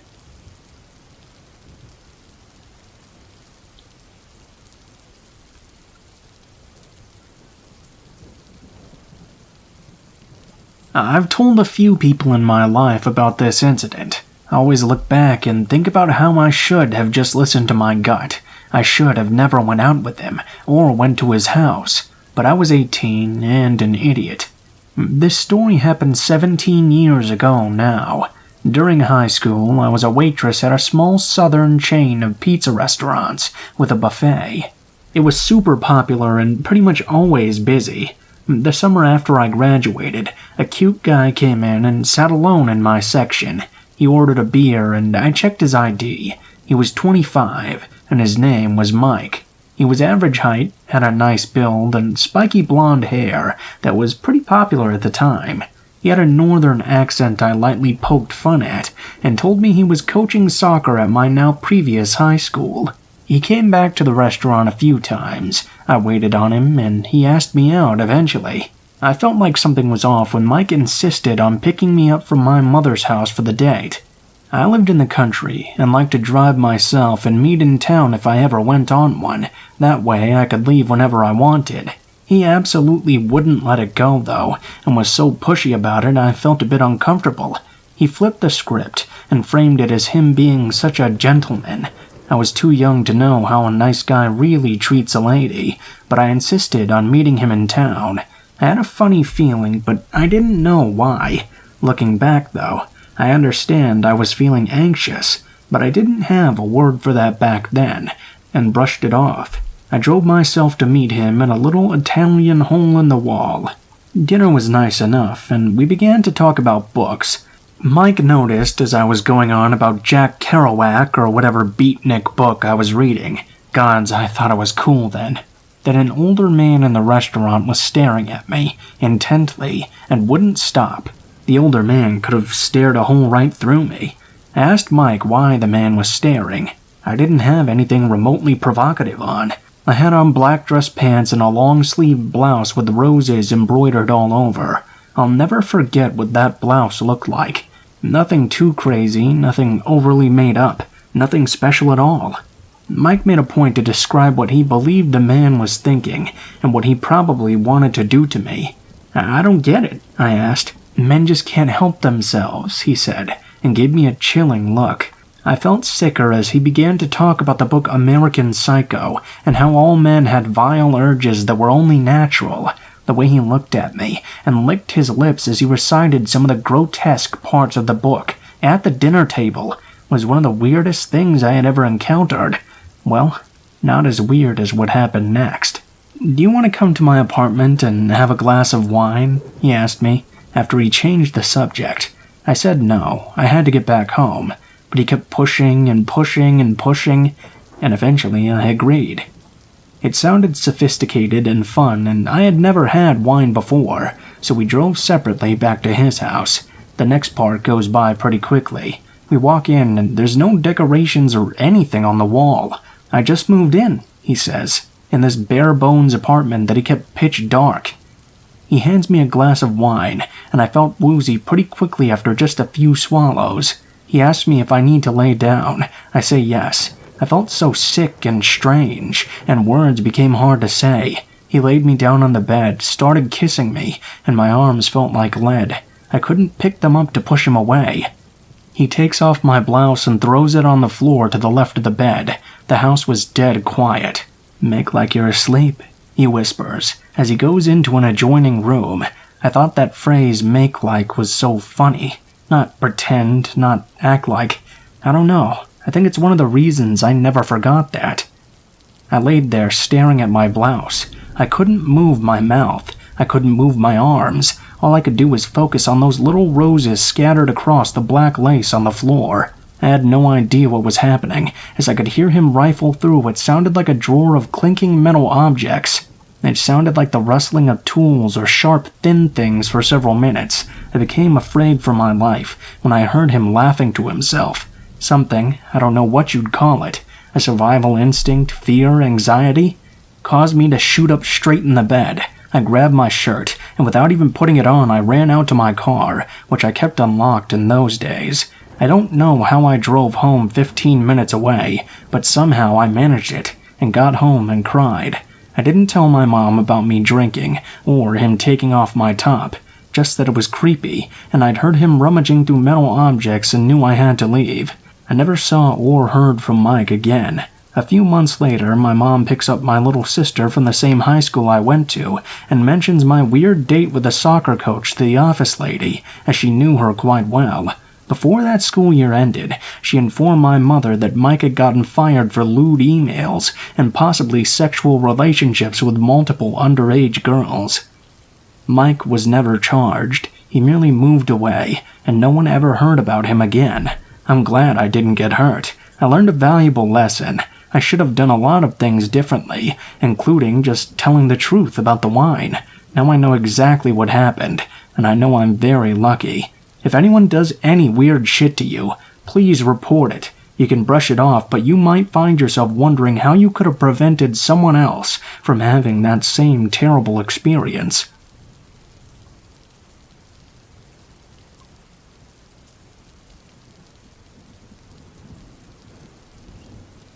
I live in a large city in Canada, where I go to university downtown. I take the land rail train back and forth between home and campus. It's usually a 15-minute walk between the train station and my house, but I need to cut between an apartment building scheduled for demolishment, and then a very tiny stretch of trees, in order to reach the path that runs beside the tracks.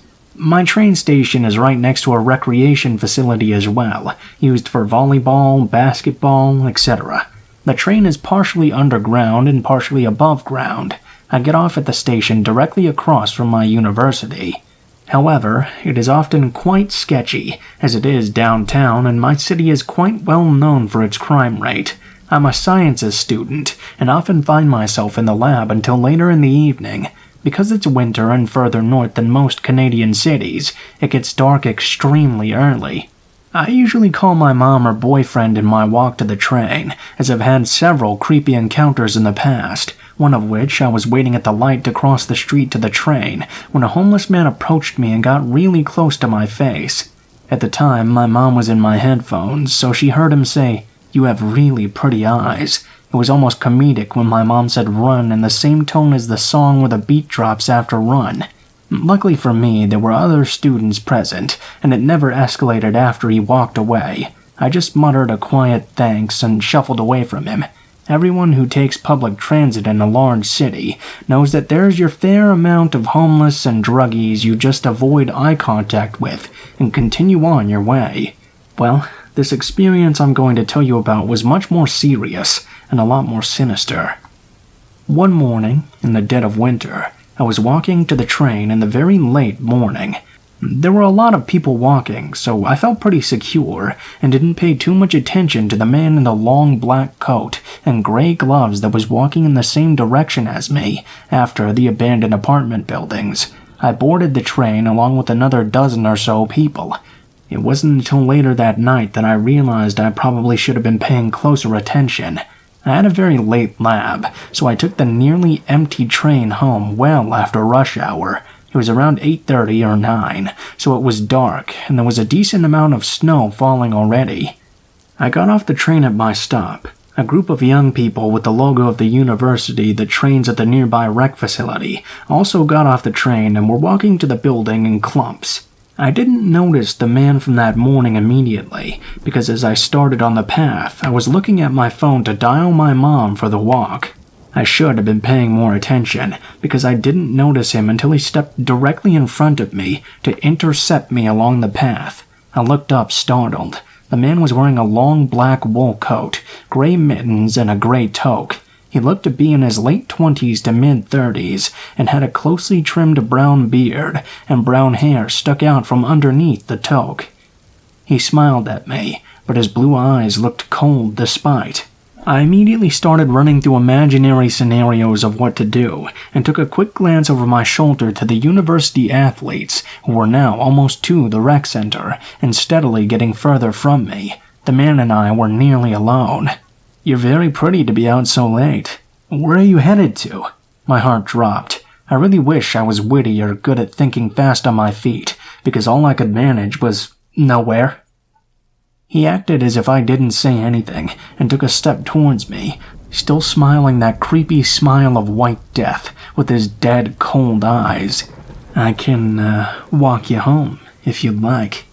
I just stared at him in horror, and he continued, "You live that way, don't you?"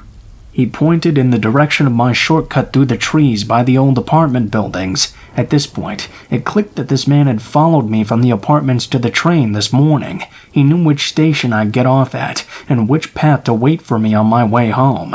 All I knew at this point was that I could not let this man know where I live, and I couldn't go home through the isolated shortcut where he could do God knows what to me. Instead, I made up a blatant lie. "No, I have practice." I was hoping my backpack and general university student look would be enough for me to sell it, as I quickly turned away and scurried after the student athletes. As I got to the doors, I turned and looked at the man. He hadn't moved, but he was still staring at me. I've never seen that look in a person's eye before. It was so malicious, and his smile was replaced with a sneer. As soon as I was inside, I darted towards the largest group of people I could find and called my sister, who I was living with at the time. I told her what had happened and asked her to come pick me up. I had a sneaking suspicion that the man would still be waiting for me to attempt to walk home.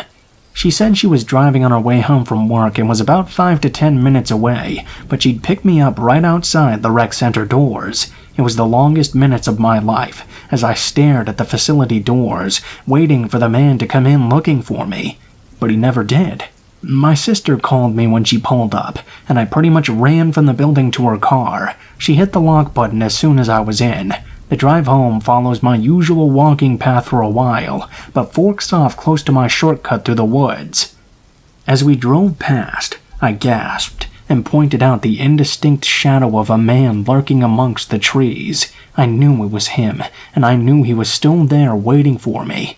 I never saw the man again after that, but now whenever it's dark out and isn't busy hours for commuting, I get off at the next station and walk home from there, as I walk beside a very busy street. Even though it's a 5-minute longer walk, it's worth it. I never want to see those cold blue eyes ever again.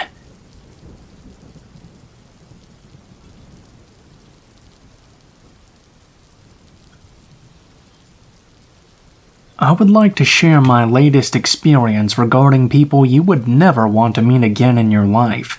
For those who remember the peeping eye story on Reddit about the person who would stare into my house through the peephole, this is a similar experience to that. But first things first, I live with my fiancée in an apartment building on the 6th floor, and for the sake of accuracy, I will repeat the layout of my apartment floor. There are 4 apartments on each floor. The apartments are split into a bubbled area, 2 and 2, each pair having a bubble together, basically a metal door guarding the 2 apartments, and so on.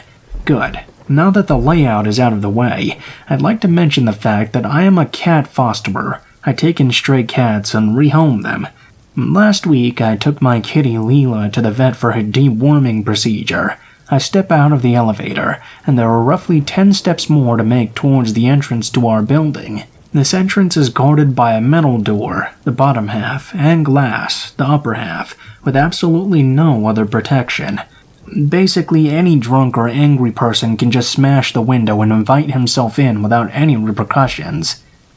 So I step outside the elevator and go for the main door when I notice there's this fairly young man, white hoodie, wearing a black cap and a pair of black sunglasses resting on his head. Most important detail, his right eye was swollen and extremely purple, as if he'd just caught a solid punch right into that eye. This man was standing in front of the door, where I can clearly see his upper body positioned to my direction. I'm thinking to myself, maybe he's looking for his keys, or waiting on someone to come out, and that's why he's standing there. I open the door, and move exactly 2 steps out. This is the moment where the man engages a conversation with me, under the form of a request. "Excuse me, do you have a lighter?" I politely answer, "Sorry, but I don't smoke." I try moving away with my errands. By the time I get to make another step, though, he's already grabbed the tip of Leela's ear, not hard, not pulling, just playing with it, and gives me an ice-cold stare. "Do you want me to pick up your kitty and smash her into the cement?" I'm shocked, but mostly furious, because I'm an animal activist, and I have absolutely no remorse to punch an abuser in the face. I looked at him and asked him, "What the fuck did you just say to me?" hoping my tone and body language would make him back up, and realized what a fucked up thing he had just said. No, he wasn't moved by my reaction. He even repeated it, this time with a lower voice. I said, "Do you want me to pick up your kitty and smash her into the cement?" I did not question this. I didn't know how to reply to such a thing, other than with what I said. How could you ask something like that? Come on, go away, you're distracting me. Distracting him from what exactly?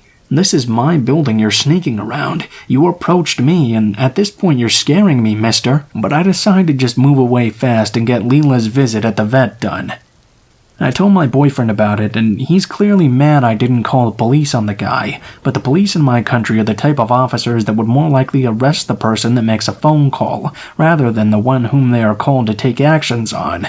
Obviously, I was afraid they would classify it as a prank call, and that I'd get into serious trouble, so I didn't. I decided to move on with my life and erase that experience out of my mind. Leaving aside the nightmares I had after, I thought we were done. But not yet.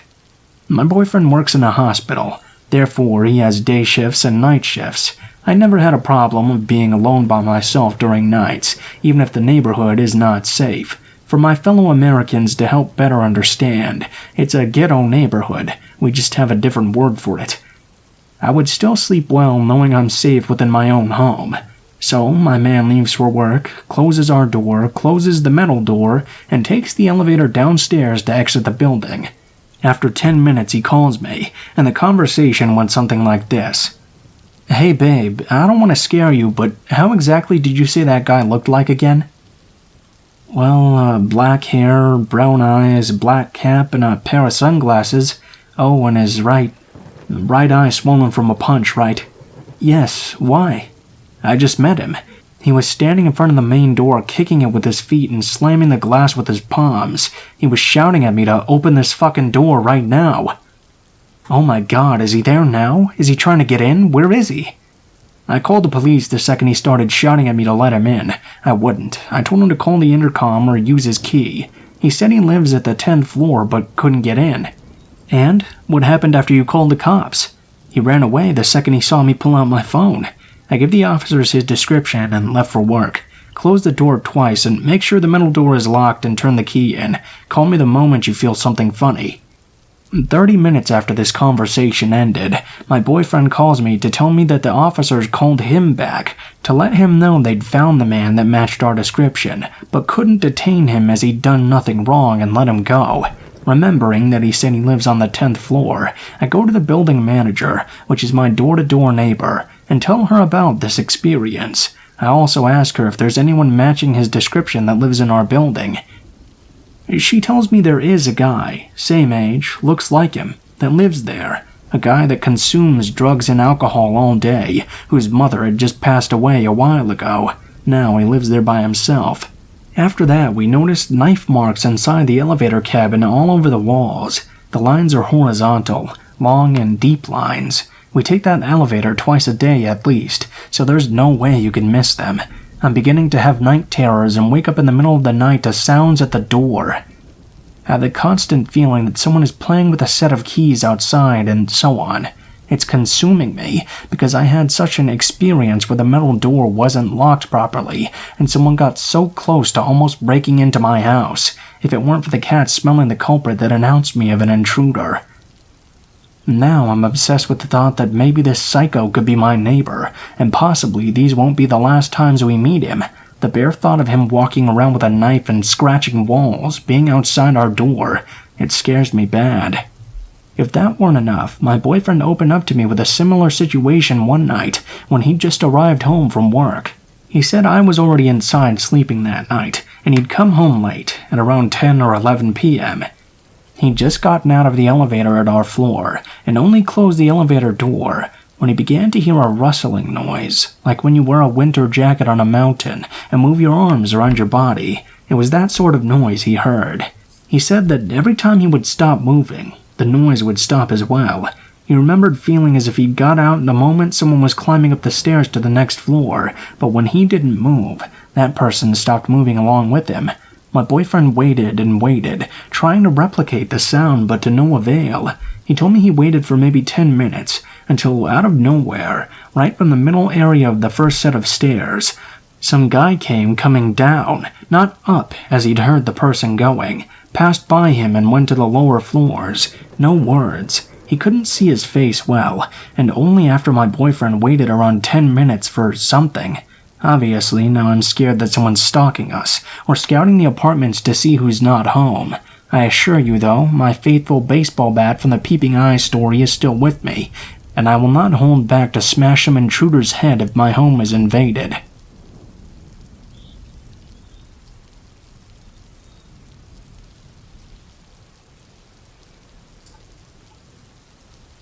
I'm 5'3", 115 pounds, so I guess I'm pretty small. That's my reasoning for being very submissive over all of this.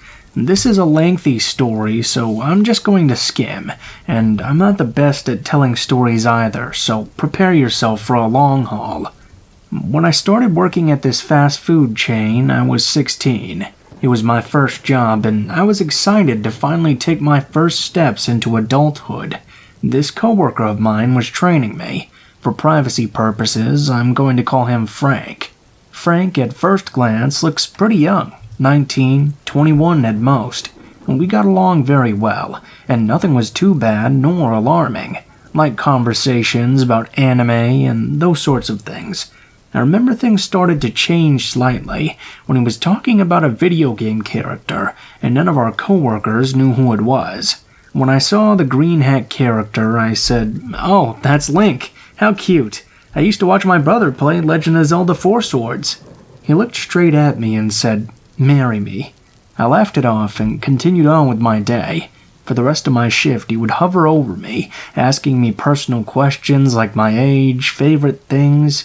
Being the open and friendly person I was, I answered quite happily. I told him how I loved butterflies and I was 16. I'm 17 now, and have had several jobs since. When an older man asks for your age as a minor, it's usually never a nice sign.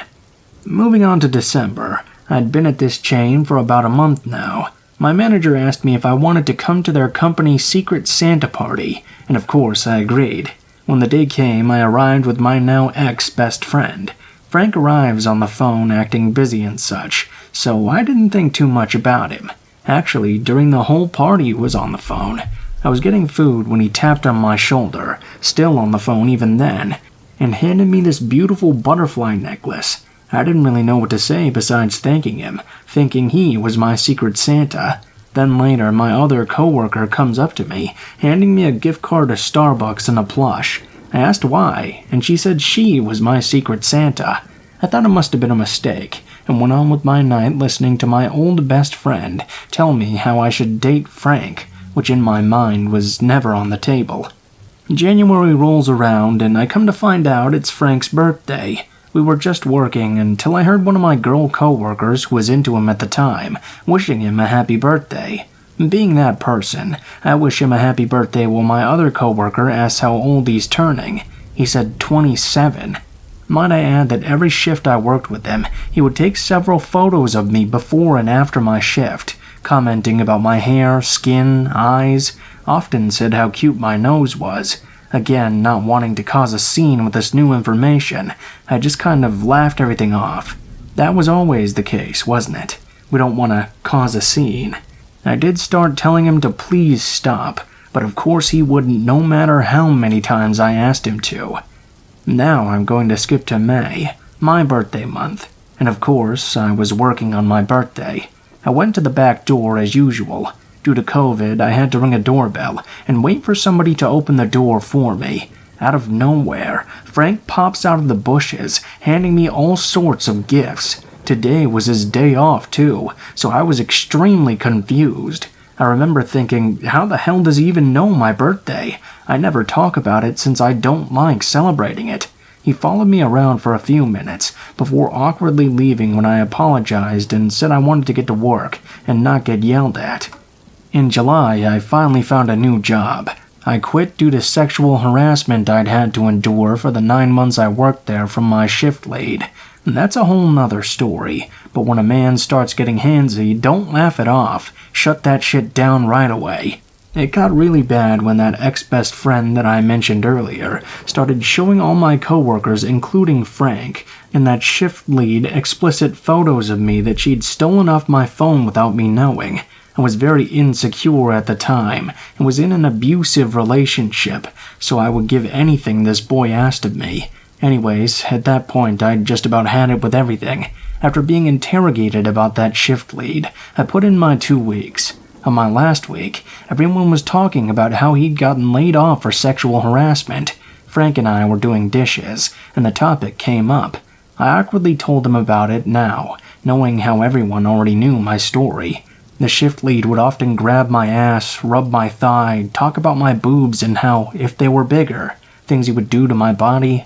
I would politely tell him to stop, but he would just continue. When I started yelling and saying stop more assertively, he would often make me do humiliating tasks like clean the greasy floors on my hands and knees, or cleaning the dining room when it was closed due to COVID.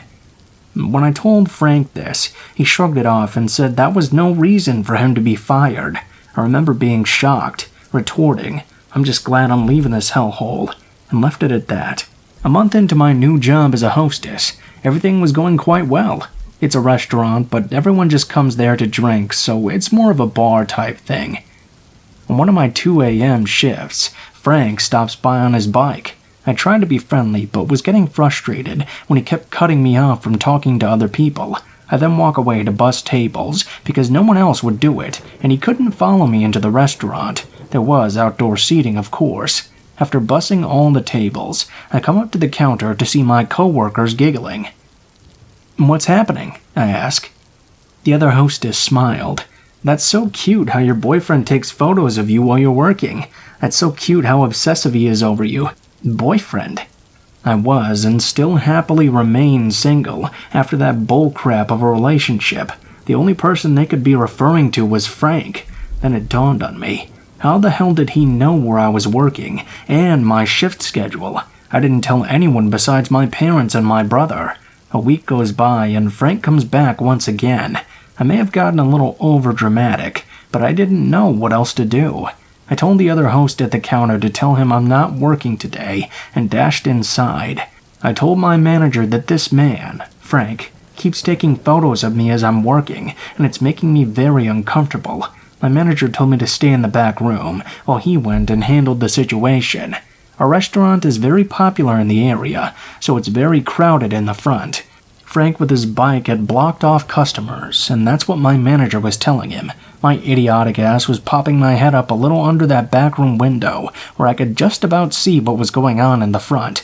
I freak out a little when I see Frank starting to get aggressive with my manager. He begins thrashing when my manager tries to lead him out of the front. Suddenly, Frank throws his bike and tries storming into the building. A few male waiters see what's happening and were informed by my manager. I remember one waiter standing in the back room with me, watching the door as another was practically fighting with him. I could only hear yelling outside the door, and then it went quiet. I spent the rest of the shift like that, cleaning silverware with that male server. From then on, people would walk me to my car even in broad daylight. From August to November, he would be on his bike passing by the restaurant from a distance. He would just be watching, taking photos for 10 to 20 minutes before leaving. The reason I thought of putting this here was now it's been a little more intense, besides just looking from a distance. Due to COVID, I'm not needed anymore, because now the restaurant is takeout only. I've been working seasonal jobs while working at the restaurant, but now I'm not working, waiting to get my schedule.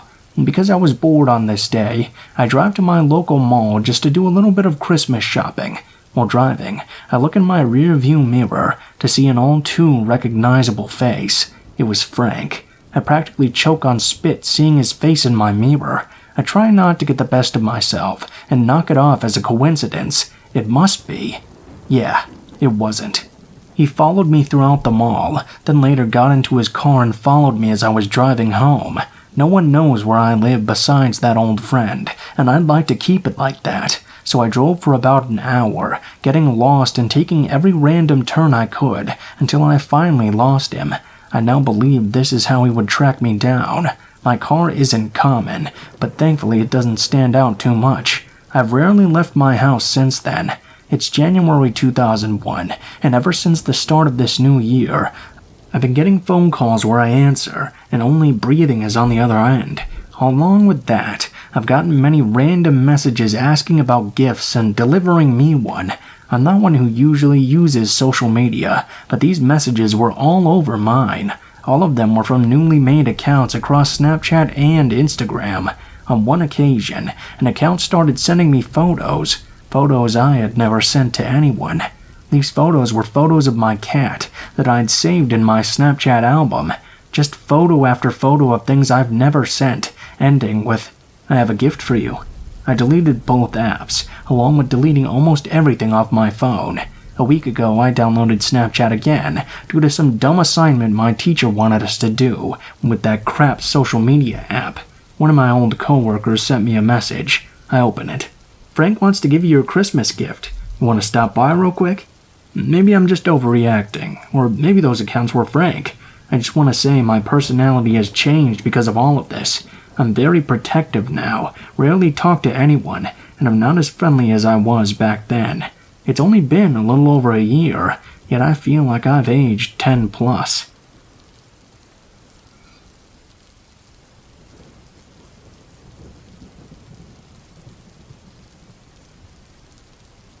So it's 7 a.m., and I'm idling in a McDonald's parking lot until sunrise. The past few days with an escalating prowler have finally driven me out of my home. I, 25 and female, live alone, and on the ground floor of some cute condos with lovely neighbors. I work nights, but with the pandemic, work has been seldom. Naturally, I'm used to staying up late. 4 nights ago at around 2:30 a.m., I'm watching TV in the living room when suddenly my dog starts growling at the window. She only does this when someone or something, usually a cat or raccoon, is out on my patio. At first, I assumed it was an animal outside, until I heard what sounded like someone trying to open my door. I sat still and listened for more noise because I just couldn't believe that was happening. I call my mom because I'm feeling weirded out, and then peek through my blinds, which were all closed by the way, to see the gate to my patio is wide open. I know I shut it, and the wind doesn't ever blow it open. I'm still on the phone with my mom, and I get the genius idea to go show whoever it is that I'm not scared. I go and latch my gate, while making my presence well known. I go outside. There's a man on the walkway, right near my patio entrance. He was walking away until he heard my door open. He fully turns around to face me and stops, just staring. Average-looking white guy, hoodie up, hands in pockets, no bag. Strange, as at first I assumed it was a patio thief. When he turned around and looked at me, I got this chill. Why would this thief blatantly show me his face and make a point of fully turning to face me and stare? I'm shocked and begin walking backwards towards my door to the inside. He turns back around and keeps walking away, takes 3 more steps, then fully turns around again and stops to stare at me. I went back inside and stayed on the phone for a couple hours until I finally fell asleep. I called the non-emergency police line, and they made a note. After that first weird encounter, I put a long and low-to-the-ground flower pot against my patio gate, so it would make a lot of noise if someone tried to open it. A couple of nights pass, and I don't notice anyone creeping about, until last night. Last night at about 1 a.m., I hear a crashing/falling noise. Again, I call my mom for assurance, and look around the house to see if anything fell. I think at first it must be nothing, and get off the phone. Suddenly, though, I remember my do-it-yourself flower pot alarm and peek through the blinds to see yet again my gate is wide open and the pot has been knocked over. He came back. I called the non-emergency police again. This time they came and did a patrol around the neighborhood. Of course, they didn't catch him. Fast forward to tonight's incident. Needless to say, I'm thoroughly creeped out. I find a deal on some security cameras with motion detecting capabilities. Got to Best Buy just before closing and snagged the last pair in stock. I set those bad boys up and I was feeling pretty safe. 1 a.m. again. I'm running a bath on the phone with my boyfriend when I get a motion detected alert from my security cameras. I want to assume it's just a cat because this time I didn't hear the gate crash. I'd reset my flower pot system after it was knocked over the previous night. To my horror, though, I see the man tiptoeing from the side of my patio towards my door, hoodie up, hands in pockets. He knew not to use the gate because it had made a noise last night. It was him. He starts wiggling on my door handle. I'm absolutely terrified he's right there. He's back, again. I throw on a long coat and run into the lobby barefoot and call 911. My boyfriend got there before police and was running through the back with a baseball bat looking for this creep. Unfortunately for me, and lucky for him, he got away. The police didn't find him either. So here I am, sitting in a McDonald's parking lot at 7 a.m., scared to go home. It's all just too creepy, and I know to trust my gut. Why would he turn around and stare the first time? Why would he come back after he knew I'd seen him? Why is he so determined to be here? He hopped the fence to avoid the loud noise as well. What scares me most is how persistent and how undeterred he seems by all of it. What will stop him? What is the endgame for him? Nothing is missing from my patio. Frankly, there's nothing to steal, and he never had a backpack or bag as well, just hands in his pockets. I have him trying the door tonight on video. I just don't know how to attach it here. Any advice? Anyone know the psychology of guys like this? What can I do? I'm staying at a friend's for a few days, and will be monitoring the cameras closely.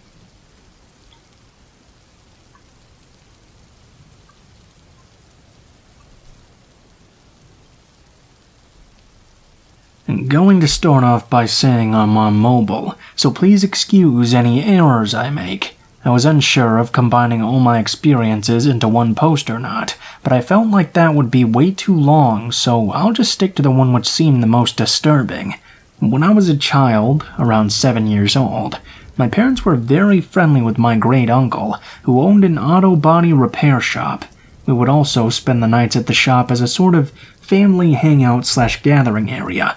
My parents always visited that shop, and took us with them, even if it was dark out. Me and my brother were too small to be left alone anyways. Of course, my brother and I would goof off with our cousins and would run off to play down in the alleys by the shop. Me being young and innocent, I followed my older brother wherever he went, even though I was intensely freaked out by the dark alleys. Now these alleys weren't the regular walled-off, narrow side ones you would think of, per se, envisioning an alley in New York or something. Instead, they were somewhat wider than a regular alley, and usually had garages lined on each side which were always closed during the night. My brother didn't seem to be bothered by them, and neither did my cousin. Of course, I just followed the big brother everywhere, so I chose to disregard my sense of fear when running up and down these alleys. Our mother had said not to leave her line of sight, though she didn't really enforce that rule, so we just did whatever we wanted. On one particular night of doing the whole kids being kids thing, running throughout the alleys, one garage was closed, yet I saw light coming through the cracks of the door, which was very odd. I don't think I thought much of it, as I continued to follow my older brother and run around the corner.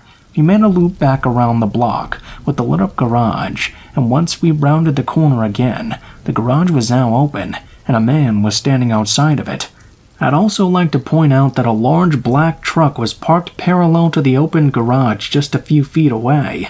The truck was just far enough away to where we couldn't go around it from the opposite side of the open garage. We had to run through it next to the open garage side. When we were running through the alley, we were forced to stop by the man standing outside. The man was white with a long beard, and that's all I can remember of him. He gave me extremely bad vibes as we lined up, suddenly stopped our game of running, which I was extremely confused about. He was holding his arm out against the truck, so we couldn't run past him. He asked for my cousin's name, and then he let him pass after my cousin answered, putting his arm back once again. He asked for my brother's name, and let him pass after a response, putting his arm up again for me. I said my name quickly, in hopes he would let me past, thinking he would raise his arm as quickly as he'd done for my brother and cousin. I tried to run past him, but he held his arm out firmly and smiled to me as I smacked right into it. At this point I was alone, as my brother and cousin had left me to continue running who knows where. I stared at the man's eyes as he asked me if I wanted to come into the garage. I've always had extreme social anxiety as a kid and adult, and would never want to talk to adults, nevertheless stay at a random adult stranger's garage, so I very clearly said, "No thank you."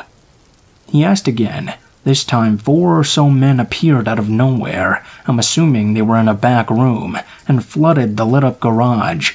They all smiled at me, and I could never hide my facial expressions, so I'm sure they could tell I was very stressed and wanted to leave.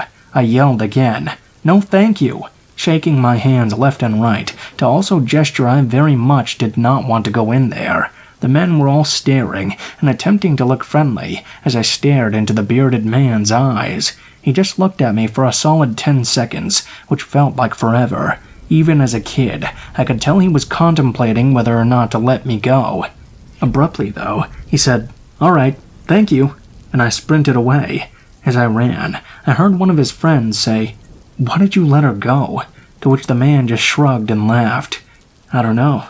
I told this to my mom probably more than a decade later, and she said my father knew the bearded man.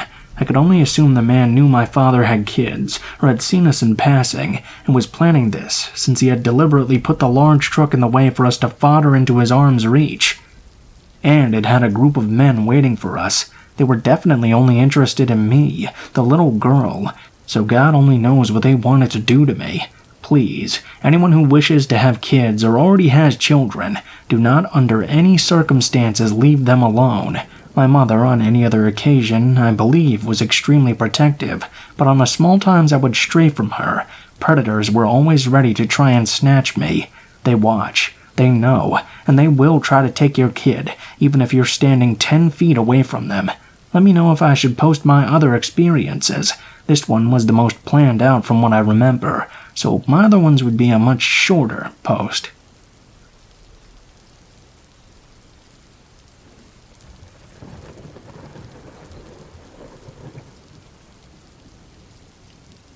This story is kind of long.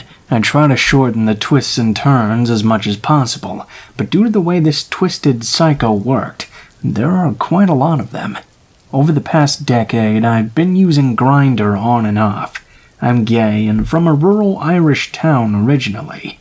Ireland is a very open-minded country nowadays, and while 10 years ago it was still a lot better than decades previously, being gay, especially in a small town, would gain a lot of unwanted attention. More than being reduced to a subject of gossip and novelty, there was outward homophobia, at least in my area. When I moved away for college, I quickly realized, though, that being gay was no big deal. People generally accepted me. I met other gay people who I became friends with, and I basically could have a life without having to hide myself. Grindr was still a new app, and while it had a sleazy reputation, it also became a handy way to meet new friends, and of course find dates. It made it a lot easier to navigate this whole new world I found myself in. So, after my first year of undergraduate, I found myself back in my small town, with its small town ways. My local friends by now knew I was gay, but I still felt slightly left out as the outsider, so I reopened my Grindr in my hometown, and mixed in with the old faceless men was a guy my age. Everything seemed fine at first. He had also just started college, and beyond our sexuality, we had a lot in common as well. There was only one problem. He lived the next town over. See, the app had so few users in my area, he was 25 kilometers away, even though he was only 10 tiles over on the grid. To make matters worse, it was a smaller town than mine, the opposite direction of the much larger regional town, so to plan to meet up was kind of hard.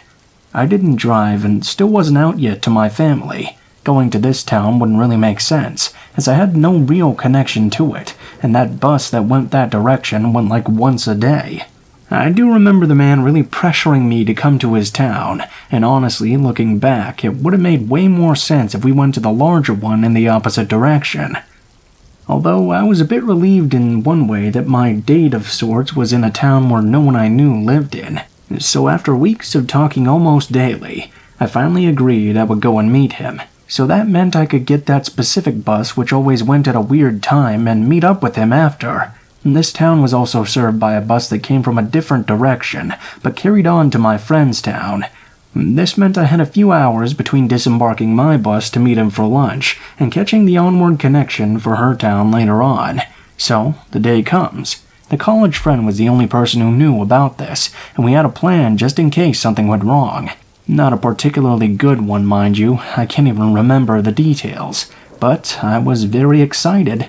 As I said, this bus route was kind of not the greatest link, as my town and this other town sat on two major routes, radiating from the bigger regional town, and so the roads connecting both of them were actually quite poor. It really was a small town, and so was mine. This meant a part of the route had very poor phone reception as well, and this is important. So, this guy and I were talking about our plans, and he was asking me about my friend and her party. We were texting all morning, and then I boarded the bus. We texted and texted, until of course, my bus went deeper into the countryside and out of range for about 15 to 20 minutes. The town might not be far on the map, but the roads were extremely windy, and the bus tended to go very slow. As soon as I reconnected, I got 20 texts all at once. Firstly, his reply to whatever we were talking about, followed by, "Hello? Are you there?" To more and more worked-out texts. Finally, one's calling me all sorts of names. When I texted back that I'd lost reception, he accused me of lying. I checked on Grindr and he had me blocked. I rang my friend and told her, and she told me maybe it was a misunderstanding, to come to her party and maybe he might cool down by my return trip tomorrow. At some point during the night, I deleted his number so I wouldn't drunk text him. Pity I did that. I never heard from him again, or so I thought. Months and months later, when I was in my second year of college, I was on the bus home one Friday. I was waiting for my connecting bus at this regional town. I went on Grindr to kill some time, and saw him. I wrote to him asking why he'd acted the way he did. The person claimed to have never spoken to me before, and said they were recently catfished. Me and this guy got to talking. He sent more pictures. However, something in my intuition kicked in. This was around the time of Catfish. The TV show and movie was coming out, and I remember someone talking about reverse Google image search, which also came out around this time. So, that's what I did. Guess what? All fake, including the original photo. This freaked me the fuck out. I deleted Grindr. I was done, at least for now. This guy had me leaving shit as part of some game. Anyway, another weekend I was home. I was out with my friends, and we met up with more people. Of course, they want to introduce me to this other gay guy. Anyway, after the awkwardness passed, we got to talking about our small-town lack of gay scene, and then Grindr. He told me he tended to be faceless on it, so I didn't recognize him, but he saw me and remarked me having my face up. He thought I might be a fake after this experience he had. He went on to tell me how he went to that country town I mentioned previously for a date, and his date who fit the description of the guy I was meant to meet was a no-show. This other man, who he recognized from the Grindr grid, had briefly spoke with and approached him while he was waiting to try and make small talk, and wouldn't get the hint he wasn't interested. When he described this man, I realized I'd spoken with him too. He was a bit sexual and pushy, and way too chatty, but claimed after I explained he's too much, that he has a learning disability and can be a bit full-on. Now everything made sense. What a creep.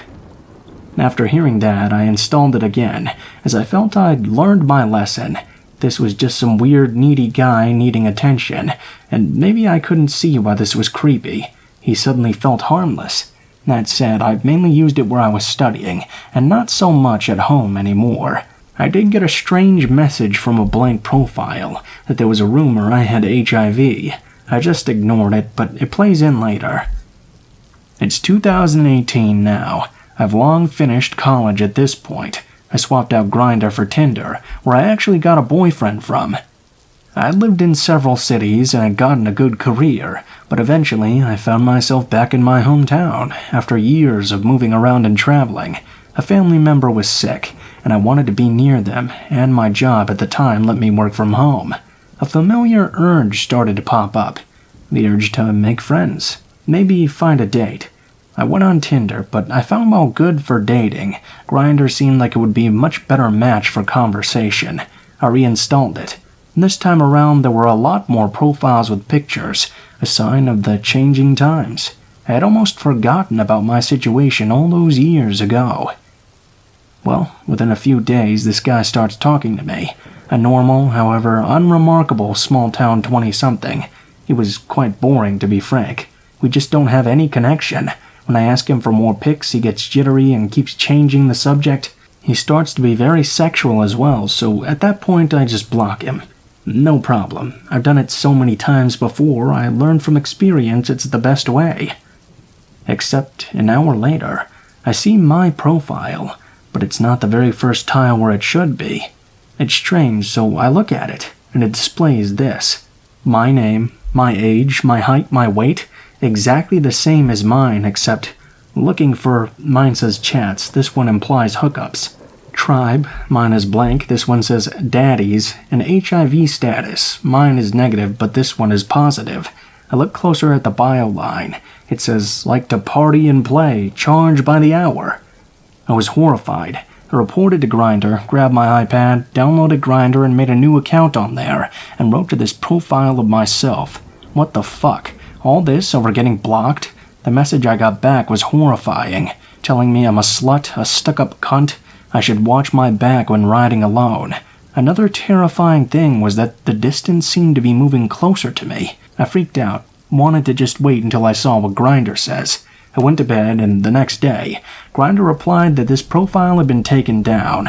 I went on there again to check, and now there were 3 different profiles of me, all writing horrible, slanderous things about me. This kept going on and on. I'd report and 3 more would pop up, each viler than the next. It got so bad, my sister's friend who lives locally and is gay actually rang her up in Australia to ask why there were so many profiles of me as an escort, a drug dealer, etc. The one gay friend I did have from this area was reached out on the app by me, telling him I'd always had a crush on him. However, the few people I managed to get talking to before deleting and added on another app told me that every few days new profiles of me were being set up. Now they were sending someone else's nudes as me. Stupid, I know. I once again made a new account to challenge this guy. He went all psycho on me, threatening me. I went to the police, but Grindr couldn't trace the IP address, as he kept making new accounts with new emails and appeared to be using a VPN. The police, as well, were not interested. I was traveling soon with 2 friends from Dublin.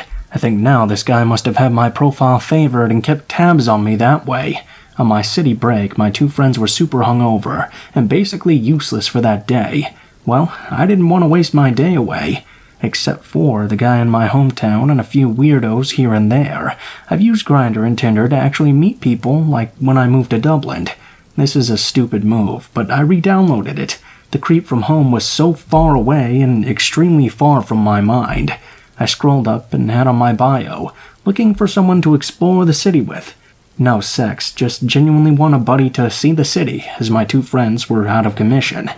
Anyway, I get this German guy messaging me and telling me to meet outside a Starbucks. He insisted outside because he told me he hates trying to find people in a busy cafe. It was so cold, so when he was running late, I texted. He kept insisting his tram was just late coming, and even sent a picture of a tram stop sign. This went on 3 more times. He got closer and closer, and then suddenly blocked me. I was super pissed off, but I thought it was just a joke. Luckily, I actually managed to have a good day despite wasting time on this clown. When I got back to my hometown, I opened Grindr to disable my account again. I got bombarded with messages from tons of very fake profiles, all with the exact same message. Did you enjoy sitting in the cold? I hope I made you freeze, you stupid bitch. You really are a thick cunt. Oh my fucking god, it was this nutter again. That scared me. He seemed insane. However, part of me didn't want to be bullied out of existence on this app. I was visiting Dublin and my college city a lot during this time, so my plan was to only use Grindr when away and never at home. However, if I ever did open it up at home, for whatever reason, I would always immediately get these messages from blank or very fake-looking profiles, telling me I looked deformed, I needed to watch my back, lots of threats. By this point, I started talking to new people, and had dates lined up in both Dublin and my old college city. Grindr and Tinder were going well outside of this nutter. At this point, new features like attached social media links, more pictures, audio notes, and later video clips on the app made it easier to see if someone was real by having them send a quick video or record an audio note, or just checking their socials.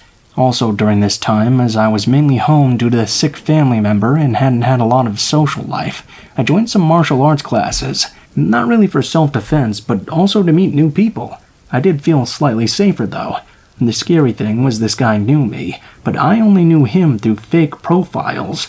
With this new sense of confidence, and also a determination not to be bullied anymore, I decided to look for patterns, clues to try and figure out who this was. So I copy and paste a message about my slanderous stalker to every profile I could.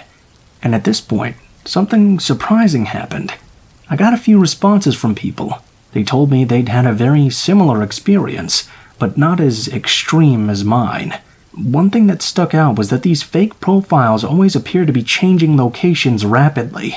Something I noticed too, added with what happened in the German city. It's safe to say they were using a fake GPS. A young guy who got targeted lives in the same one-horse town I mentioned at the beginning of the story, from almost 8 years ago at this point. He told me this older man who fit the description of the person who supposedly had learning challenges who wrote creepy things to me 8 years ago, first wrote him as someone who was just lonely and vulnerable, then got extremely sexual. When this guy blocked him, same thing. Fake profiles of him would appear.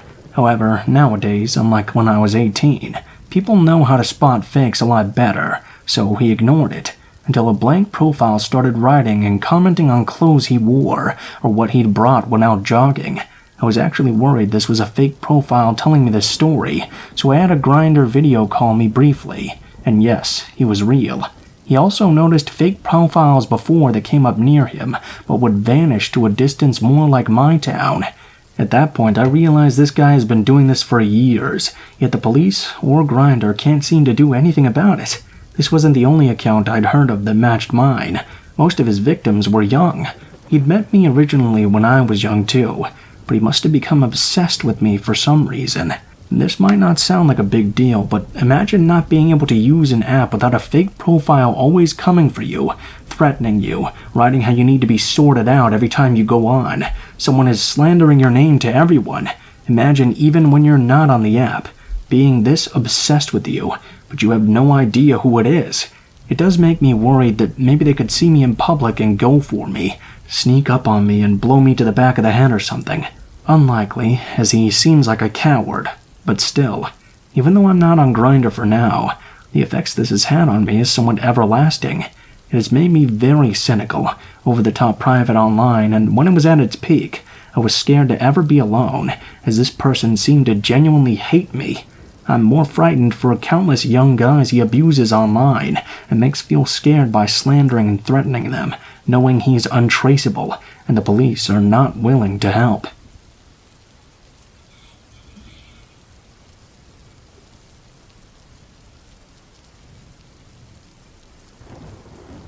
When I was a kid, it was natural for me to wake up before the crack of dawn to get my school mornings going, or to play on the weekends. But slowly that took a change, when one day whilst I was playing outside, I saw someone in the woods behind our house. Let me give you a small description of the layout. Our home was facing an odd angle, and right behind we had a garden in the back area. You couldn't just walk through it. There was a thick layer of trees, briars, and bushes, and no one could stand in it unless trimmed down and cleared. But somehow, I knew there was a man standing there. I watched him until I heard one of the dogs barking. I ended up looking behind me to see my father had just arrived home, but when I went to look back at the man, he was gone. I didn't think much of it at first, maybe just a random lost person, until it began to happen every day. Same spot, same time. A year went by, with the mysterious figure popping up every day, so finally, I gathered all my courage to walk into the woods behind my house to get a closer look at him, until he walked next to the garden, and down this path I never even knew existed.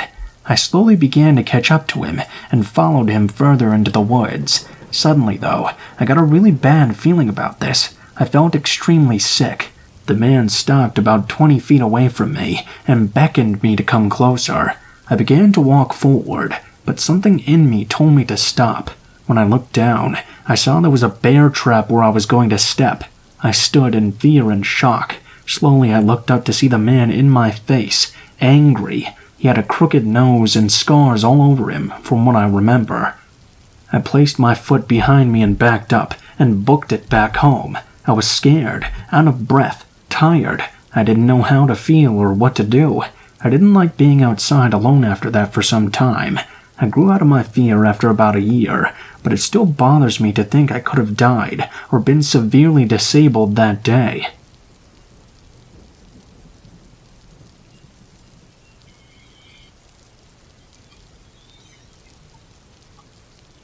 Okay, so this actually happened yesterday, December 21st, 2020. Let's call my cousin Luna, and her weirdo ex, Jack. Mind you, my cousin was pregnant with her new boyfriend, now with a cute baby that's a healthy boy. Anyway, on to the story. Jack and Luna were in their 18 all lovey-dovey couple stuff, and I would watch them due to hearing some scary stories of the ex and other things. I thought they were happy, until she moved in with them. At that point, Luna started to see Jack's true colors. He was clingy, a mama's boy, and not to mention extremely manipulative. My cousin and I don't have very much of a connection, but we're family, and as the second oldest, she opened up to me about what had been going on. Of course, I told her to dump his ass, that I'd been getting a bad vibe from him from the beginning, even though the family approved some of us were on edge. She couldn't, though, because she was afraid, so I had to go with her. Mind you, I was 15 when this happened. I was walking and comforting Luna while she was telling him that they were done. He flipped, calling us all sorts of colorful names, but I wasn't having it. I got in his face, grabbing him by the collar, giving him my most hateful glare ever. Listen here, you mama's boy. You can say all sorts of shit to me, but if you mess with my family or call her a slut again, I'll make sure to remind you whose family you're messing with.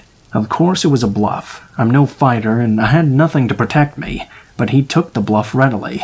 He said nothing and was bawling his eyes out, asking for my cousin to give him another chance. I grabbed her and her stuff up, driving to my uncle's house. She was shocked that I would do something like that, since she knew me to be the pacifist of the family, but I simply told her that Jack could suck it.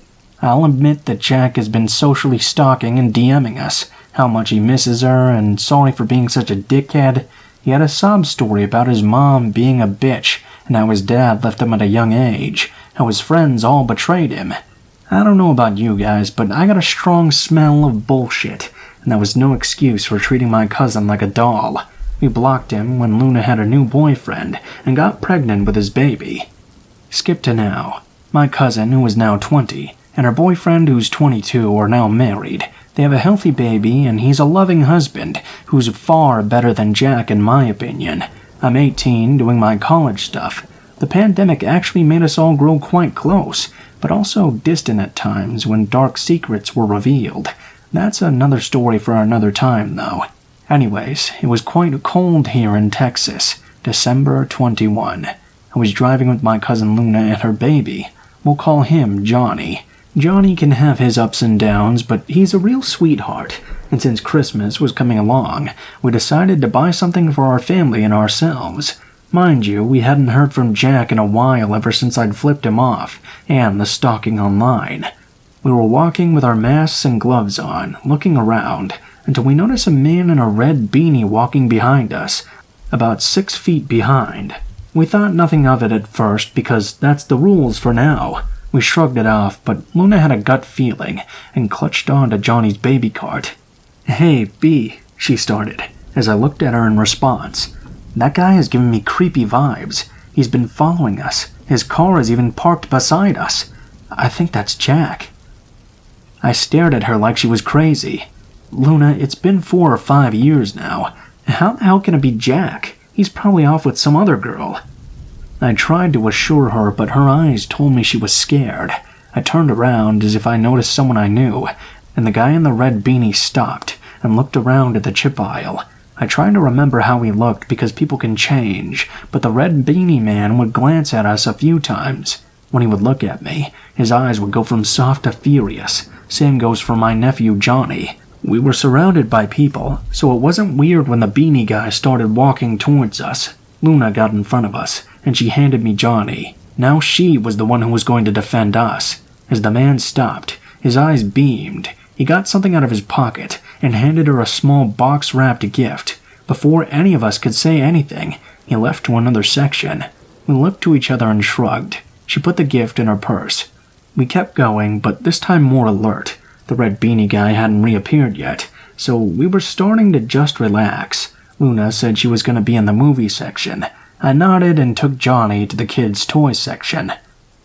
I was playing with Johnny for about 2 hours until I heard a scream and people running to where Luna said she'd be. I panicked and ran towards the section to see the red beanie man running to the garden exit and some workers chasing after him. I moved everyone away to see my cousin shaking and crying. I hugged her tight as Johnny started crying, seeing his mother crying too. I demanded to know what the hell had happened and why my cousin was in this state. Apparently when Luna was in the movie section, looking for a Christmas movie for us all to watch, she felt someone beside her suddenly. She shrugged it off at first, thinking it was someone looking for a movie as well, until she felt a kiss on her neck. He wrapped his arms around her from behind. She thought it was her husband, as he did say he would try to come by to help. She turned to see her husband, happy, until she saw him. It was the red beanie man, aka Jack. He had taken his mask off and had the guts to kiss her. "Hey, baby girl, missed me?" She flipped like crazy, screaming for help, pushing him away as he tried to shush her and cover her mouth. A worker came along to help. Cue the scream from my cousin, as some employees tried to take Jack down, but he seemed to have sprinted away quite quickly. That's when I entered along. I was pissed and hugged Luna tight, trying to calm my nephew down as well. They called the police and we both gave them our statement, even handed them the gift. They opened it, and we were shocked at their reactions, the fear in their eyes. But they never did tell us what it was. They let us go after that, and that's when Luna's husband came along, hugged her and Johnny tight as I called my parents, explaining what had happened. They were relieved that we weren't hurt, but my cousin's fear came back, and she became paranoid ever since then. Today we have no reports on Jack, as they went to his house and found nothing. Today nothing new happened either, and right now I'm watching over Johnny and watching a movie. I just wanted to write this story. If something comes up, I'll update it. So, Jack, I really do hope we can meet again, so I can give you some sense on whose family you shouldn't mess with, because now I know how to fight.